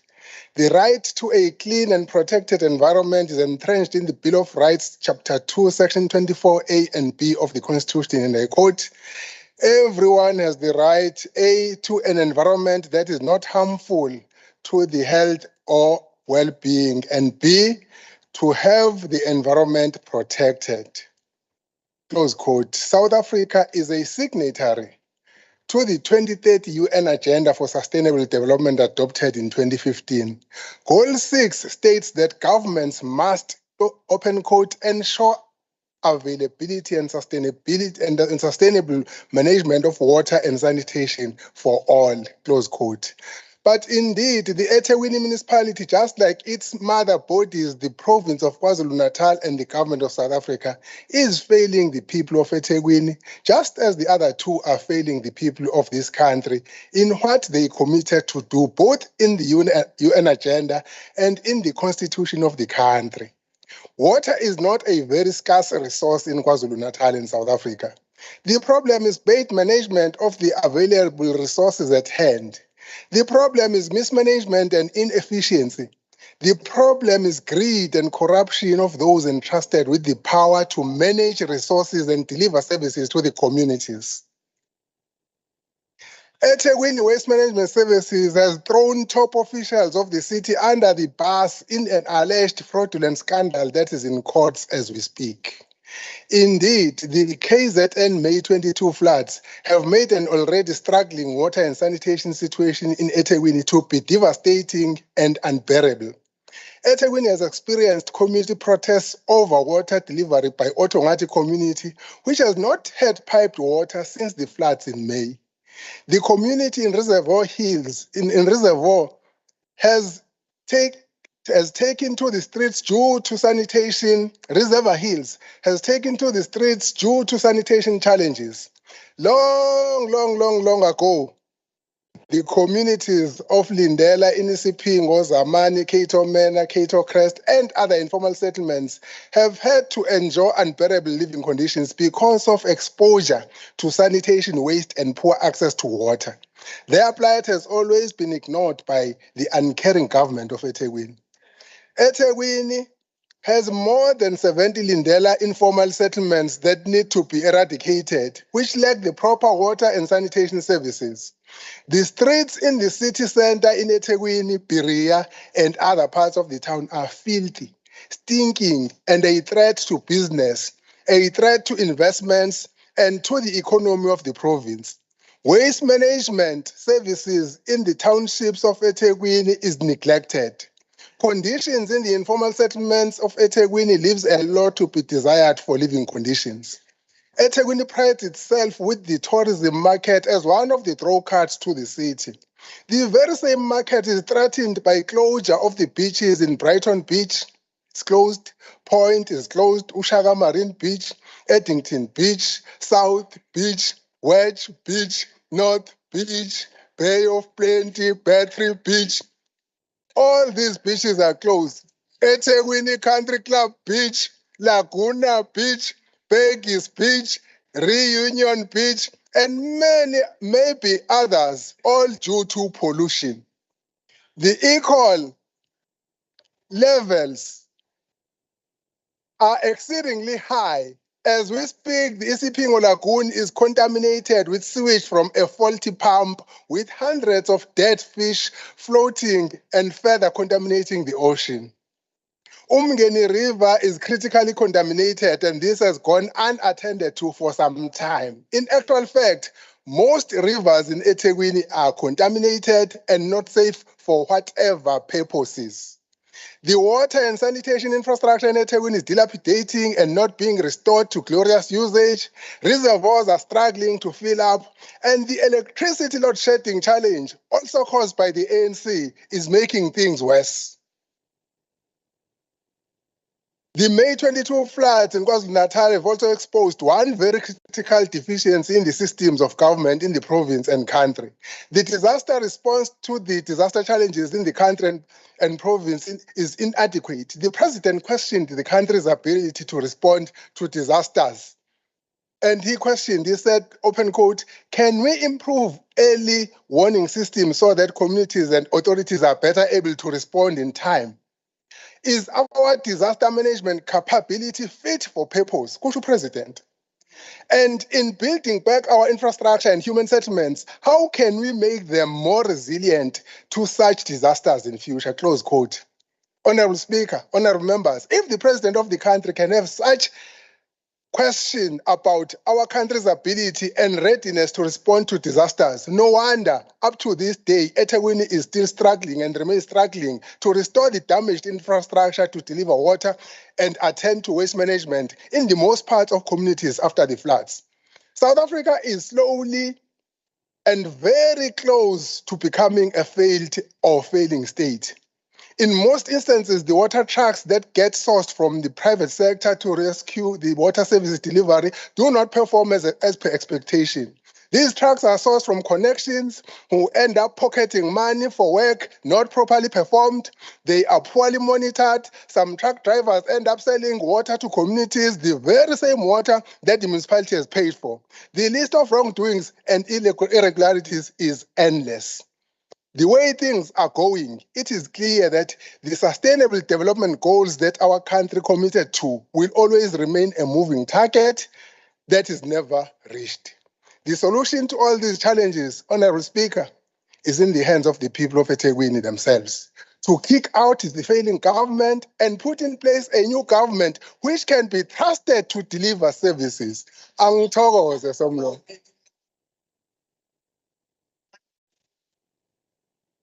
Thank you. Let's now receive a speaker from the DA, Honorable Tembe.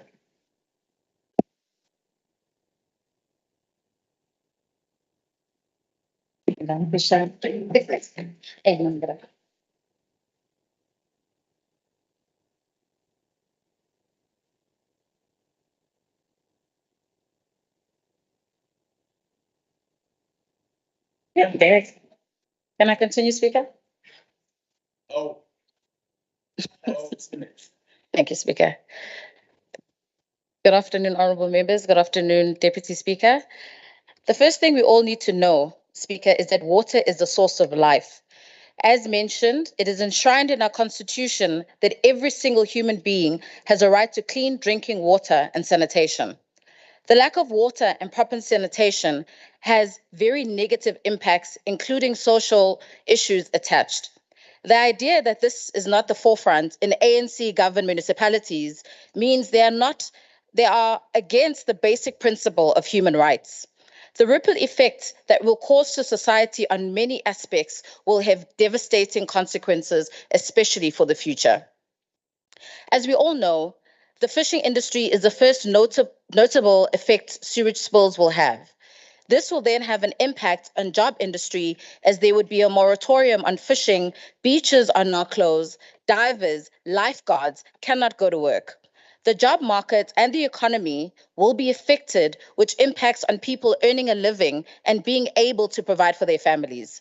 This province already has a massive issue with poverty, joblessness, and for people being able to put food on the table.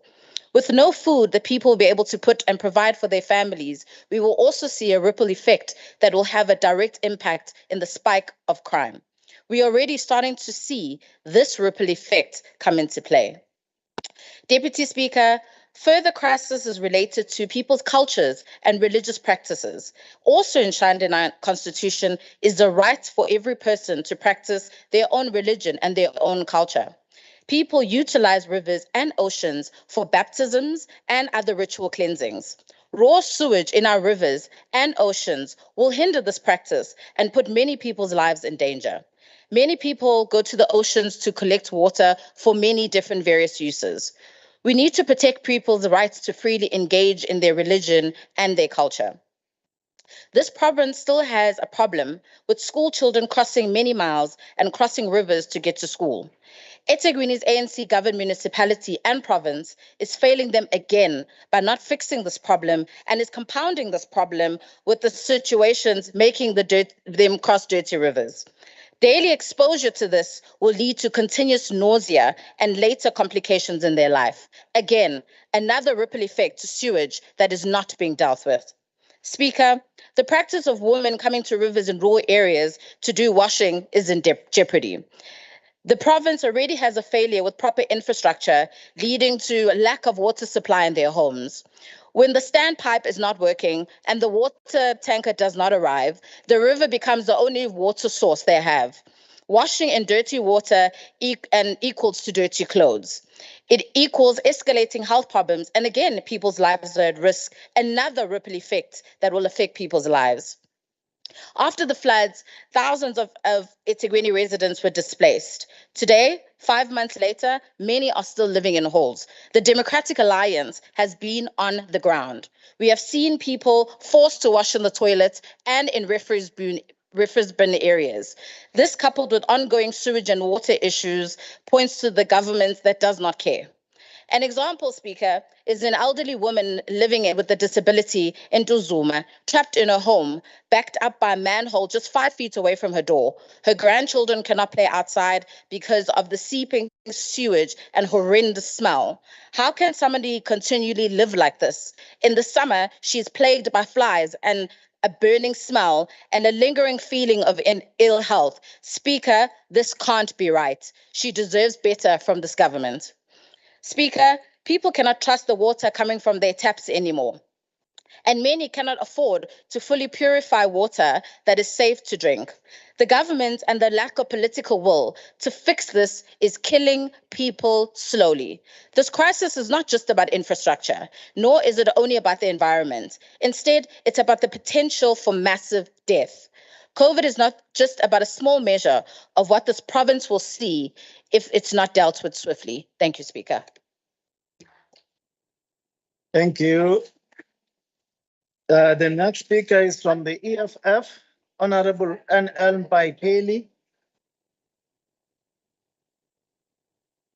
For 6 minutes.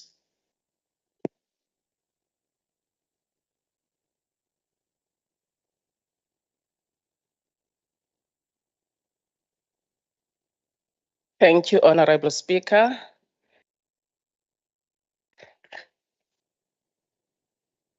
As the EFF, we do support the motion because up to date, nothing has been done by our government to attend the damages that had been caused by the floods in the province.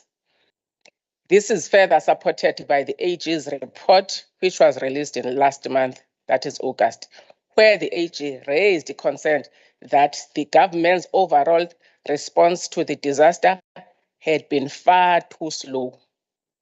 We also want to know what happened to the millions that was set aside to buy water tankers that would assist water shortage in eThekwini.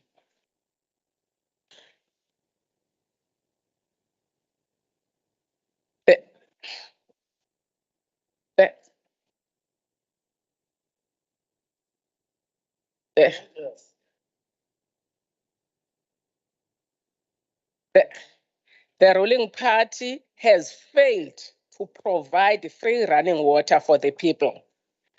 People are reliable on river system to cook, bath, drink, etc. How are they going to survive with water that has got sewage in it?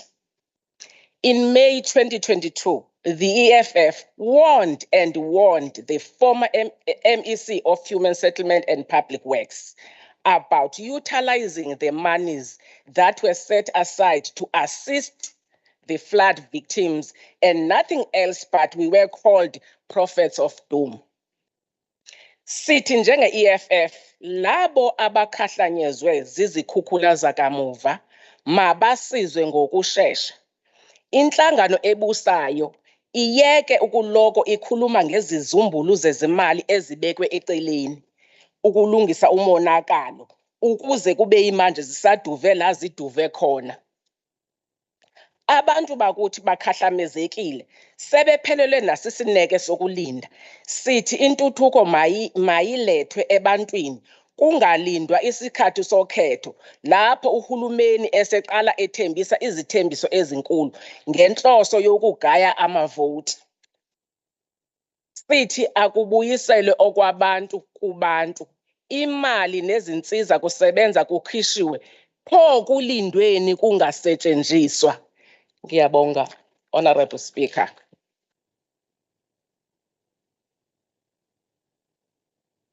Siyabonga nathi, Honorable Baipeli. Let's now move to the next speaker from the African National Congress, Honorable A.G. Mapena, for 8 minutes.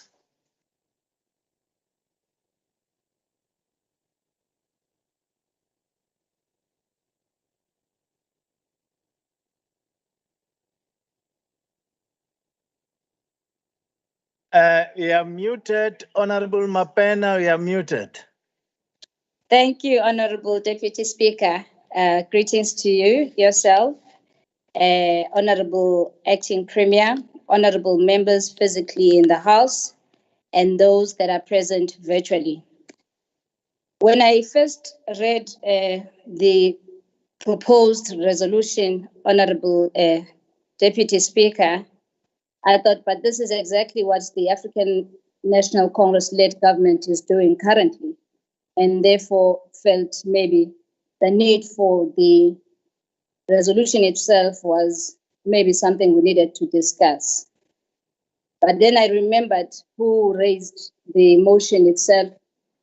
I don't know. I think maybe there's a nostalgia for Honorable Mayor to be back at council as a councillor, because it seems to me we are now in a position to try and deal with most, in the main, if I may, issues that are dealt with at council level. I can see even the honorable member that spoke from the DA again that followed is also of interest of the metro itself. We are the provincial government and our responsibility is bigger than just the metro is amplified. But nevertheless, the issue under debate, Chair or Honorable Deputy Speaker, is a matter of a constitutional right outlined in the Bill of Rights and the cornerstone of our democracy. It is therefore, for me, I saw no reason for us to bicker and politic about such a sensitive issue. That is why I do not want us to get into debates of who and how, because then we will have to also introduce the historical context that finds us in this particular position. And that is not where we want to be. Where we want to be as this House is how to help the people of KwaZulu-Natal. And in this case, pair the debate those that belong to the Metro of eThekwini.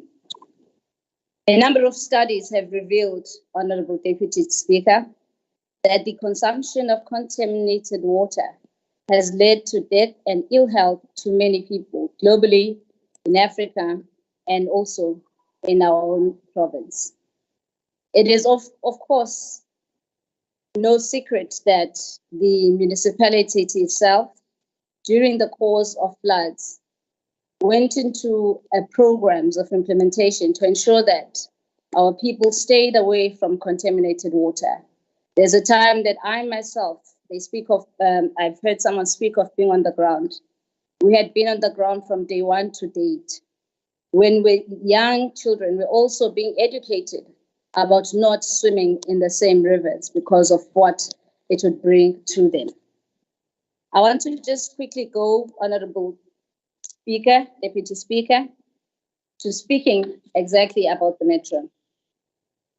Maybe before that, according to the NDP Vision 2030, between 1994 and 2010, the number of South Africans with access to basic water supply increased from 23 million to 46.3 million, and increased from 59 to 93% of the population. eThekwini Metro over the years has also done very well in ensuring accessibility to water. Of course, there are limitations that we have all engaged on, but in terms of water in households, it is sitting at 95% and growing. Speaking during the Water Week last month, the UN Secretary General Antonio Guterres summed it up succinctly when he said, and I quote, "Water is a right, not a privilege. Yet billions of people lack access to safe drinking water and sanitation, and climate change is only making things worse. We must wake up to this looming water crisis and ensure water for all." Close quote. In the aftermath of the floods, there were many challenges that were faced by those that were affected. In this case, specifically the eThekwini Metro. But after intense sacrifices and dedication from the officials in the eThekwini municipality, water started flowing again.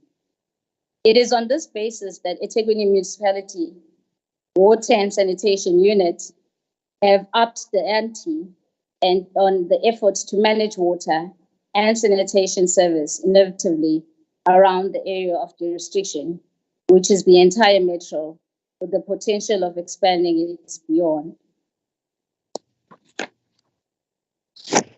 Honorable Speaker,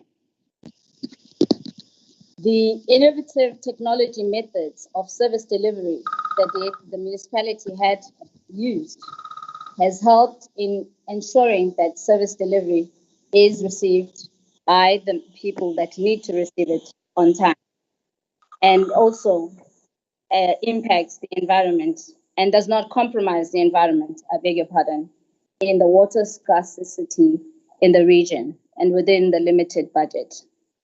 New consumers had to be educated by using this particular system. EWS installed different levels of service comprising full pressure, semi-pressure, which is roof tank, and ground tanks for the provision of water to the new and the other areas of the municipality. The municipality also built waterborne sewage system, ventilated pit latrines, ablution blocks, and urine diversion toilets for sanitation. A free basic water supply per month per household was introduced so that even the poorest resident had access to the water, which is safe and able to be utilized, and as well as sanitation.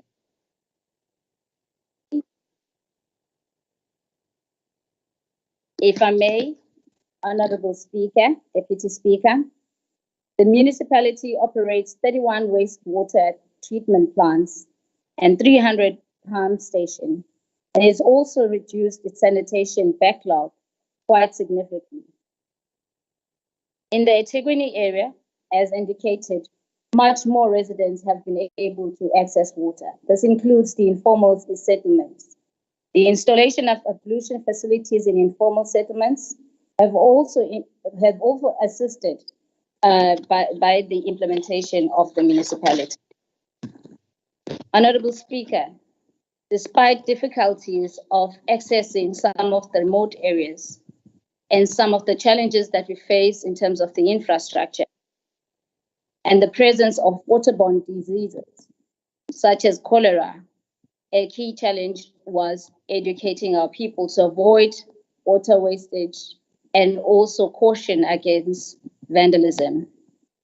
EWS embarked on an intensive or extensive awareness and education program where people were encouraged to participate and given a voice to raise their concern. Many long-term residents feared a rapid expansion of the municipality would mean rising water bills. By incorporating this, ensured a two-way communication stream. The program raised awareness of the Millennium Development Goal to provide. Thank you. This, for now. Thank you. Honorable Chair, as part of. Thank you. Thank you. Now, let's receive the speaker from NFP for 2 minutes. Honorable C.M. Shinga. Honorable Speaker, honorable members, the water and sanitation provision at eThekwini Metro is of serious concern. This situation regarding the management and supply of water and sanitation is escalating into a human rights disaster. Hundreds of thousands of individuals' quality of life has been badly impacted, and the problem is only growing worse. Water outages cost the city and businesses millions per annum, most of which cannot be recovered. The responses of the city's leadership to problems indicate a serious lack of political will, experience, and funds to fix eThekwini Metro. In spite of persistent water problems in eThekwini's north and south, the city is presently in dire strain. For months, and in some cases years, hundreds of thousands of liters of sewage have been streaming just meters from people's houses into rivers and the ocean in significant areas of the city. The risk of epidemics of waterborne illnesses like cholera and typhoid, amongst others, is extremely serious given the present amount of waste in our rivers and ocean. Honorable Speaker, the ongoing sewage problems on beaches and in rivers have had a significant negative impact on the municipality's tourism and ecology. The town has to take action or exhibit agency in an effort to address a number of extremely significant environmental laws and human rights violations. The NFP recommends that the municipality should immediately increase resources and oversee their management by filling open positions, auditing all work completed, raising standards of performance, ensuring that the call center is fully operational, looking into extensive overtime, enhancing security measures for vital infrastructure, and implementing serious consequence management across the board. Chairperson. Siyabonga.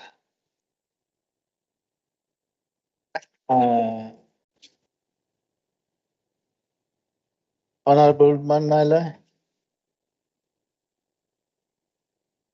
Nzovembili. Aibo, I apologize. We must first receive the speaker from the minority front, so as one intimidator.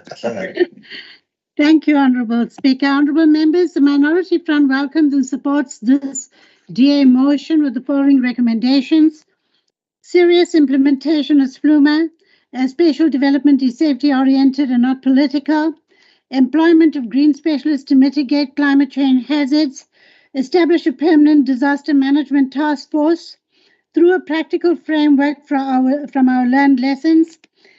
Review of our waste management plan and coastal management plan to include the rivers that feed into the sea.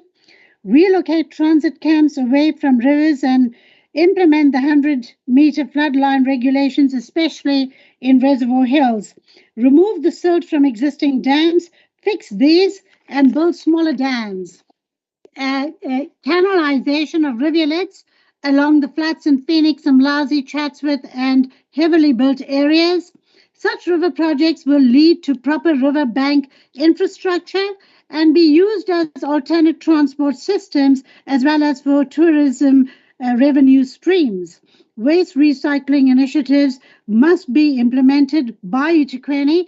NGOs planting trees must be supported in order to have land stability. Therefore, an FIA should be undertaken by the local government Portfolio Committee in this regard. Honourable Speaker, the flood damage payouts must be fast-tracked. Our government must be progressive and we must arrest rural depopulation and build topographically conducive structures throughout KwaZulu-Natal. The MF has repeatedly called for these interventions and will monitor budgetary patterns to respond to safety for climate change, balancing community and business development. Thank you. Thank you. We are supposed to get a speaker from ATM.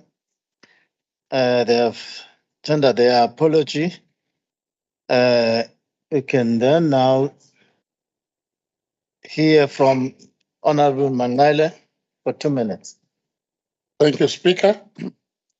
As the ACDP, may I remind this House that in January 2020, the eThekwini municipality admitted that its sewage treatment works was responsible for the pollution that led to the closure of Durban beaches. Speaker, the ACDP has noticed that our constant communication with the residents and media recently shows that the floods and storms is the reason for the current challenges. In January 2020, when the eThekwini municipality acknowledged responsibility, there was no flood or storms, and the current excuse of floods or disaster is unjustifiable. The ACDP believe that the problem lies with the metro departments and the contractors. The city is experiencing poor workmanship and the contractors are not held accountable. Furthermore, shoddy workmanship is consisting the ratepayers millions and the problems are escalating. The eThekwini municipality should not ignore this critical and core challenge, shortage of skills and competency. The ACDP calls for the city and its newly appointed city manager to make sure that funds are utilized for this purpose. We need to prioritize fixing the problem and ensure that the image of our beautiful city is restored. Thank you very much. Amen. On this. Honorable Mayor of the DA for 2 minutes. Thank you, Honourable Deputy Speaker. The ANC should be very worried. I got the EFF to support an Afrikaner and I got the ACDP to support a homosexual today. Honourable Dube, I would like to give a suggestion, Deputy Speaker, to the Honourable Dube. It really helps if one reads a motion before debating on it. But I must say, I agree 100% with the Honourable Dube, absolutely 100%. It isn't only eThekwini. Every municipality under ANC governance is in trouble. Thank you for pointing that, Honourable Dube, and thank you for making people aware how bad a government the ANC is in our municipalities in this province. Honourable Mapena, through you, Deputy Speaker, there's a big difference between on the ground and going to ground, and that's what the government did during this crisis. They went to ground. We can't see them, they're nowhere to be found. This very weekend, there was a big event scheduled for eThekwini called the World Oceans Day Swim. People coming from all over the world. It was cancelled today. Cancelled today before this weekend because we can't keep our beaches open. One must ask, what is the cause of this crisis? The flood, of course, plays a major role, but one cannot deny that the state of eThekwini's wastewater works was already concerning before the floods. Before the floods hit, we visited Northern Wastewater Works of Cocta, where the Deputy Mayor told us of the 5 pumps, only 1 is working. We know that eThekwini, like the vast majority of ANC-led municipalities, did not come close to the 8% spent on maintenance as prescribed by the Treasury. In Ugu, when we visited the other day, they spent 1%. 1% on maintenance. That is what ANC government gets you in municipalities. Thank you.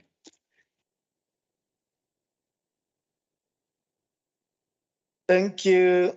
Let's hear the speaker from the African National Congress, Honorable S. Zigalala, for 12 minutes. Thank you, Honorable Speaker, Honorable Deputy Speaker, Chair, Honorable Speaker, Boys, Honorable Members. I extend my greetings on this very important day. We meet on the World Rhino Day during the Heritage Month as the representatives of the people of KwaZulu-Natal. It is the day that reminds us that the endangered rhino is part of our identity and heritage. On such a day, we remember the passion for the nature conservation and protection of rhino that Umdlogombane had. His Majesty had the praise of the rhino as ubhejane iphume esiqiwini kade bemvalele. We applaud South African schools and those in our province for making learners commemorate World Rhino Day. Honorable Chair, exactly 4 years ago on this day, we recall that South Africa lost one of its greatest environmentalists, a global icon, a committed freedom fighter, a fighter for a clean world, Mama Minister Edna Mlewa. We remember her for her strides on the world stage in the fight against climate change, pollution, and environmental degradation. As we meet today, let us remember the significance that both His Majesty King Goodwill Zwelithini and Minister Edna Mlewa attach to education and community mobilization to protect our environment and nature. Honorable Chair, not because I want to be defensive, but allow me to speak to a few issues that have been raised. Honorable Mayor, it is correct that the flood disaster that befell KwaZulu-Natal in April and May were unplanned, and therefore it's not an issue for political masquerading. We must discuss this honestly and continuously account to the people. And as government, we've always said as the ANC, we're open to account and at any point and to assist people irrespective of their own political affiliation. It is true that beaches remain closed, But it is true that eThekwini have budgeted 150 million to restore all sewage system.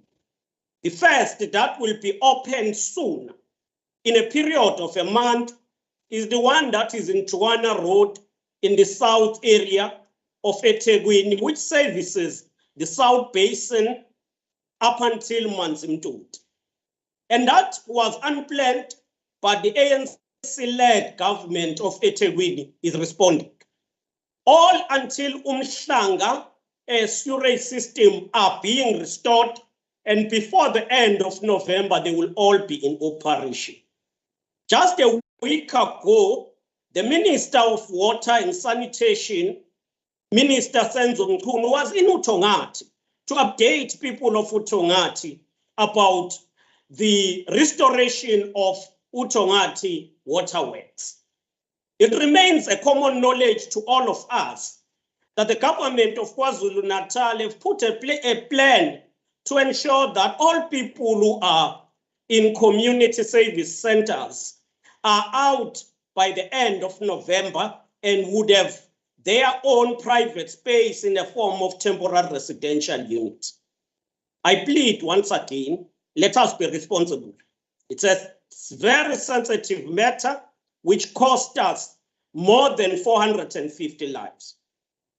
Honorable Kapisa, I respect you, Honorable, and I believe that you are one of those who should be knowledgeable given your age, that you are not so advanced. But to come here and present misinformation will not be correct. To say KwaZulu-Natal and South Africa is not water scarce country, it's unscientific. And it's worrying if it will be presented by someone like you, who has been a mayor, who have served in the NCOP, and who's serving here. We thought you are researching before you speak. Just a few years ago, we suffered drought. Why we suffered drought? We suffered drought. Even other companies went to an extent of proposing desalination. It's a fact that a greater part of South Africa is supplied by water coming from other countries such as Lesotho.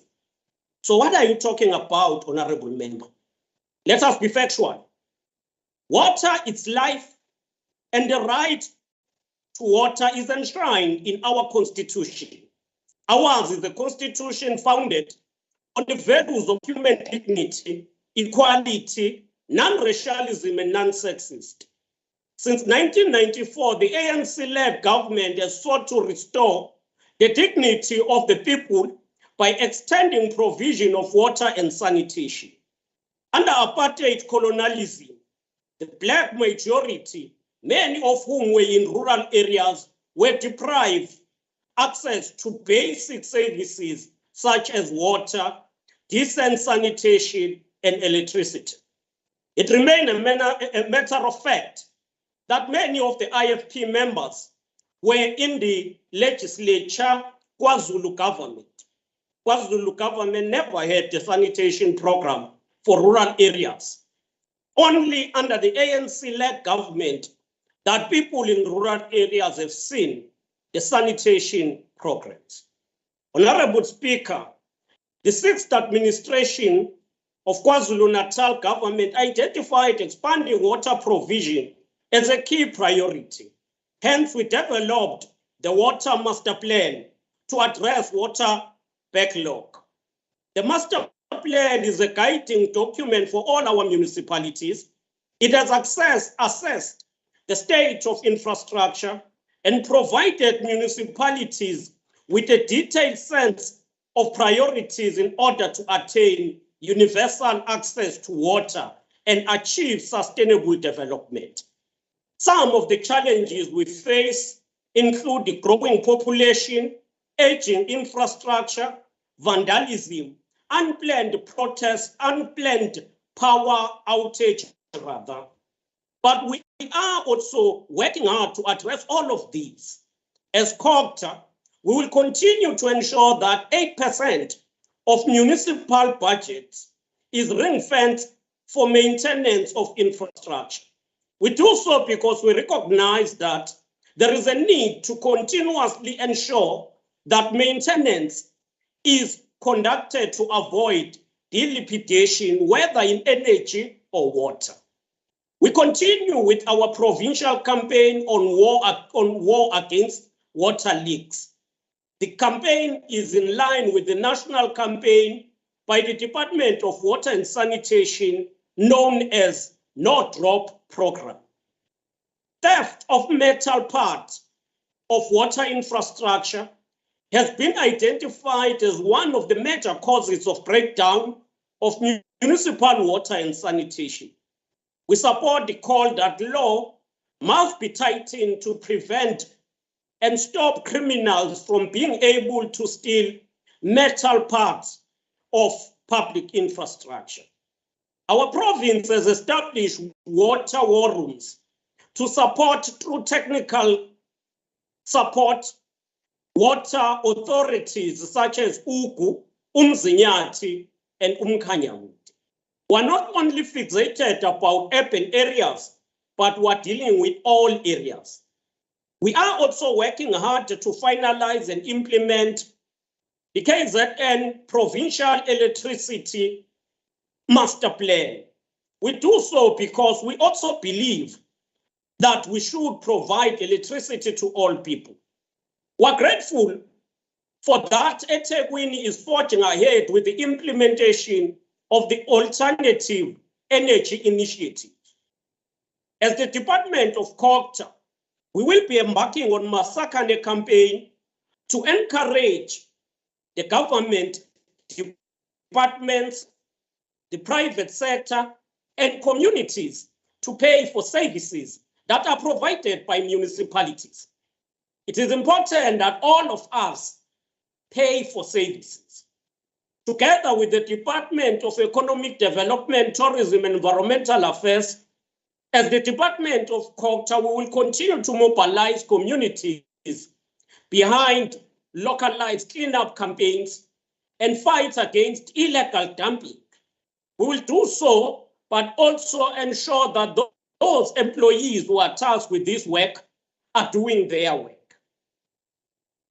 Honorable members, our province experienced probably the worst floods in the living memory in April and May this year.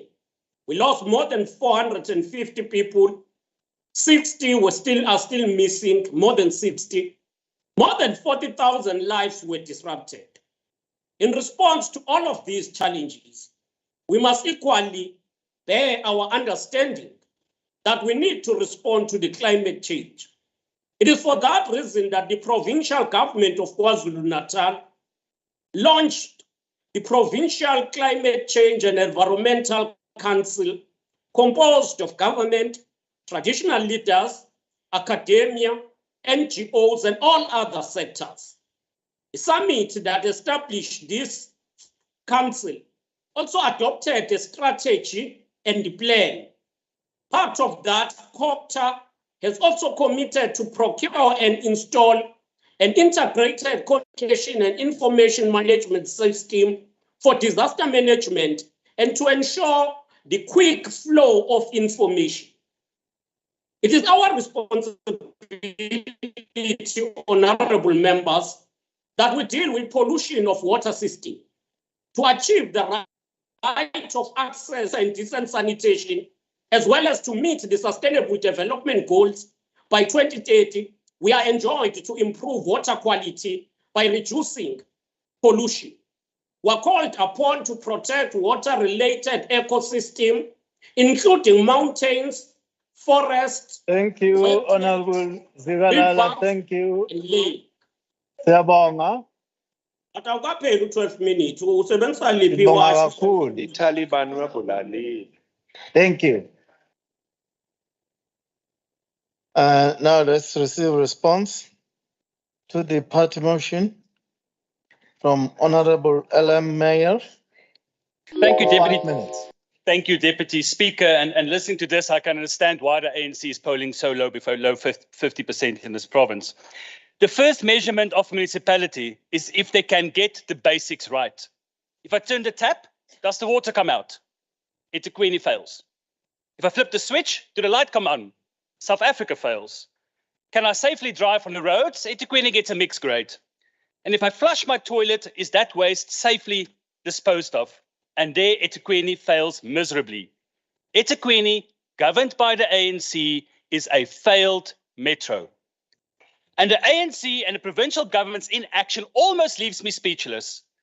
In 2019, the ANC removed Mayor Gumede, and the official reason given by the late Jesse Duarte was, and I quote, "The reasons for her and Exco being removed have little to do with her arrest and much more to do with the general assessment of the performance of the municipality." So why, please enlighten us, why is the governing party turning a blind eye to the continuous failure of eThekwini under their current leadership? Why is the absent Mayor Kahunda allowed to continue to fail the people of eThekwini? Why is this provincial government not intervening? Because it's not just the sewage and the water crisis. People still stay in halls 5 months later. Schools still not fixed 5 months later. Tongaat without water 5 months later. The South African Human Rights Commission report on the response to the floods are damning and backs up everything we and all the other parties here today said. The provincial government has a legal and a moral obligation to the almost 4 million people living in eThekwini to intervene. Deputy Speaker, the ANC-led coalition government in eThekwini is failing. They are failing this province. They are failing the residents of the metro. They are failing our country, as this is the third largest metro that contributes so much to our country's GDP. Will this new administration in the province truly just sit by and watch these failures? There is a stench, a stink, bigger in eThekwini than the terrible smell of sewage everywhere. And that's the stink of the failing and dying ANC hanging over our province. In this house sits 2 former mayors of eThekwini. The Premier herself is a former speaker of eThekwini Council. Many members in this house are residents of this metro. Will this house and this provincial government truly sit and watch as the failure in eThekwini endangers people's lives? And this failure is not just here in KZN. Where is the 1 billion rand promised by President Ramaphosa? We haven't seen it. Maybe we should go check under the beds in Pala Pala. Where is the help that was promised? Are the people of this province and this country only electing a government to then sit helplessly and hopelessly to wait for help that never comes? We in this house have a legal and a moral obligation. Section 139 of the Constitution of the country reads, when a municipality cannot or does not fulfill an executive obligation in terms of the Constitution or legislation, the relevant provincial executive may intervene by taking any appropriate steps to ensure fulfillment of that obligation. There can be no doubt that a municipality does not and cannot fulfill its obligation to the people of eThekwini to give them water, to provide safe and clean environment. Therefore, this provincial government must implement Section 139 of the Constitution.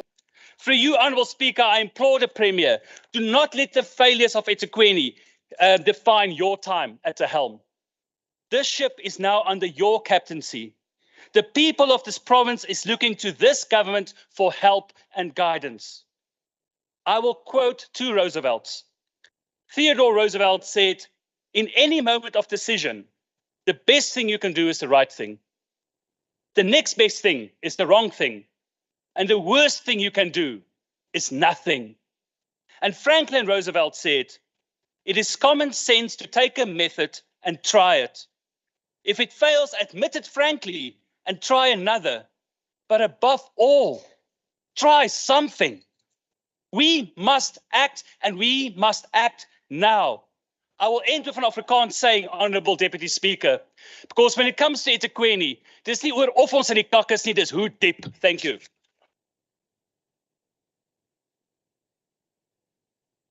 Okay, that brings us to the end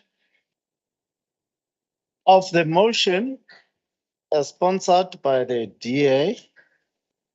We are now going to move to the next item on the order paper, which is a report by the MEC for Finance on their departmental performance against their annual performance plan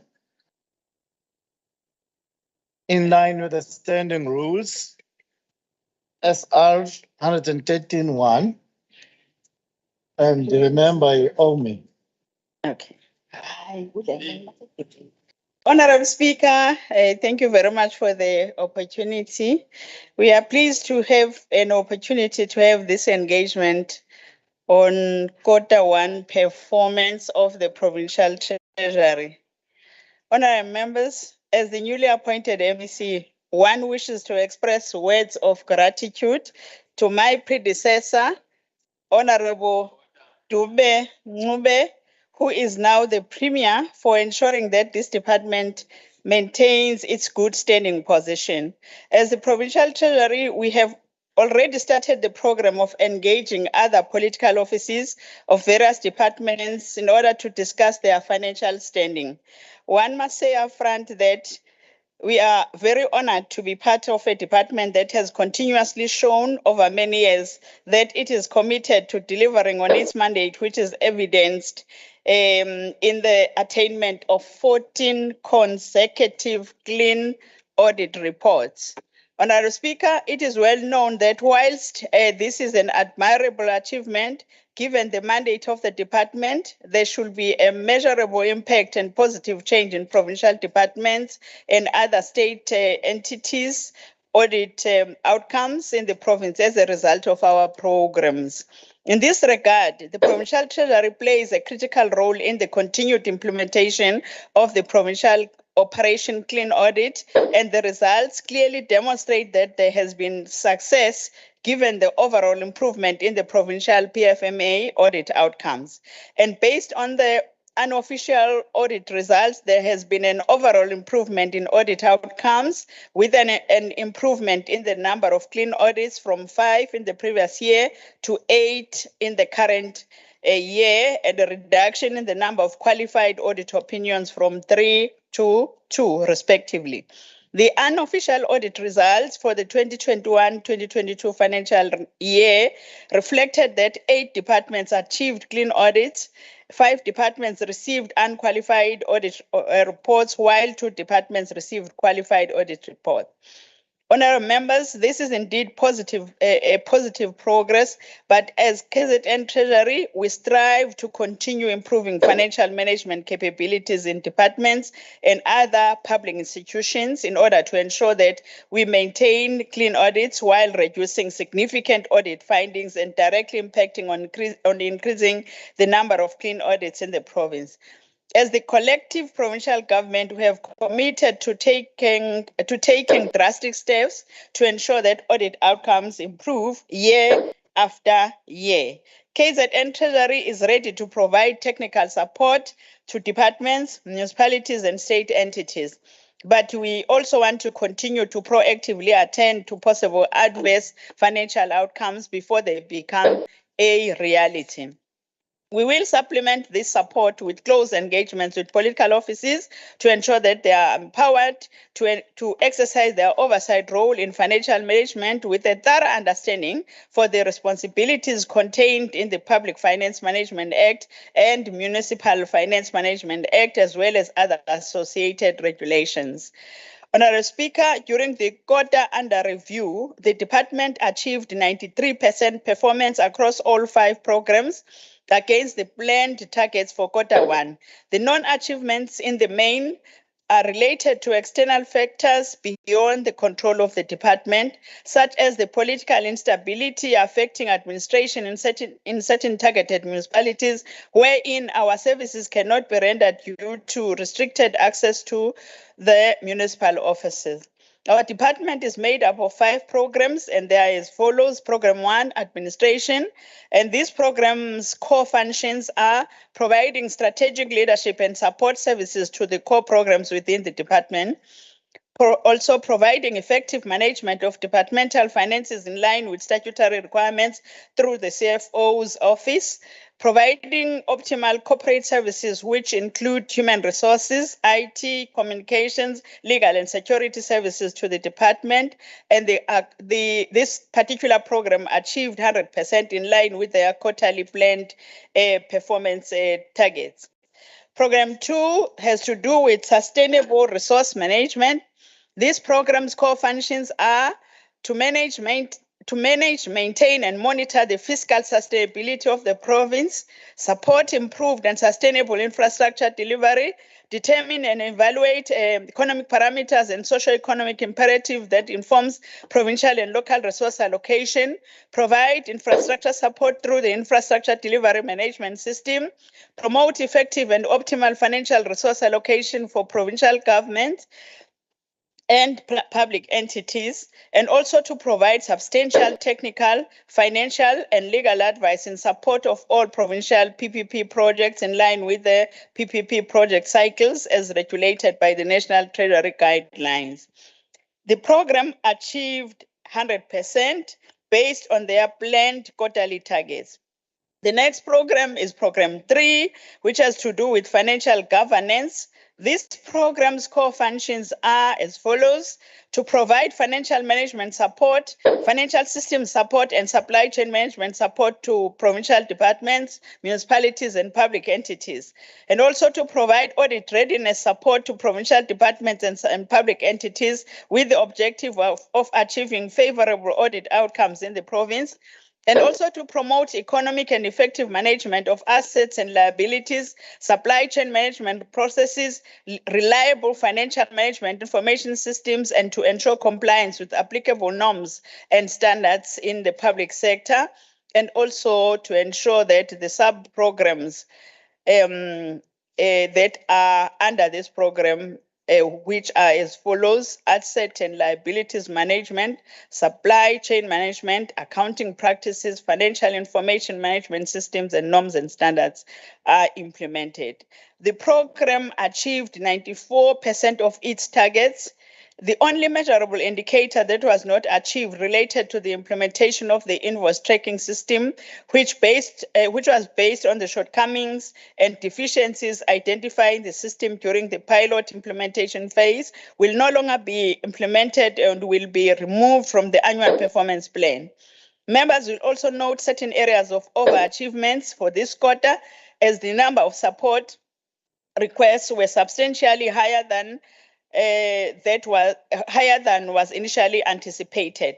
The units were also required to undergo pre-order assessments of disaster procurement of over 1 million rand in value, and this required a revision of the planned activities for the month. The SM teams were required to support and advise departments on the procurement processes in terms of the required exemptions due to the Constitutional Court ruling in relation to the preferential procurement to ensure minimal impact on service delivery, whilst ensuring compliance with the relevant prescripts. This also included advising appropriate procurement strategies during the disaster period in order to fast-track procurement whilst adhering to the provision for emergency procurement. Program 4 has to do with internal audit. This program's core functions are to provide shared internal audit services and risk management services to provincial departments, municipalities, and certain public entities, and also to provide administrative support to the shared provincial audit and risk committee and its 3 cluster audit committees, and to promote good governance by performing internal audit to provincial departments and risk advisory services at public sector institutions, and also to provide transversal risk management support to provincial departments and municipalities. And lastly, the sub-programs under this program are assurance services and risk management. The program achieved 78% of the first quarter targets owing to the delays in providing technical support to municipalities based on their request to postpone the commencement of these services, given the current disturbances in certain municipalities where there are protests related to political instability. There were areas of overachievement in the first quarter, which related to a rollover of incomplete projects from 2021-2022 financial year, which were completed in the first quarter. Regarding Program 5, we're dealing with municipal finance. This program's core functions are to provide oversight, technical support, and guidance to delegated municipalities, promote optimal and sustainable municipal budgets, as well as promote optimal implementation of budgets by municipalities and reporting on related compliance. And also to assist, support, and monitor municipalities with financial management and compliance with the annual reporting framework, and also to assist and provide technical support to delegated municipalities in order to promote sound financial management and sustainability, and also assist and provide technical support to delegated municipalities on revenue and debt management. This program achieved 100% of the planned targets for the quarter. For the first quarter, with a number of overachievements due to incomplete projects from 2021-2022 financial year being completed in quarter one.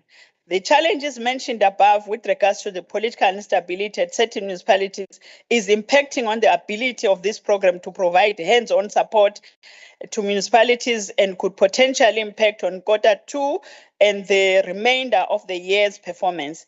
I've been briefed on these matters and will be engaging MEC for COGTA and the respective municipalities in order to resolve such issues, as the larger impact will be felt by the communities as services are no longer rendered. Honourable members, as the Provincial Treasury, we need to set the standards for all government institutions, and therefore we are on a continuous service delivery improvement drive, particularly given the fiscal restraints and limited resources we face as a province. Improved performance is a requirement, not just for KZN and Treasury, but for all government institutions in order to better serve our communities. Honourable Speaker, the truth, as you know it, is that during the quarter under review, the province has been dealt a heavy blow with devastating floods, shattering people's lives, leaving them homeless and hopeless. The effects of the floods will stay with us for many years, as the funding is simply not sufficient to complete all repairs and reconstruction in 1 year, which is crucial for the economic recovery of the province. The challenges we have experienced in the recent past have shown us that we cannot expect to realize the vision of the provincial growth and development strategy if you continue to work in a fragmented fashion. I must emphasize the need for improved collaboration and strengthened coordination through the effective implementation of the district delivery model, and completely eliminate the silos that are prevalent across the 3 spheres of government and even within departments themselves. With dwindling financial resources, we need to become entrepreneurial through innovative solutions. Simply stated, we must do more with less and eliminate any waste of state resources.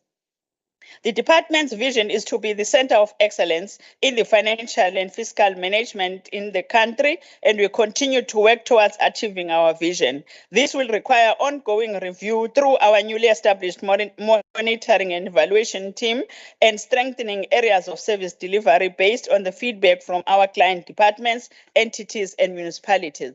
As we deliberate on departmental performance for this first quarter, I wish to assure you, honourable members, that our focus is unwavering, given our mandate and the impact we have on the province. Our finances must be continuously managed wisely with effective and efficient service delivery to our critical stakeholders.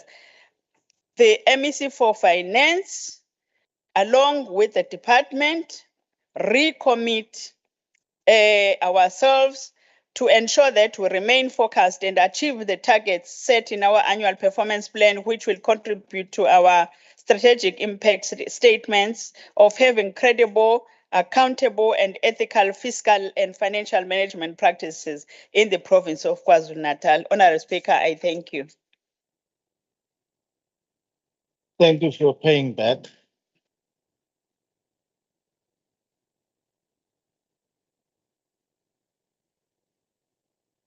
Okay, we refer the reports to the relevant portfolio committee. We are now moving to the debate.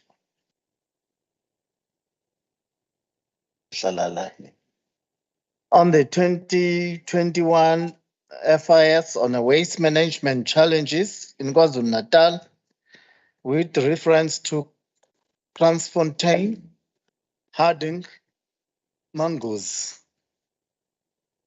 and Bazwana landfill sites.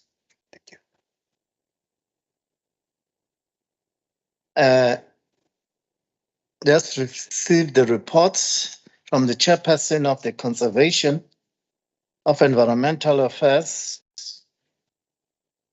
Honorable Shem. Yes, Deputy Speaker, thank you very much and good afternoon to you. Honorable members of the executive, honorable members, once again, Siyanibingelela. This is a summary report on waste management challenges identified by the committee using the FIS oversight mechanism. By way of background, the status of waste management in the province has consistently been on the committee's oversight agenda. To establish the nature and extent of challenges or bottlenecks in the waste management, the portfolio committee undertook site visits to selected landfill sites or waste management facilities. While the report focuses on 4 landfill sites, namely Greater Kokstad, Kraftfontein, Umzwabantu, Mangozi, and Bazwana, the committee has committed to visit as many landfill sites as possible during the 6th term of the legislature, with the recent 3 that we have just done in the last month, Honorable Chair. The committee's approach to understand waste management generally and specifically landfill site management and compliance is informed by the national and provincial agendas. The National Development Plan Vision 2030 outlines activities that are required to transition South Africa to an environmentally sustainable society, including recycling and waste to energy initiatives, which will move the country towards a greener and more environmental sustainable economy. Provincially, the Provincial Growth and Development Strategy Review Priority number 5 highlights 2 indicators that contribute towards the achievement of the national targets.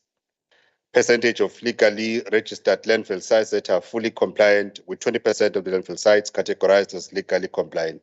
Building municipal capacity in waste management was proposed as an intervention.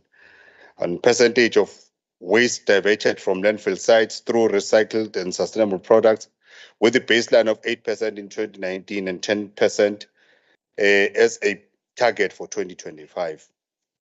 Progress in respect of these 2 indicators is unknown, honorable members. However, based on the site visits that the committee has conducted or undertaken, it can be concluded that the levels of compliance and waste diversion recycling are very low. The Department of ETIA, NGOs, municipalities, and other relevant role players should work together in changing the paradigm. The following key findings are highlighted in the report. 1, there is non-compliance to environmental legislation, with some sites being built without approved engineering plans. 2, even newer facilities such as Kraftfontein landfill site in Kokstad also face management challenges, such as indiscriminate waste dumping, uncontrolled waste reclamation, low levels of recycling, lost opportunity for revenue collection, etc. Weak leachate management systems and poor groundwater monitoring at various sites remains a matter of high apprehension. This was particularly a concern in Mangozi site, which is characterized by porous and sandy soils that could lead to groundwater contamination.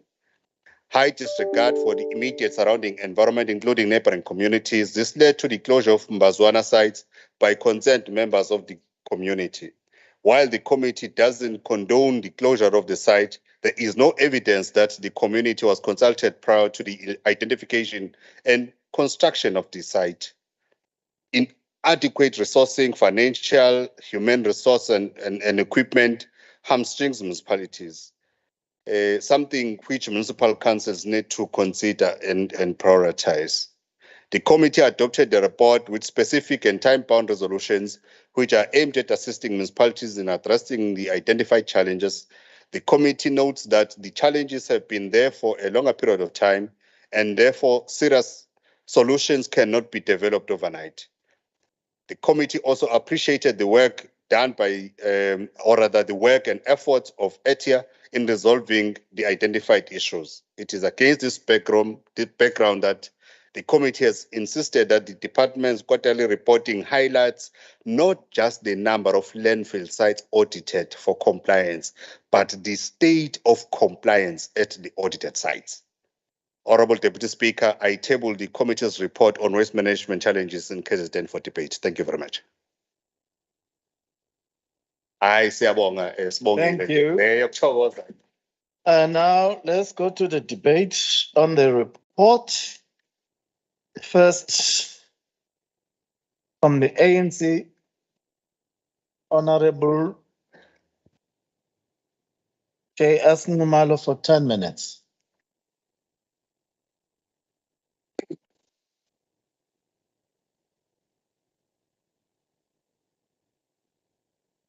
Thank you very much, Honorable Deputy Speaker Mvelase, Honorable Acting Premier, Honorable MECs, Honorable Members of the Legislature, ladies and gentlemen, protocol is observed. Good afternoon. Firstly, let me appreciate this opportunity to participate in this debate on the report of Conservation and Environmental Affairs Portfolio Committee on waste management challenges in the province of KwaZulu-Natal. Honorable Deputy Speaker, the most fundamental right in the context of integrated pollution and waste management is enshrined in the Bill of Rights, which provides that everyone has the right to an environment that is not harmful to their health or well-being, and to have the environment protected for the benefit of present and future generations through reasonable legislative and other measures that prevent pollution and ecological degradation, conservation and secure ecologically sustainable development and the use of natural resources while promoting justifiable economic and social development. Because waste management is enshrined in the Bill of Rights and also deemed as an essential service, local authorities must make available the necessary budgets and human capital to comply with this requirement. One could argue that a number of municipalities in the province of KwaZulu-Natal do not comply with what is stated in the Constitution. In the city of eThekwini, for instance, the collection rate is 1.4 million tons per annum, and almost 600 vehicles are deployed to assist with collection and disposal of waste. Municipalities must have the appropriate vehicles and skilled workers, including licensed landfill sites, and there is a shortage of landfill engineers, space and land for the establishment of new landfill sites. Honorable Deputy Speaker, eThekwini has a budget of approximately 3.5 billion rands, and it is still challenged with keeping the city clean. A new management model needs to be developed for the province of KwaZulu-Natal with regards to waste management. For example, a key component of this exercise will be the establishment of a waste management portal with all the necessary waste management information that will be easily accessible to politicians, the public, and any other interested groups. There must also be a standardized database between the different departments and all spheres of government. I think the regular publishing of statistics become critical on this matter. The Constitution right concerning access to information is central to waste management. All members of society contribute to waste generation and should therefore be part of the solution to solve this problem of pollution and waste. Mechanisms to increase both the awareness and role of individuals and groups to manage waste must be explored. It is recommended that an advisory body be established to assist the province and municipalities on issues of waste management, and furthermore, a clean city will increase civic pride and also attract tourists and investment into the province of KwaZulu-Natal. Honorable Deputy Speaker, the African National Congress, in its Ready to Govern 1992 document, as adopted at the National Conference of Nature Conservation, correctly argues that, I quote, land is a natural resource to be used in an appropriate and suitable manner. The same document also emphasized the importance of integrated conservation and co-management between municipalities and relevant local authorities in the development of these resources, close quote. Honorable Deputy Speaker, the Ready to Govern ANC document also committed that local communities must be consulted before the implementation of nature conservation programs, and that they should benefit directly from the desired economic activities and incomes generated thereof. This therefore means that all levels of government and private sector initiatives must also ensure that the people affected do benefit and are consulted properly. Honorable Deputy Speaker, I strongly believe that the decision by the Conservation and Environmental Affairs Portfolio Committee to visit landfill sites was indeed part of a tangible action to give practical meaning to some of the directives captured in the aforementioned Ready to Govern document. The recently conducted oversight sought to, among other things, to have a better understanding of financial, human resources, and infrastructure challenges that are required by municipalities to deliver on their waste management obligations. Honorable Deputy Speaker, I must say that all landfill sites we visited indicated that municipalities need more funding or grants to strengthen their financial capacity, which has been found wanting and thus insufficient. Having said that, I will now highlight some of the specific resources that were found by committee to be needed to enhance the capacity of municipalities to deliver on their waste management objectives. Some of the intervention required for Kransfontein landfill site, as our Honorable Chairperson Mchengu has highlighted, as follows: about 6 million needed to address construction deficiencies such as shelter for recyclers for compliance purposes, and a clear strategy on waste recycling that will also enhance waste recycling initiatives by the municipality. In a Harding landfill site, Mzwabantu local municipality, the department had identified issues that urgently need to be reviewed, and there are management of storm, covering and compacting waste, inadequate water monitoring, ground monitoring, and human capacity challenges, among others. As a result, the department has directed that municipalities should resolve these matters within 3 months period. Additionally, the portfolio committee raised a concern regarding the 200,000 rand paid monthly to a private company that manages the landfill sites. Hence, the recommendation is that the municipality must consider employing human personnel that will manage the landfill site and redirect these resources to addressing other issues. In Mango's dam site, Umhlabeyalingana local municipality, the following issues were found to be problematic that must be addressed urgently.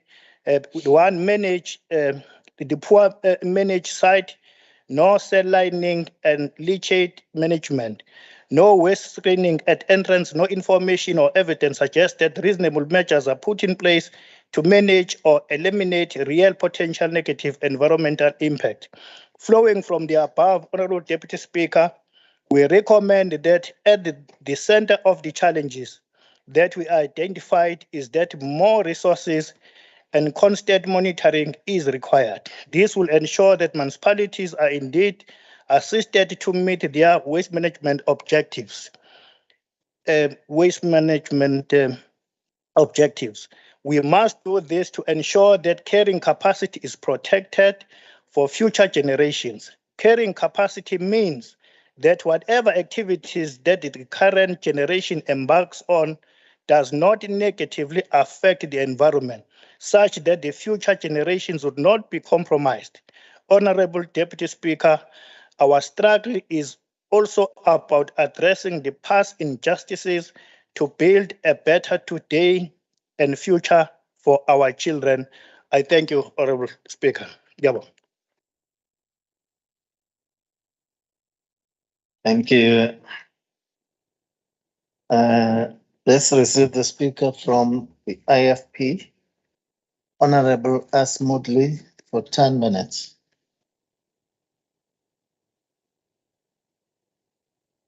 Good afternoon, Honorable Deputy Speaker. Acting Premier, MECs present, honorable colleagues, good afternoon. Honorable Deputy Speaker, Section 24 of the Constitution states that everyone has a right to an environment which is not harmful to their health and well-being. Have the environment protected for the benefit of present and future generations through reasonable legislative and other measures that prevent pollution and ecological degradation. The IFP believes that the uncontrolled disposal of waste in KwaZulu-Natal represents a danger to human health and the environment. Our health and well-being are also benefiting from correct waste management. Most of the landfill sites in the province are in a shameful state, which can mainly be attributed to the fact that local governments are neglecting this important service, such the Msunduzi municipality, which it has taken for many years to resolve issues that plagued its New England Road landfill site. For landfill sites to be operated in compliance with the relevant legislation, all landfill sites must be licensed and managed according to the conditions in the license. These management practices must also be compliant with the minimum requirements for National Environmental Management Waste Act number 59 of 2008, which sets out a number of minimum requirements that a landfill site must satisfy. Despite this legislation in place, there are many landfill sites that are still not licensed, or if licensed, are not operated to any standard. There are few municipalities that comply with the waste regulations, and local government lacks the responsibility or commitment for proper waste management, as well as the monitoring and licensing of facilities. Poorly operated landfill sites impact on the environment and can negatively impact the health of communities living nearby. The National Environmental Management Waste Act 2008 of 59 of 2008, Republic of South Africa 2008, and National Waste Management Strategy NWMSS, Department of Environmental Affairs 2011, call for increased diversion of waste away from landfill towards reuse, recycling, and recovery. Further, according to the final draft State of Waste report, Department of Environmental Affairs 2018, 34.5% of general waste generated in 2017 was recycled or recovered, while 65.2% was disposed to landfill. During oversight visits, it became clear that some municipalities are falling short in managing waste. This became clear during the oversight visit to Kransfontein landfill site in Greater Kokstad municipality. This landfill site cost the municipality about 29 million, but it had some construction deficiencies, and again 6 million is needed to fix these deficiencies. We see this as wasteful expenditure of public funds as to why in the first place were these deficiencies allowed to happen. We don't hear anything about what action has been taken against those who built the site, coupled with deficiencies. Further, it is of grave concern that there are no water sprinklers in the event of fire. This put people's lives at risk. We want to know what progress has been made so far in addressing all the challenges faced by the Kransfontein landfill site. Further, Mhlabelingane municipality is in shambles when it comes to waste management. The municipality has failed dismally to manage waste at Manguzi dump site. There are heaps of waste all over and no compaction. People are traveling long distance from Bazwana to Manguzi after the closure of Bazwana landfill site. Therefore, more needs to be done to address waste management challenges in Mhlabelingane municipality. Bazwana landfill site must be opened and both sites must be compliant. Failure to address the challenges will result into many people getting sick, especially those who live next to Manguzi dump site. People must not be subjected to inhumane and degrading environment. As IFP, we are calling for more financial support to be allocated to municipalities in order for them to be able to address waste management challenges.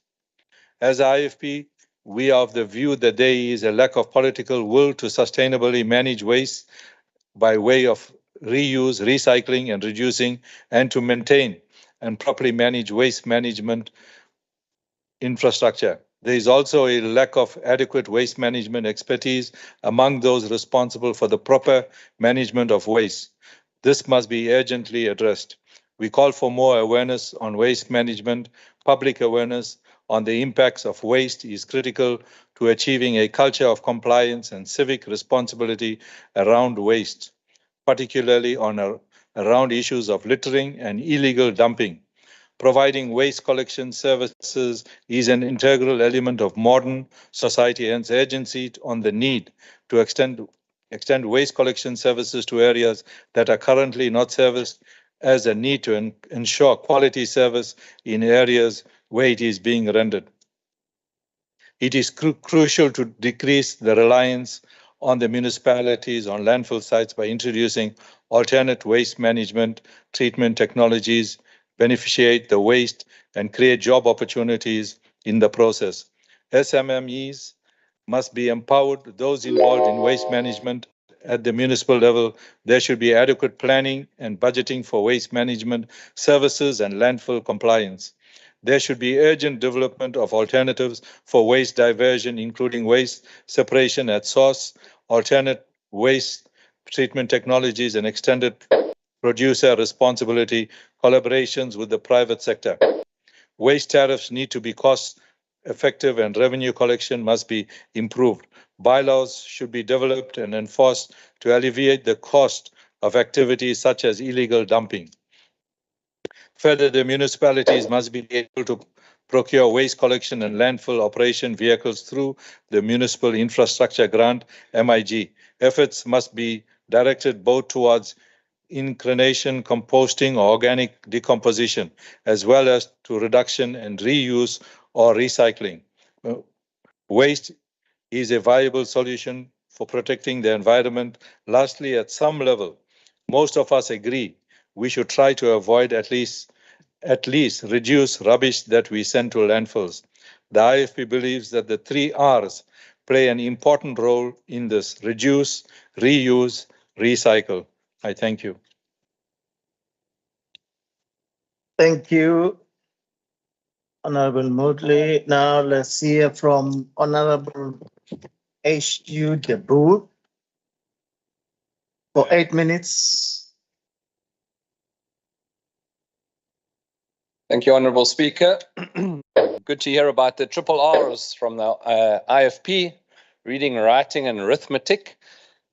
We certainly appreciate the inputs from the IFP, but are somewhat concerned seeing some of the district municipalities where there has been this general call for action are directly governed by the IFP. So we're not quite sure why there's this grandstanding in the House today from our honourable members from the IFP when it's their very own councillors who are responsible for some of the disasters that we find within the refuse and landfill sites. I love it when the IFP heckles me. Usually it's just the ANC. Honourable Speaker, let's start at the very beginning. I think that we realized from the beginning, approximately 2 years ago as a portfolio committee, that there was a fundamental lack of oversight within landfill sites. All credit must go to the chairperson of this committee. Even though he's an ANC, he's certainly ANC honourable member, he certainly is committed, and he has remained sustained in the oversight challenges that we have faced. As a committee, a multi-party committee, we have certainly had many adventures, walked through much refuse, and faced many challenges. Honourable Speaker, we must give thanks that we still have our honourable chairperson after he unfortunately was not well at one of these oversights. And I think it goes to show the dedication that has gone into this oversight.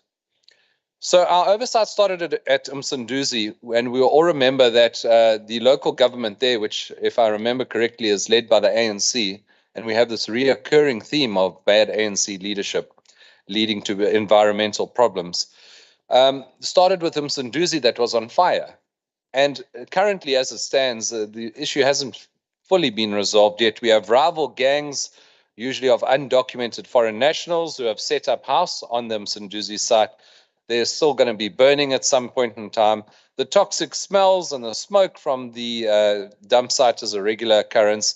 And most of all, and it was touched on very earlier in terms of the constitutionality of landfill sites and the strict regulations which govern landfill sites, is the fact that we have a human crisis that is evolving around all the landfill sites that we visit. Msunduzi is one of those. It's not specifically contained within this report, but it was the first one that we visited as a portfolio committee, if I remember correctly. And we actually have children and families who live on those landfill sites. As I've said previously, landfill sites are highly regulated. There's a constitutional imperative on both local and provincial and district government to enforce the laws and to put in the infrastructure that is required to keep the public around landfill sites safe. We need clean air, clean water, but most of all, we need the leachate and the toxic substances that are associated with landfill sites to be correctly regulated. Which brings me to another landfill site, which is unfortunately not on this report, but I believe should be. And that is the Buffelsdry landfill site in eThekwini. Thanks to the oversight of the portfolio committee and the insistence on the members of going down to that leachate dam, we discovered that the municipality, once again ANC governed, had allowed leachate to be deliberately discharged into a local river. To say that this was an outrage is putting it mildly. It was a clear contravention of the regulations, both at a national and provincial level. It was a toxic spill that went into the local river and eventually ended up in the Umhlanga River and ultimately the beaches. And it was a direct health hazard to the communities living around the Buffelsdry landfill site.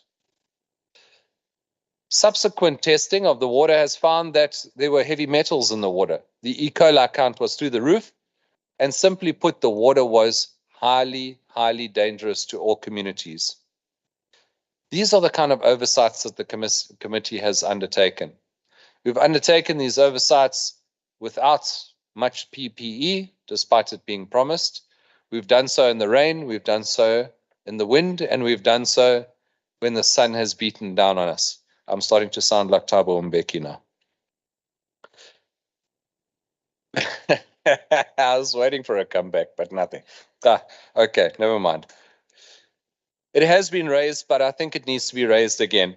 There's a lack of critical infrastructure at some of these dump sites. At one of the dump sites where we went, it was locked. And I remember, if I remember correctly, our committee researcher and even the chairperson were outraged at this and threatened to break the lock on that landfill site and gain access so that we could do proper oversight. But at the end of the day, what the core and fundamental problem was is that the local government had not engaged with the local community. Once again, we have local and district governments who are not speaking to each other, and we have provincial government who is often left out of it, and it takes specialized oversight to get to the bottom of these problems. The lack of consultation with the community led to the closure of this particular dump site. In the other dump site at Manguzi, we saw that there was litter flying everywhere. There was no real proper plan to put things in order, and it was an uncontrolled environment. Dump sites and landfill sites, if you want to call them, are some of the most highly regulated. We cannot have the continuing situation now where we have an inadequate infrastructure, inadequate systems to deal with leachate, and ultimately local communities and local environmental systems being poisoned.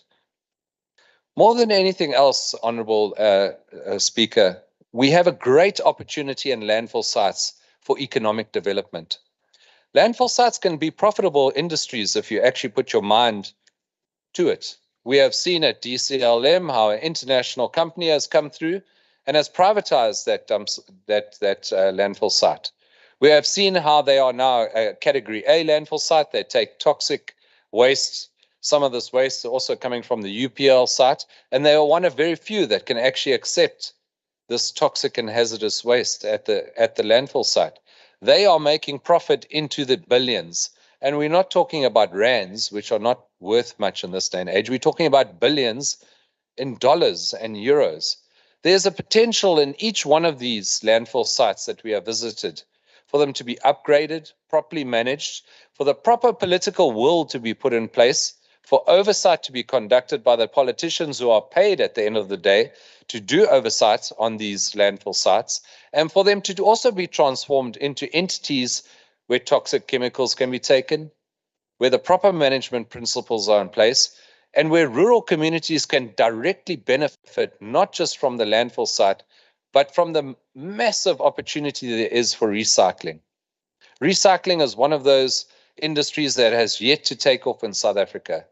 Whereas in other countries, there's so much recycling taking place that they have to import waste. Here in South Africa, approximately 95% of all our waste ends up in landfill without being recycled. That is a great pity, and it's a great economic potential, certainly for the province of KwaZulu-Natal. And we hope that further oversight will lead to that figure being improved. Thank you, Honourable Speaker. Thank you, Honorable Jabu. Let's give an opportunity to the speaker from the EFF, Honorable N. Dlamini, for 6 minutes.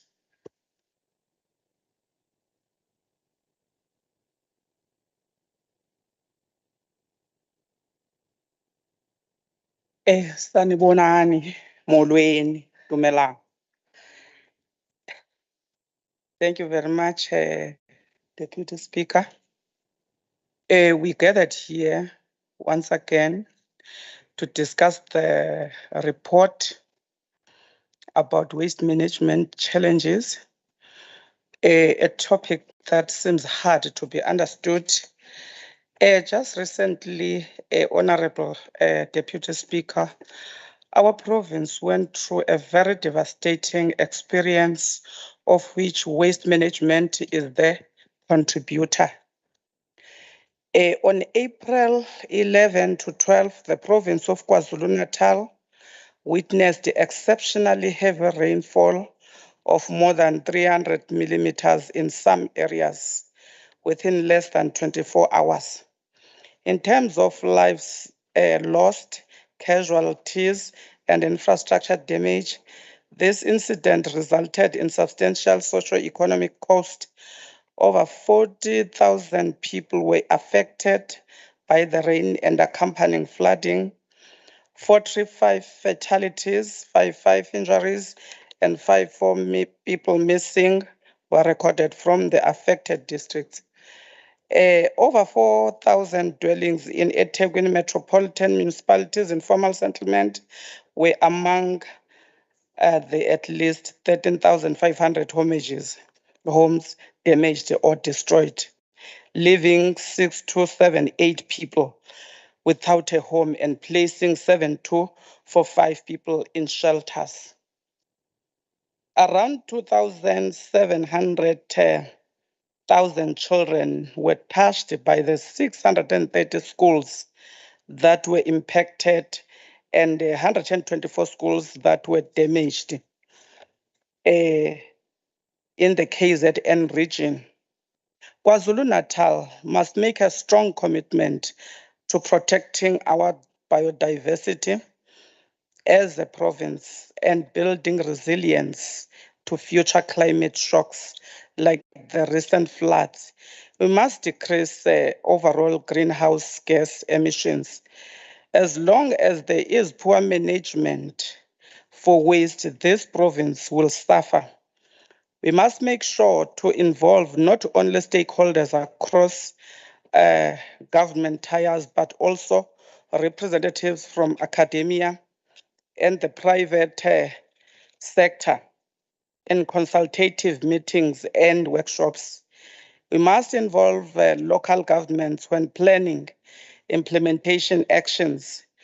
When eThekwini and other regions create their own 5-year development plans, they can specify actions to align with this provincial level plan. This process of including local level stakeholders from the start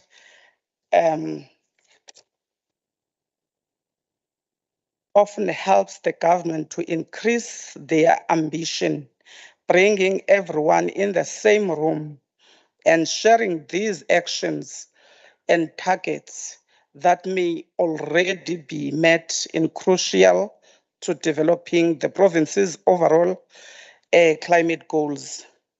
Involving local governments from the start will help our province to raise their climate ambition.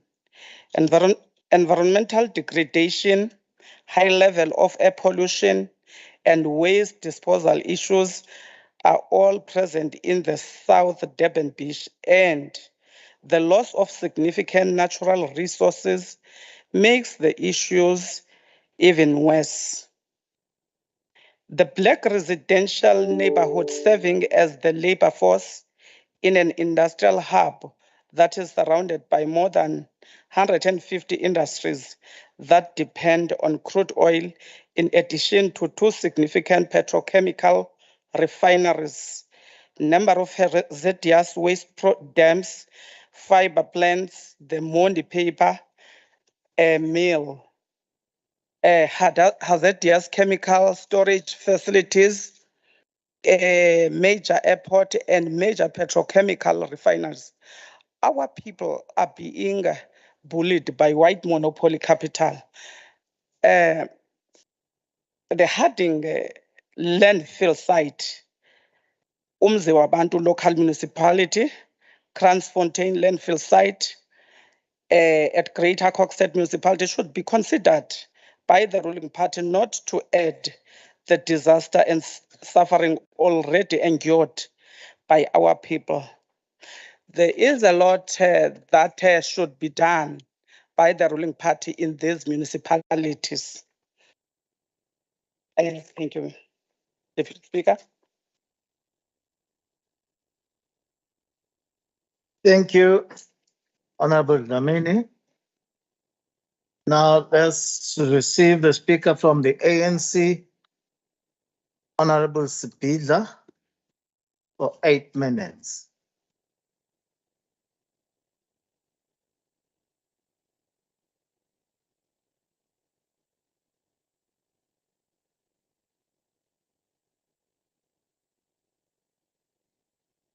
Thank you, Honorable Deputy Speaker. Deputy Speaker, namalungu wonke ahloniphekile endle yakho siyanibingelela ngokukhulu ukuzithoba. Somlomo umbutho wesizwe ukhongolose ushayela izandla isinqumo sekomiti lezemvelo sokuthi linqume ukubeka uqhulwini lezinhlelo zalo uhlelo lokuphathwa kukadoti noma imfucuza esifundazweni sakithi. Inhloso enkulu yalolu hlelo kwakuhlola inqubekela phambili ekuqaliseni i-NDP Vision 2030 isahluko 5 okhuluma ngokuqinisekisa ukusimama kwemvelo kanye nokuqina okunenhloso yokunciphisa ngokuphelele isamba semfucuza elahlwa kuma-landfill site unyaka nonyaka. Okwesibili kwakuhlola ukuthi kungabe njengesifundazwe sesikuphi ukuqalisa ngohlelo lwe-Provincial Growth and Development Plan PGDP 2035 with a special focus on strategic goal number 1, which talks about inclusive economic growth with an aim to implement the green economy strategy and the need to create jobs across sectors, as well as strategic goal number 4 and 5 as they relate to the mandate of the portfolio committee, kanye SDG number 8. As indicated, Honorable Speaker, in the report presented,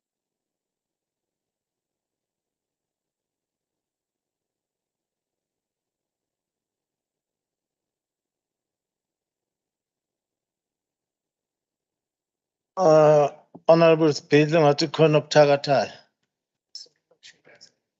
Oh, load shedding. Operator uyakuthakatha.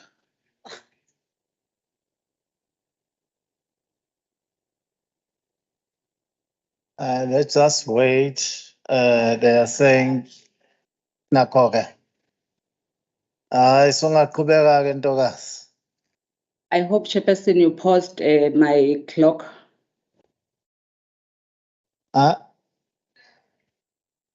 Thank you, Chairperson. Yonke nje bine load shedding. Okay, thank you.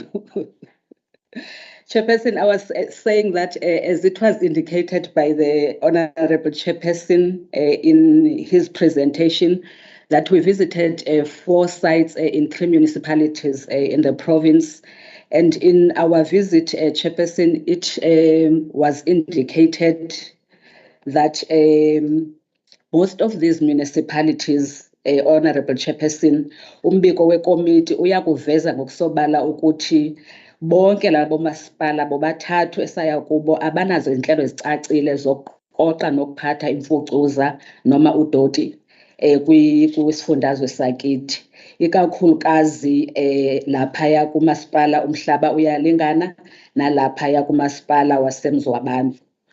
Somlomo labo masipala siyakholelwa kakhulu singukhongolose ukuthi kuningi okungenziwa ukwenza isiqinisekiso sokuthi abantu bakithi bayahlomula kuhlelo lwe-recycling noma i-green economy njengomgomo we-PDGP 2035. Kuzo zonke lezi zinda zemfucuza sathola ukuthi kunesamba esikhulu sikadoti ebekungafanele ukuba silaphaya kulezi zindawo. Ngenxa yokuthi omasipala abanazo izinhlelo ezicacile zokufundisa nokulekelela imiphakathi yakithi, uhulumeni wesifundazwe sakithi nabo omasipala uqobo end up spending lots of resources to manage waste bekungafanele kwaukuthi ilaphaya kwasekuqaleni. Lapha ngikhuluma ngodoti somlomo ubungakwazi ukubeka isinkwa etafuleni uphinde wonge imvelo uze wondle ngisho imfuyo yakithi uqobo. The province somlomo sikhuluma nje currently is recycling only 10% of its waste. Lokhu kukhombisa ngokusobala ukuthi amathuba ezomnotho asemaningi kakhulu kulomkhakha.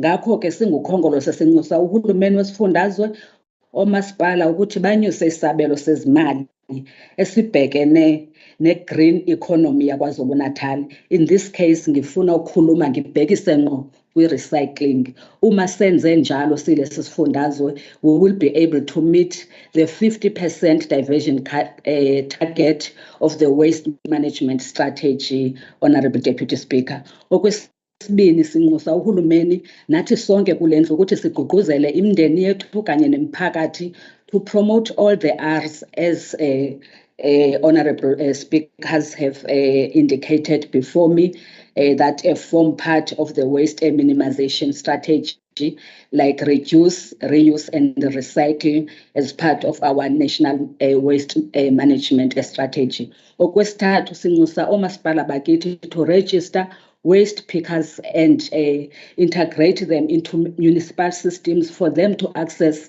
recyclables upstream rather than at landfill site. Somlomo uhulumeni kakhongolose kuzwelonke uqinisekisile ukuthi imithetho ekhona iyaqinisekisa ukuthi wonke umuntu onesifiso sokungena kulomkhakha uyakwenza lokho ngaphandle kwezinkinga phecelezi red tape. Kepha-ke zisekhona izinkinga ezikhona esizibonileyo njengoba kade sivakashele lezi ndawo. We still need to deal with unregulated market prices for waste material. The lack of regulation in the market allows for exploitation of some wastepreneurs, especially by monopolies in the glass and paper industries.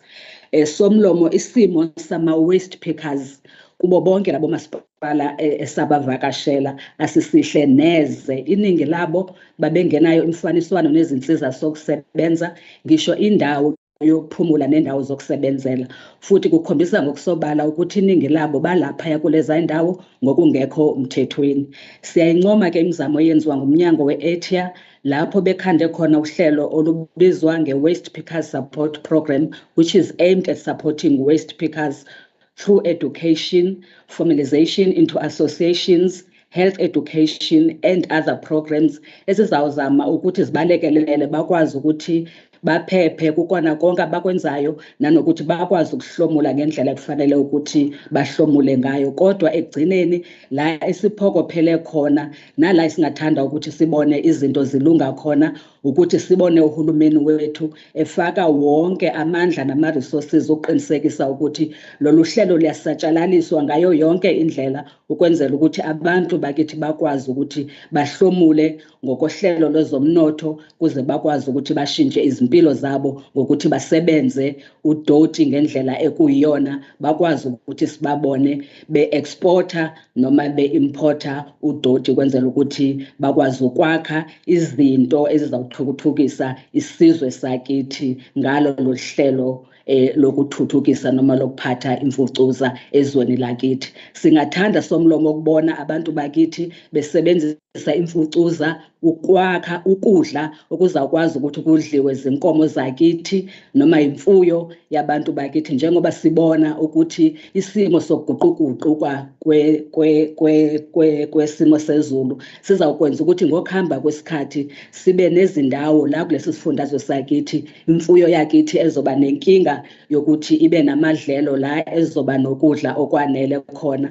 Kanti uma singena kulomkhakha we-recycling singakwazi ukuthi sakhe ukudla okwanele kwemfuyo yethu, abalimi bakithi bakwazi ukukhiqiza isikhathi sonke onyakeni ngaphandle kokukhinyabizeka ngenxa yesimo sokuguquguquka kwezulu. Ngiyabonga kakhulu Somlomo. Thank you, Honorable Speaker.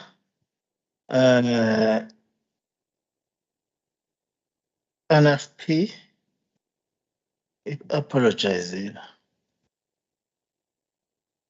Let's move to Minority Fronts, Honorable S. Takarash Bansi.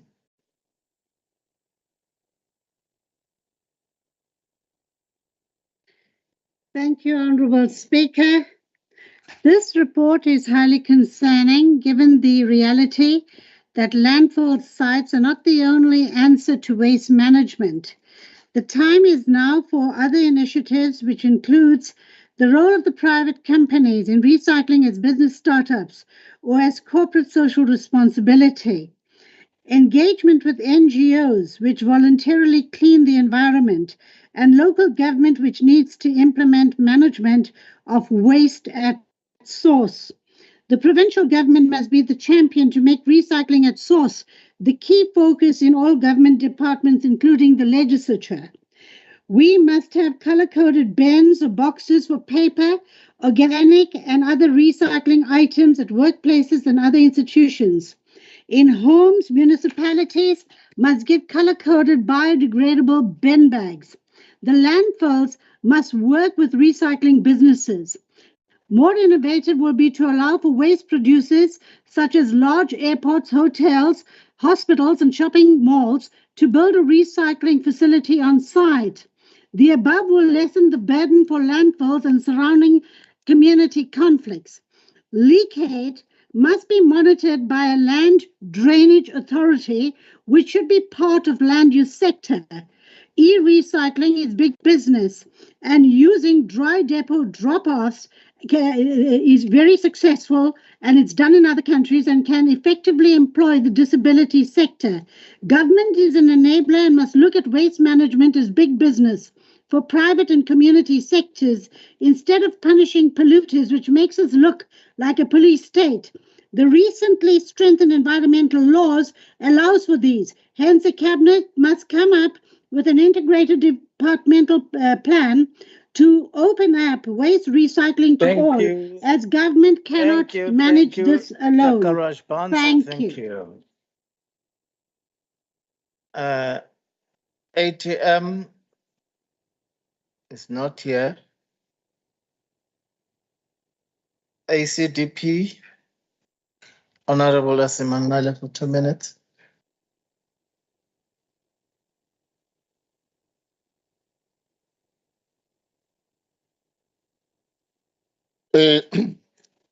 Speaker, ACDP is noting that this is a very, very great problem that we have. I am going to pray for Honorable Mshengu and his team to have strength to face this problem, because it's not an easy thing to solve. This problem has been in place. I was at Kwazulu-Natal in 2006. This problem was there up to now. And I know many people who have been employed like consultants who came with feasibility studies, everything, but this thing has been not fulfilled up to today. So it's a huge problem, and it's not only for Mhlabelingana. If I could hardly say in KwaZulu-Natal, sinabo ngempela abantu abalegal ukwenza lo msebenzi. Bengathi in short, call the imbizo mfowethu, start onke lama feasibility studies asesenziwa ebekwe la, suke lapho kwenziwa i-budget. Then you force the implementation, ube close monitoring. Yona kuphela into engasiza leyo ukuthi implementwe le problem. Otherwise, so lokhu siyicula, lokhu yaculwa lide leli chorus, ngiyalazi usenkingeni mfethu kodwa uNkulunkulu uzokusiza. Thank you.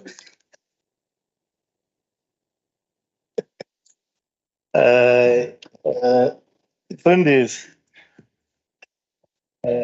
Ingase why lapha kuqala lento. And the next speaker from the African National Congress, Honorable Ntombela, for 10 minutes. Amen, Somlomo. Amen, honorable members. Umfundisi ebeke ngomkhuleko lelo futhi ebeke emkhulekweni umkhuleko wona wasinceda usise phambili. Let me join other members, Honorable Speaker, in participating in this debate. In 2018-19 financial year, the Conservation and Environmental Affairs Portfolio Committee undertook a focused intervention study to establish the state and extent of landfill site compliance and recycling at selected municipalities. There are many landfill sites in the province which could not be covered due to time constraints. The impact of the non-execution of bylaws that governs illegal dumping, pollution of airspace, and the effect of airborne disease, especially in black areas due to unregulated burning and disposal of some industrial materials. Waste is an important contributor to international and national development goals. The National Development Plan Vision 2030 outlines activities that are required to transition South Africa to an environmentally sustainable society. These include, amongst others, recycling, waste to energy, and other such initiatives that can result in a zero-waste society while building a greener and more environmentally sustainable economy. The National Waste Management Strategy responds directly to the NDP by implementing a waste management system through the rapid expansion of recycling infrastructure and encouraging the composting of organic domestic waste to bolster economic activity in poor urban communities, and to the need to cut down on solid waste disposal. The Provincial Growth and Development Strategy Review Priority 5 highlights some indicators which must be prioritized, which are, amongst others, a percentage of legally registered landfill sites that are fully compliant, percentage wastage diverted from landfill sites through recycling and sustainable practices. Key to achieving these goals will be the role of the provincial department in building capacity and supporting local sphere of government to achieve these goals. Some municipalities have implemented programs on the clearance of illegal dumping sites and converting them into green zones, such as mini parks in Greater Koksad municipality. However, it needs to be noted that after the old Shayamoya waste disposal site was closed, whilst no rehabilitation and aftercare were instituted, most municipalities have outsourced this responsibility of managing these sites. Moving forward, we must move toward insourcing this responsibility by building enough capacity within our governance institutions.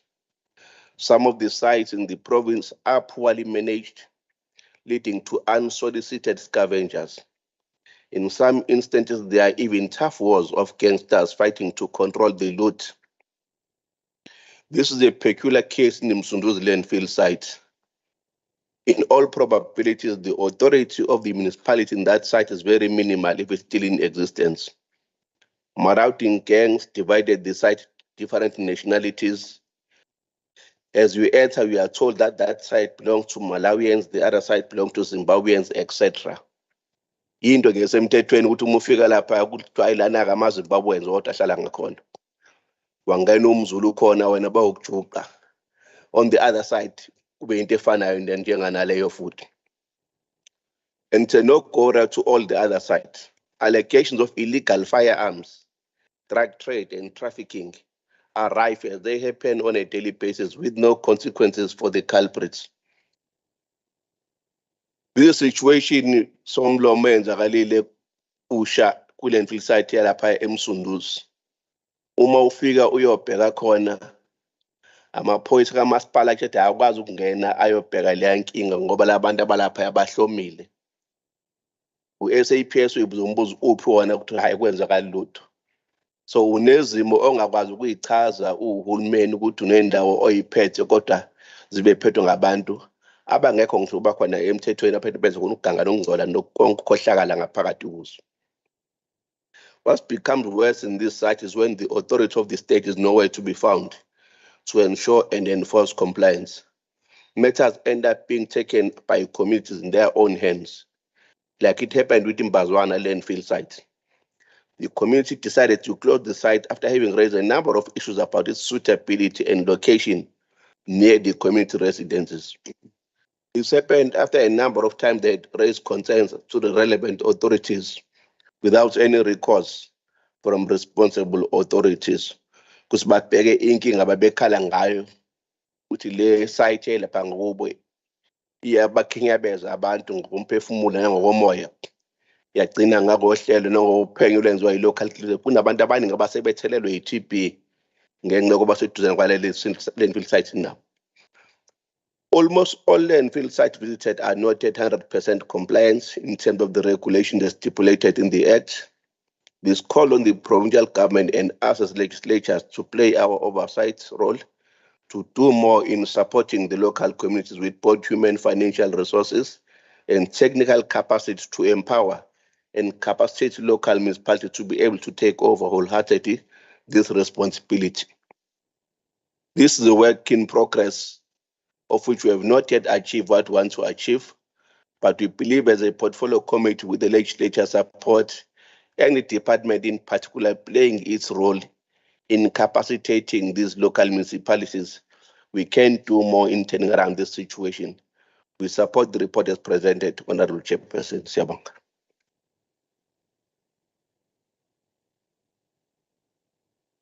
Sibonga Mahlo. Now let's get a response from Honorable Mshengu. 5 minutes. Thank you very much, Honorable Deputy Speaker. Let us appreciate the contributions by all members who have come to this podium to debate on this report, in particular, Honorable James Numalo. We think the suggestion of an advisory body on waste management, in particular on municipalities, is most welcome, and I believe that the department will look at it.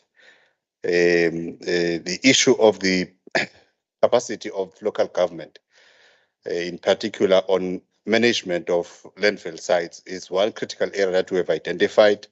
In actual fact, there are people who are just milking local government, purporting to be experts, but the results are not forthcoming. We are concerned that local government employs professionals, but these professionals in turn outsource management of these facilities, which is a serious misalignment of, and in actual fact, waste of resources. We will continue with our monitoring for compliance, obviously working with the department.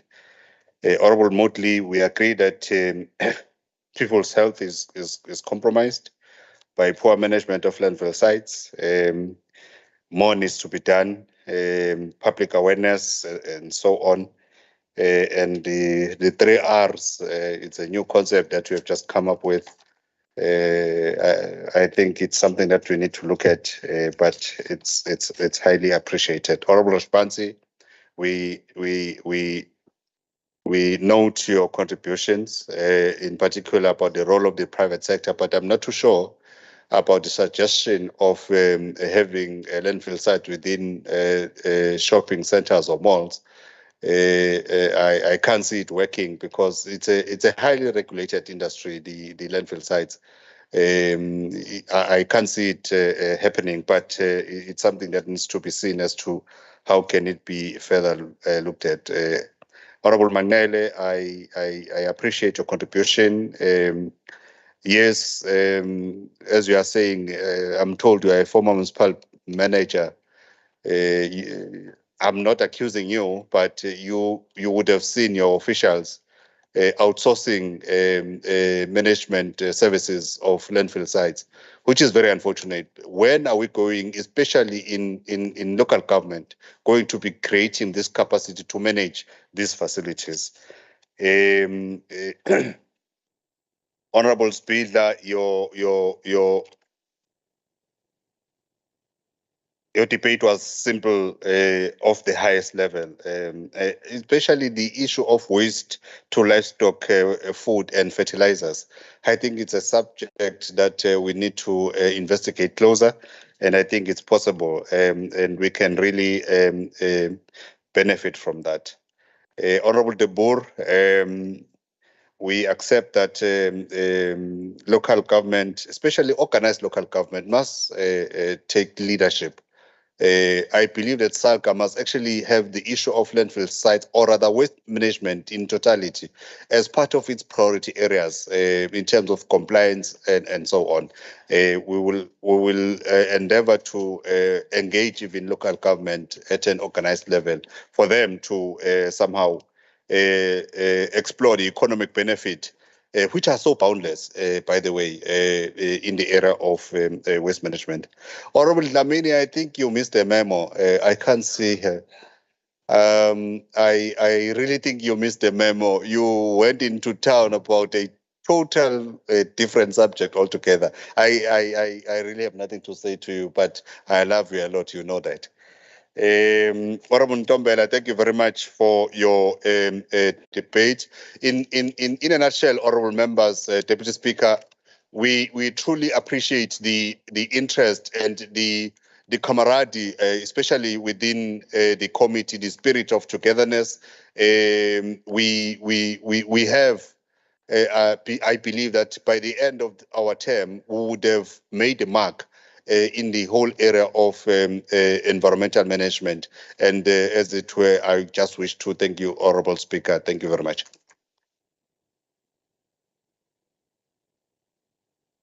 Thank you. As a procedure, then we refer the debate to the relevant.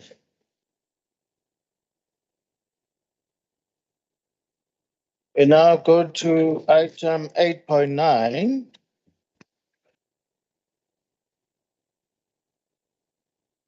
And debate on 21-22 unaudited closeout budget report.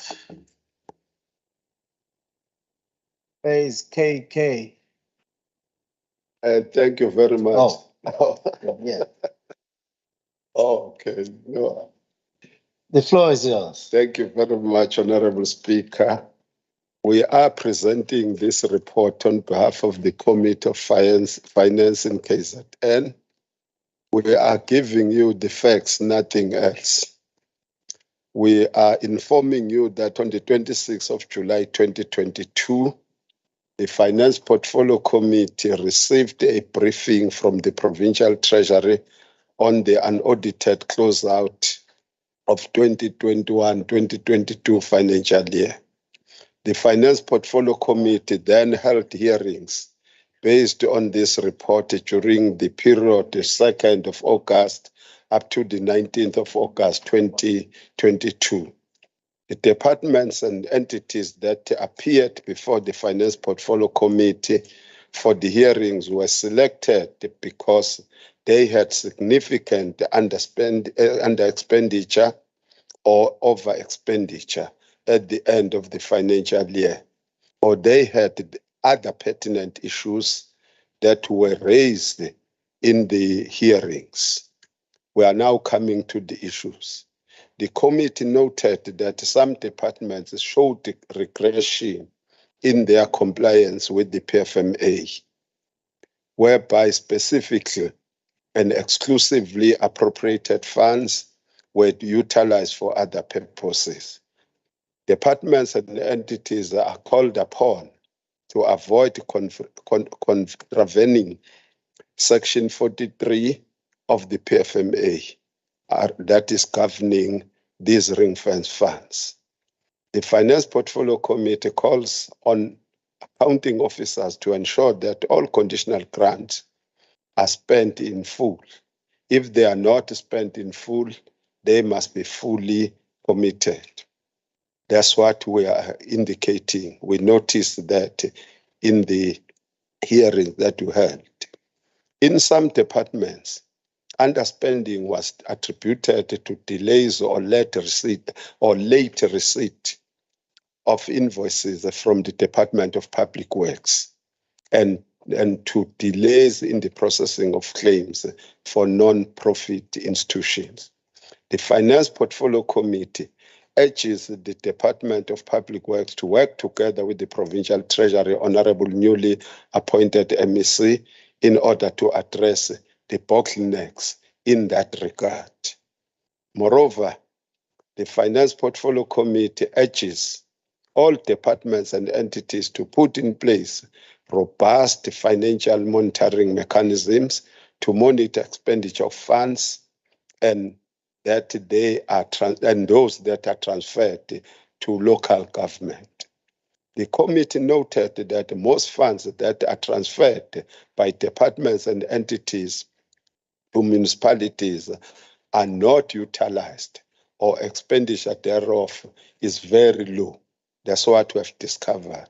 Lastly, Honorable Speaker, the committee noted that many departments did not spend the specifically and exclusively appropriated funding for the district development model. We wondered why that money was allocated, the 2 million per department. In the debate, it will be specific as to how departments spent that 2 million. So this is what we indicated when we were encouraging this House to pass the budget for 2021-2022. We indicated as the Finance Portfolio Committee that we are going to focus on the spending and accountability of the 2 million rand for the TTM. Accounting officers and accounting authorities are urged to abide by circular on cost-cutting measures. That's what we are emphasizing as well. So it's very, very important that happens. So this is what we want government to consider. In conclusion, Honorable Speaker, the Finance Portfolio Committee met on the 13th of September 2022 and adopted this report and the accompanying 16 resolutions based on the 2021-2022 closeout.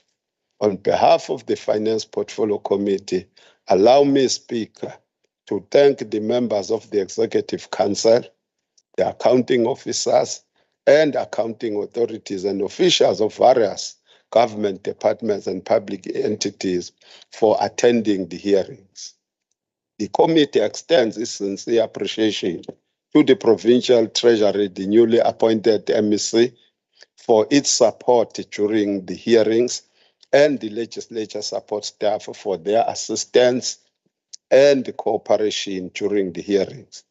I would also like to thank the honorable members deployed from different political parties to the Finance Portfolio Committee for their hard work and commitment in their work. And we also want to thank the honorable members of other portfolio committees who attended the hearings. The 16 resolutions, Honorable Speaker, taken during the 2021-2022 unaudited closeout budget performance hearings for KwaZulu-Natal are hereby submitted for adoption by this legislature. Ngibonga kakhulu Somlo. Thank you, Honorable Kosi. Now let's hear the debate from the ANC. Honorable M.A. Zulu for 9 minutes.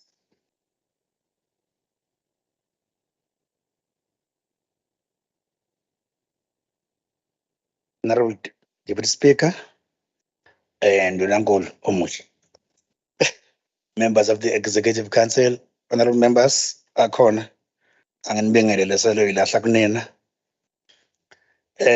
My focus today, I'm assigned for vote 12 and vote 13, which is Department of Transport and Department of Social Development, respectively.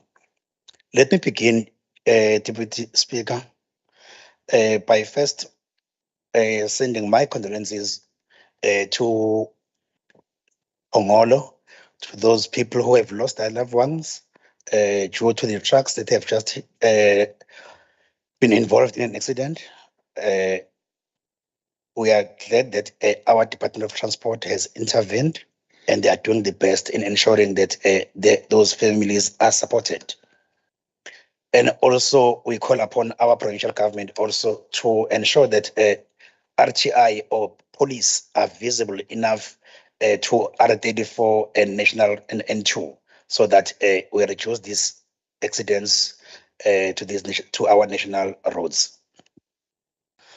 Let me begin, Honorable Chair, in my close-out report on vote 12. Honorable members, it was reported, of course, that our Department of Transport spent 2.3 billion, of course, in 1 month, of which it was March. We always urge the departments to fully spend their allocated budget. However, this astronomical spending in just 1 month before the end of the financial year invokes concern and requires closer monitoring.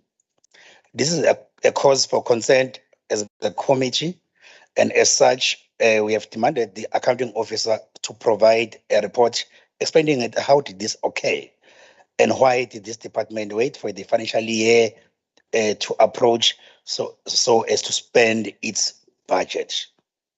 The accounting officer, we have requested them to report to the committee before on the 31st of October 2022. There is a contentious issue around the access of quarries in the areas of Amakosi and in some areas whereby they are, of course, governed by the trust. We refer this matter to the department that they should engage also the Department of Mineral and Energy and have engagements with the stakeholders concerned, Amakosi, business forums, and other departments related. This will also give rise to address any issues that will disturb service delivery to for the Department of Transport in our communities.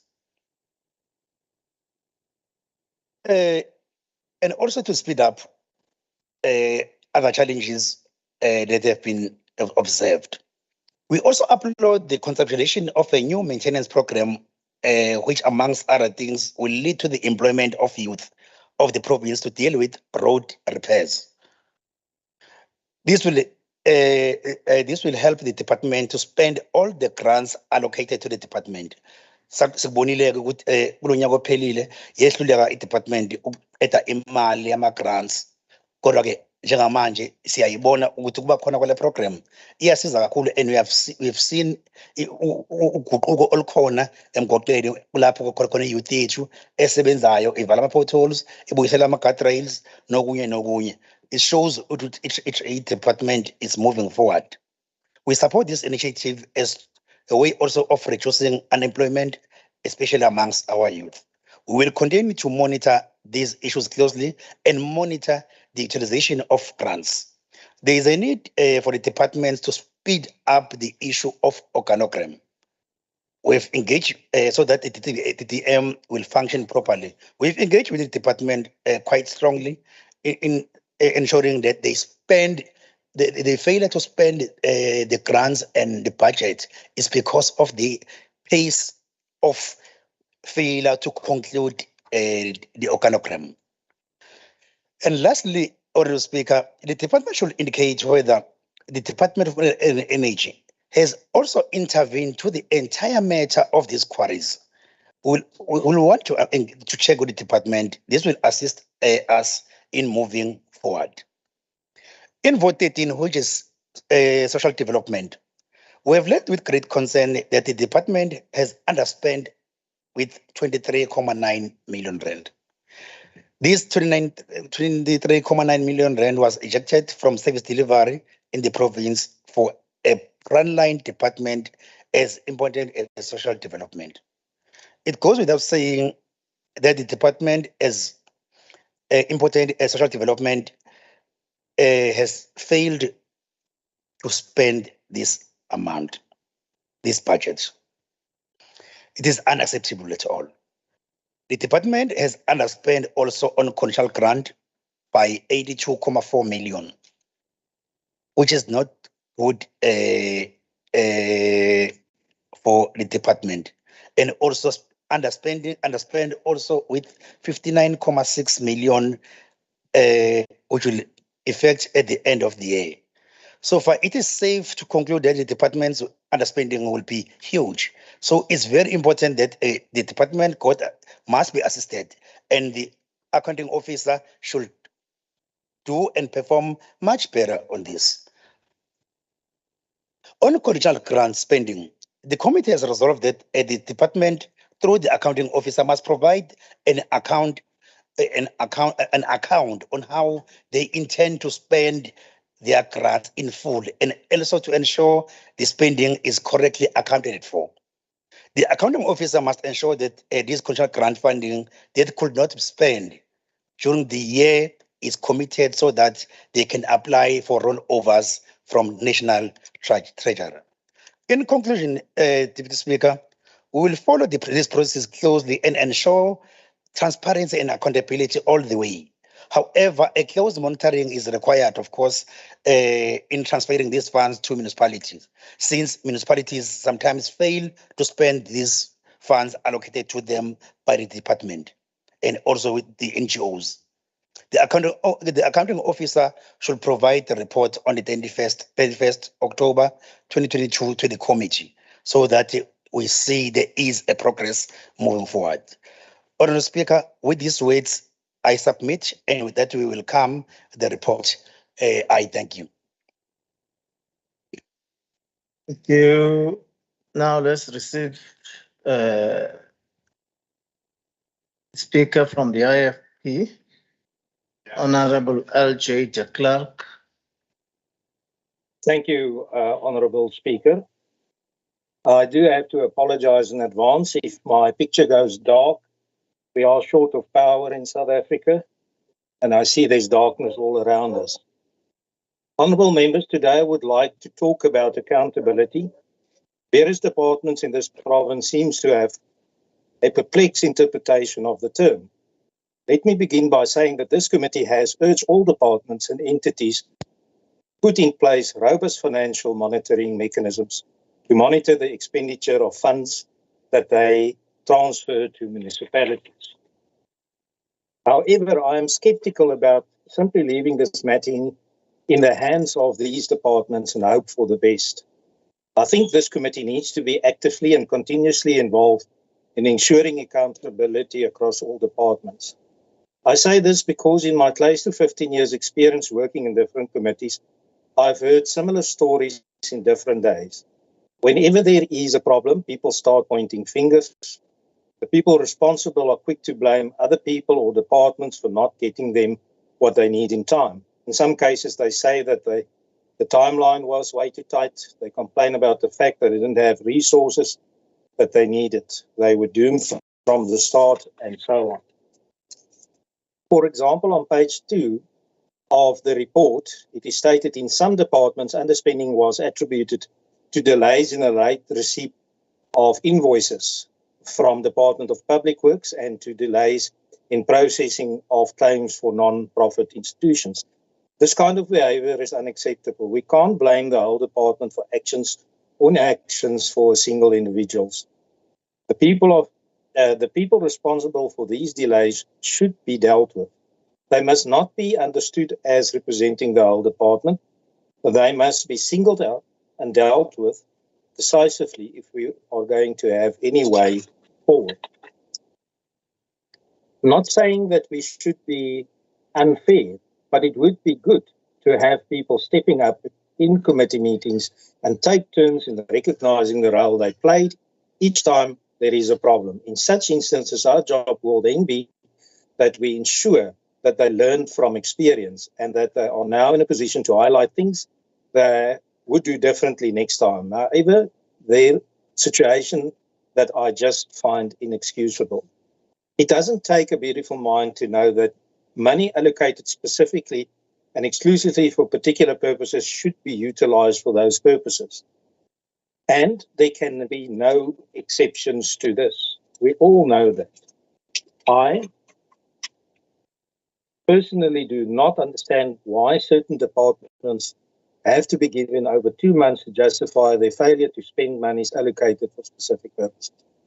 If we continue doing this, we might as well admit that we are condoning unauthorized expenditure and thus making a mockery of the Public Finance Management Act. I'm sure that we do not want to be where we are today and find ourselves debating over one and the same thing in the future.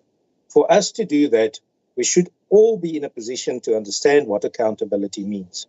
A straightforward definition of accountability is when a person accepts responsibility for their actions and decisions without any prompting or pleading. That means they must do it out of their own accord.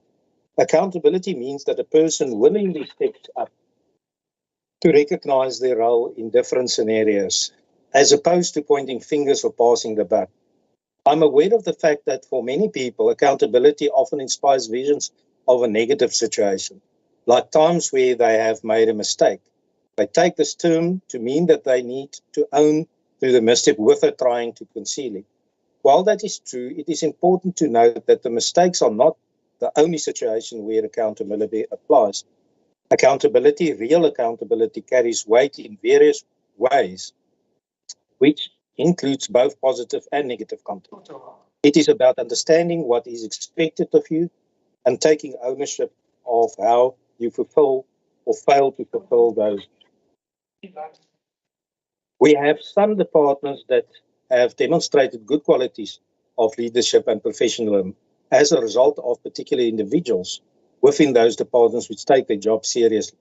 We must identify those individuals, acknowledge them for their work so that they are inspired to do more. On doing that, we are still holding them accountable for the good job they have done. That is the true meaning of the term accountability, and I encourage all members to apply it as much as we can. I thank you.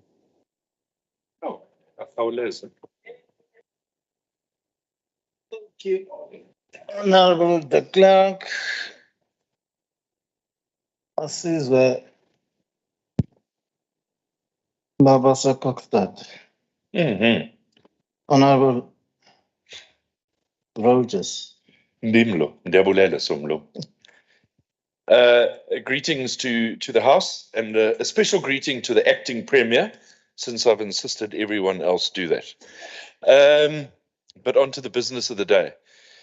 Speaker, let me also take this opportunity to send the DA's heartfelt condolences to those parents and family and friends of the children and the other people that were killed in the accident. It was a dreadful incident and it should never happen. And our heart goes out to those families. Mr. Speaker, Section 1 of the PFMA defines fruitless and wasteful expenditure as the following, and I quote, expenditure which was made in vain and would have been avoided had reasonable care been exercised. I close quote.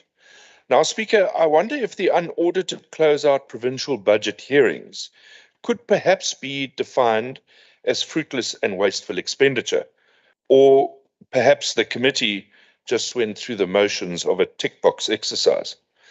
And I raise this because at the time we went through the hearings, the Auditor General had already concluded the annual department's reports.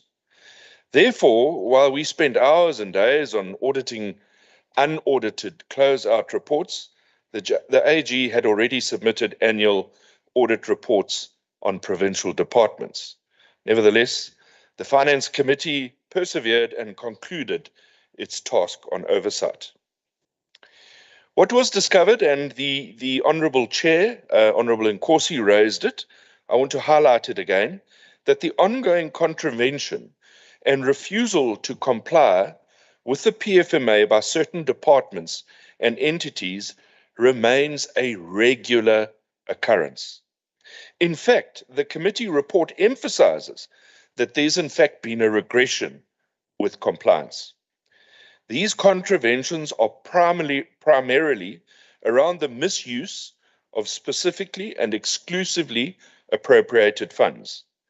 Not entirely unexpected, one might say, as the financial cuts to this province and departments start to hit home. And in some departments who now find themselves, in order to survive, they actually have to use specifically and exclusively appropriated funds to redirect for their operational costs in order to avoid over-expenditure. A prime example of this is the Department of Education. But the DA made it very clear that at the 21-22 budget allocation debates, that the Department of Education was never going to have enough money to cover what it needed. But hey, who listens to the DA? Even the mid-year adjustments fell short. So here is the result. 1, the department's entire budget was overspent by 398 million rand. We told you so. Or I told you so. 2, the department underspent on its NSNP grant funding and the Presidential Youth Initiative Fund by a whopping 192 million rand. Remember that these two amounts I've just mentioned are exclusively and specifically allocated in terms of Section 43(4)A of the PFMA. It cannot be used for anything else other than its intended purpose. So, had the exclusive and specifically appropriated funds been spent on their intended purpose, the department would have overspent by over R500 million. So here's a department that's in a catch-22, you see, because of continuous budget cuts with cash blocking and over expenditure becomes a problem, or should become a problem, I would imagine. So the only solution is to fall back on exclusive and specifically appropriated funds to soften the blow. Now the problem arises. Now, what happens in the subsequent financial years from now? And of course, is the department going to face a first charge, which means the budget is going to be cut in the next year? If that is the case, then the department is facing an uphill battle in the future financial years. There's a solution, Speaker. And this solution, as I've said before, my mantra is a zero-based budgeting. That's the only way forward. Historically based budgeting is not giving us the desired result. Listen to the figures I've just given you. Spending pressures change with time, as does our economic environment in which we operate. Hence the problem facing the allocated budget for the Department of Education and various others. The call for zero-based budgeting can further be motivated if one considers the continual non-filling of vacant posts. Yet when we compare the department's APP that appears to be achieving 100% outcome, you have to ask the question, how are you receiving 100% meeting your targets when in fact your posts aren't being filled? Zero-based budgeting is the way we've got to go. 0 minutes. Oh,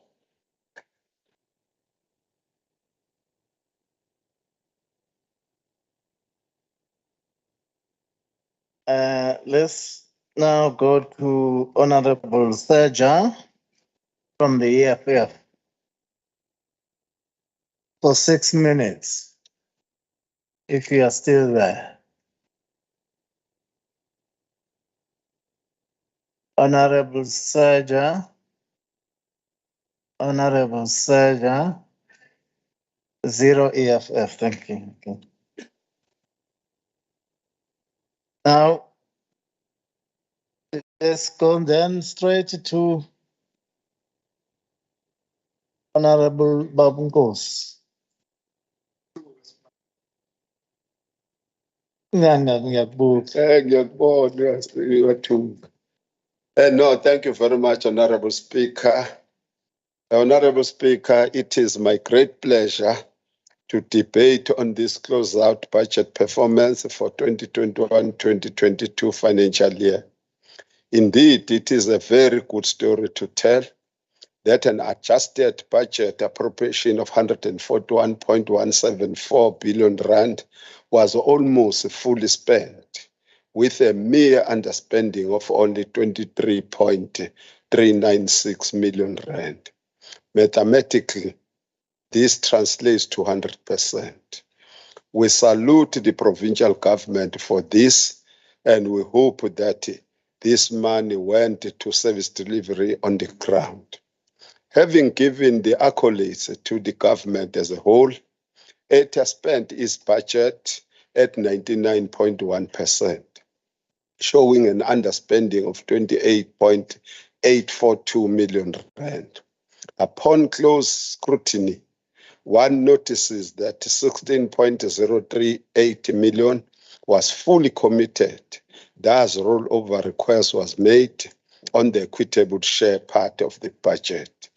And all the conditional grants, including the ring-fence monies, were fully spent. Honorable Speaker, concerns were raised on the gross underspending of the ring-fence DDM allocation, which was underspent at 1.341 million rand from the 2 million that we spoke about earlier on. There were other minor concerns which must be ironed out related to partnership with Hewlett, the transfer to WESA, as well as the incorrect classification of 5.5 million rand from goods and services. The Finance Portfolio Committee called the 3 entities for engagement, namely DTP, Richards Bay ITZ, and Tourism KZN, due to significant underspending of their budget. It is also proper for me to mention that all entities under it underspent their budget. DTP underspent at 91.1%, thus 400.065 million rand was underspent. And then we want to check what was the reason for that. The problems there in that entity is in relation to the SCM.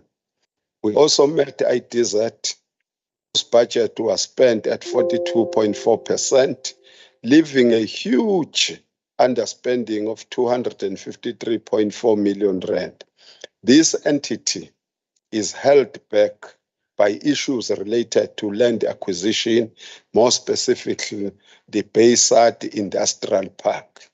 Underspending is also exacerbated by low morale from staff members due to the refusal of the ITZ to pay the performance bonuses, as well as no increase in the increment of the year under review. We will wait and see if rollover was applied for. Honorable Speaker, We also met the Tourism KZN Authority, whose budget was spent at 77.1%. And the problems there are in relation to the contract with the Mandela Capture Site upgrade, with the NTT, as well as the Kwazulu Caves precinct, whose budget was rolled over before. And we wonder if it will be rolled over as we speak at the moment. Somlom, we strongly propose, Zwide, that ATIA ups the game of oversight over all its entities. And I'm not joking when I say all of them underspent their budget. All of them, 100% of the entities. That's what we would want to see happening. We want to move to vote the newly merged vote number 10, MEC for Finance and Acting Premier. That department had problems with the arts and culture section. We also understand the problems. Most unfortunately were ignored when we were advised the OTP around that particular thing. When we met them 6 months before the end of the financial year, it was clear to everyone that the component of the budget related to library services would be grossly underspent. Indeed, it was, because critical vacant posts at the senior level were not filled. We intervened at the Finance Portfolio Committee, but OTP decided to approve a few of those posts, but at a very, very late stage. So we wanted just to raise that thing. Another thing that we had a problem with the mesh vote number 10 was the spike where money was transferred to local government, specifically on arts and culture. A huge amount of money, 100 million in the month of March alone, was transferred. If you could read our report that we presented earlier on, we indicated that there is a problem in relation to the transfer of monies to local government. Now we are becoming specific from the component of the African National Congress that the problem there is that people wanted to run away from underspending and then run to fiscal dumping. That's the problem that we identified and all the stuff. But to say everything, we understood that that department was going to underspend. And we told them that's why we gave ourselves power that we don't have to negotiate, to go between the your department acting premier and arts and culture in order to intervene. You don't appoint people in the component of library services and archives. That is a very specialized field and whatever. No Tom, Dick, or Harry can deal with that particular thing. When you don't have the chief director there and the director, who will do the planning? This is the argument that we advance. That's why we intervene as the Finance Portfolio Committee. So all in all, that department underspent its budget of a mere 1 billion rand by more than 120 million rand, despite the advice as the portfolio committee we gave both formally and informally. So, Honorable Speaker, sifuna ukubeka nje lokho ukuthi this mesh department, when we engage with it, we discovered as the Finance Portfolio Committee that we'll have challenges in relation to the organogram. That's why we agreed on the time frames as to when that organogram had to be sorted out. Then we want to move to vote number 11, which is COPTA. Vote number 11 had only one issue. That is the underspending of the finances that were allocated for the July 2021 damages. And it couldn't be spent, that money, because of a number of reasons, which are very clear as we got it from the department. So, Honorable Speaker, we are clear as the Finance Portfolio Committee that the government did a commendable job in the spending in this financial. It has never happened. Thank you very much, Honorable Speaker. Thank you. Next speaker is from the NFP, Honorable CM Shinga, for 2 minutes.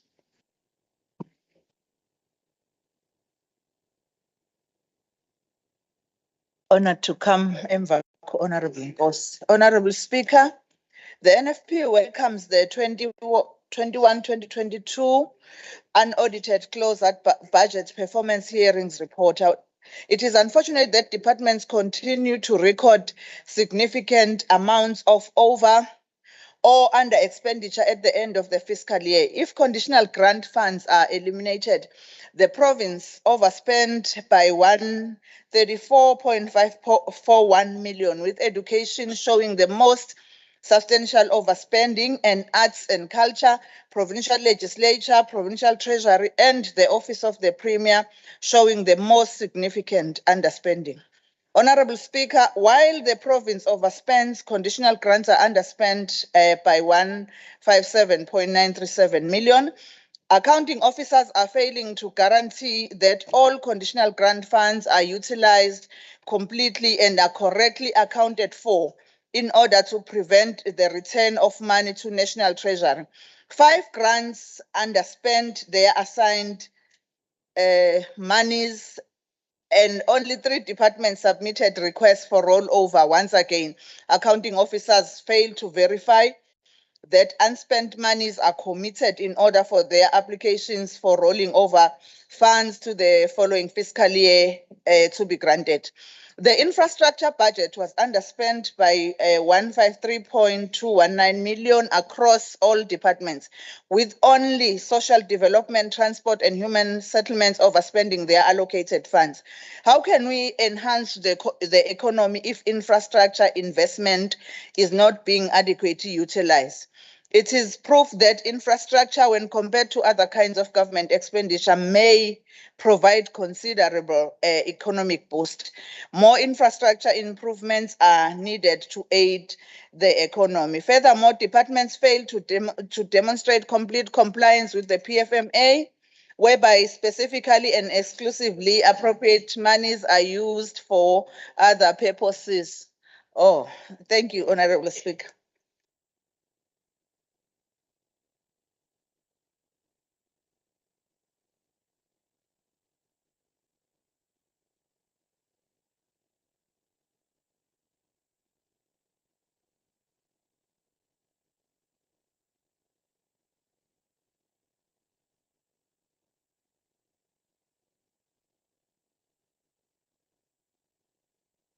Ready for you.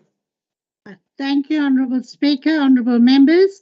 Departments are not performing optimally for various reasons, including COE dilemmas, as well as weak planning in the case of the unspent DDM grants, posing rollover and first charge challenges. The fourth industrial revolution calls for an interface between digitalization and human resource strategic management. Without human beings, technology will fail us, as we have not reached a stage where artificial intelligence can replace workers. Therefore, each department needs to go back to the decisions this legislature took in 2008 when we needed to fast-track transformation and service delivery. To achieve this, the labor-intensive departments had to engage in zero-based budgeting and reviewed human resource organograms. Active use must be made of the balanced scorecard, which the provincial treasury had started using in order to align budgets to infrastructure and human resource requirements and service delivery needs. For example, municipalities need to stick to the National Treasury guidelines to ring-fence infrastructure budgets. This will enhance efficient and effective budgeting and outputs. The high vacancy rates, honourable members, impact on departments' performance, leading to staff burnout, which is unwarranted post-COVID-19 and with the new flu strains that we are grappling with. Honourable Speaker, as a country, let alone KwaZulu-Natal, the Minority Front strongly suggests that the National Treasury must rethink frameworks for government, business, and community partnerships to spend our budgets fruitfully annually. Thank you. Thank you, Honorable Chakaraj Bansi. ATM ayikho. Mfundisi.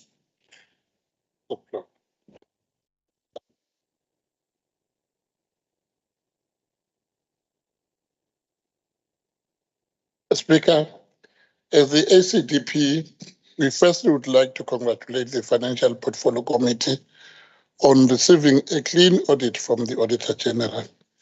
This is commendable and should roll over to the coming years as well. With regard to an audited close-out budget performance report, we find it concerning that ATA under the Program 1 had delays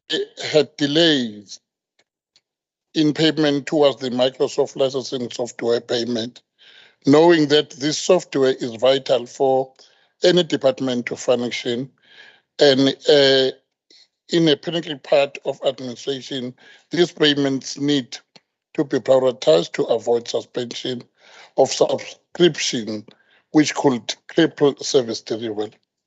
Also, as ACDP, we fail to understand how a province that has overcrowding challenges as well as understaffed schools could reason to have the Department of Education's budget cut. This decrease puts a strain on schools and impacts service deliveries as teachers need to take up extra duties and responsibilities and are fatigued, leading to more absenteeism, further putting the education needs of young learners at risk. With this few remarks, Speaker, I want to thank you. Thank you, Honorable Manale. Now the turn for Honorable Rogers for your 2 cents, sorry, 2 minutes. 2 cents.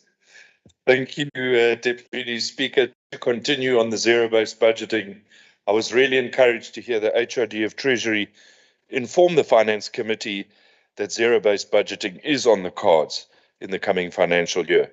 And I have no doubt that Treasury as a department will be able to undertake this exercise. My concern, however, is that some of our departments lack the financial ability in this particular process and will struggle with the task. And we would hope that Treasury will identify those particular departments and start with the capacity training sooner rather than later. Deputy Speaker, I just want to speak a little bit about the public entities, as my chairperson did.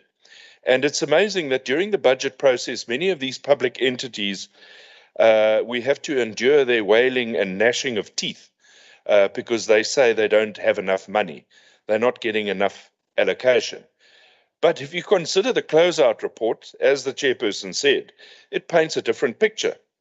Almost 4 billion rand is allocated to entities, yet they only managed to spend 3 billion rand, an under expenditure of 1 billion rand, when we've got departments like health, education, various other service delivery departments that could actually use that money. These are the entities, the very entities that are supposed to facilitate economic development, create jobs, yet they fail dismally. The top of the list here is the Richards Bay Industrial Development Zone and the Dube Trade Port. What happened to this mantra of radical economic transformation? What happened to RASET? What happened to job creation when some of these key entities underspend by R1 billion? What happened to accountability and consequence for departments underspending. MECs and economic development have come and gone, but yet little changes with the performance and expenditure of our entities. Ndiyabulela, Somlo. Ubongati. Now let's receive the debate from Honorable Governor for 10 minutes of the African National Congress. Thank you, Chairperson, Honorable Speaker. Honorable Speaker, we're meeting during Heritage Month when, as South Africans, we celebrate our heritage and embrace our diversity.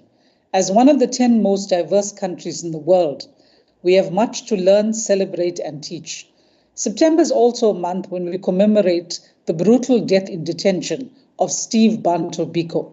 Had Steve Biko been allowed to live, he would have made an even greater contribution. So we mourn the loss of this hero. Honorable Speaker, I must also join my colleagues in expressing our sympathies to the families of the school children who perished in the recent car accident. Let me now move on to the issues that I will be debating on. Issues identified in the 21-22 closeout hearings include under expenditure of conditional grants, under and over expenditure of the equitable share, under and over collection of revenue, etc. I will be focusing on the financial performance of Vote 5 Education and Vote 7 Health. Education has overspent to the tune of 398.4 million. And the overspending is mainly attributable to compensation of employees, even after post-adjustment estimate environments of 219.8 million were undertaken. The overspending, according to the department, is due to the budget cuts of 6.6 billion by National Treasury in respect of the wage freeze, as well as fiscal consolidation cuts in respect of the expected reduction in headcounts in departments. And the pressures were also aggravated by implementing the one-off pensionable salary adjustment in respect of the 1.5% increase with effect from 1 July 2022. And as the department had not fully budgeted for the 1.5% increase, obviously this resulted in budget pressures. Also contributing to the overspending was that in-year educator headcount numbers fluctuated, and this was influenced by appointing temporary and substitute educators in line with PPN requirements at school level. According to the department, it was done to ensure that teaching and learning was not disturbed and learning outcomes were not negatively affected as most grades had returned fully to a normal on-site school routine. There were additional costs for screeners and cleaners in schools as part of the COVID-19 requirements, and these created further spending pressures. Honourable Speaker, however, although the department has provided these explanations, and they do indicate good intent, its overspending is a matter of grave concern, particularly as it is in direct contravention of the Provincial Executive Council's directive that all departments must remain within budget. So we want to know what plans the department has to ensure that there is no such repetition in the 22-23 financial year. We must also note that the department as a whole overspent by 398.4 million, but despite this, there was under expenditure of 138.3 million in respect of the Presidential Youth Employment Initiative, as well as under expenditure of 53.9 million against the National School Nutrition Program grant. So, at a minimum, Honourable Speaker, the department should have been showing under expenditure of 192.2 million for the vote as a whole. The fact that it does not reflect under expenditure, but has in fact overspent the vote, suggests that the department has used some of those so-called unspent funds for a different purpose. And this is in contravention of both PFMA and Treasury regulations, as well as in contravention of the decision of this House, which voted on the allocation of funds for specific and exclusive purposes. So we are calling on the department to provide reasons for using specifically and exclusively appropriated funding for purposes other than what they were allocated for, and to indicate to us what plans have been put in place to prevent the use of such funds for purposes other than what they were allocated for in future. The department has requested that the unspent amount of 92.353 million relating to the Presidential Youth Employment Initiative Fund project be rolled over. It says that although the funds are unspent, they have been committed for the training and development of educator assistants, handymen and women, etc. But we have been informed that this request amounts to pie in the sky, as due to the department having overspent its budget, there are no funds to roll over. It's used up all the funds. Furthermore, the department must give us reasons for appointing almost 3,000 fewer assistants in the Presidential Youth Employment Initiative project and explain why there were delays in the planning and implementation of the training programs, including the purchase of the tools of trade. Now, the National School Nutrition Program grant was underspent, mainly in respect of March invoices for feeding of learners. And initially, the department had said that the grant was underspent by 41.8 million, and National Treasury had provisionally approved the conditional grant rollover. But because there are no funds, it means that the province will have to dig into its contingency reserve funds or take money from other departments in order to fund this rollover. So we want the department to tell us whether the final approval of the rollover has been granted, and it must also give us reasons for failing to spend both this grant funding as well as the Presidential Youth Initiative funding as well. Honourable Speaker, infrastructure development is a priority of this government, and we are therefore disappointed to hear that the specifically and exclusively allocated funds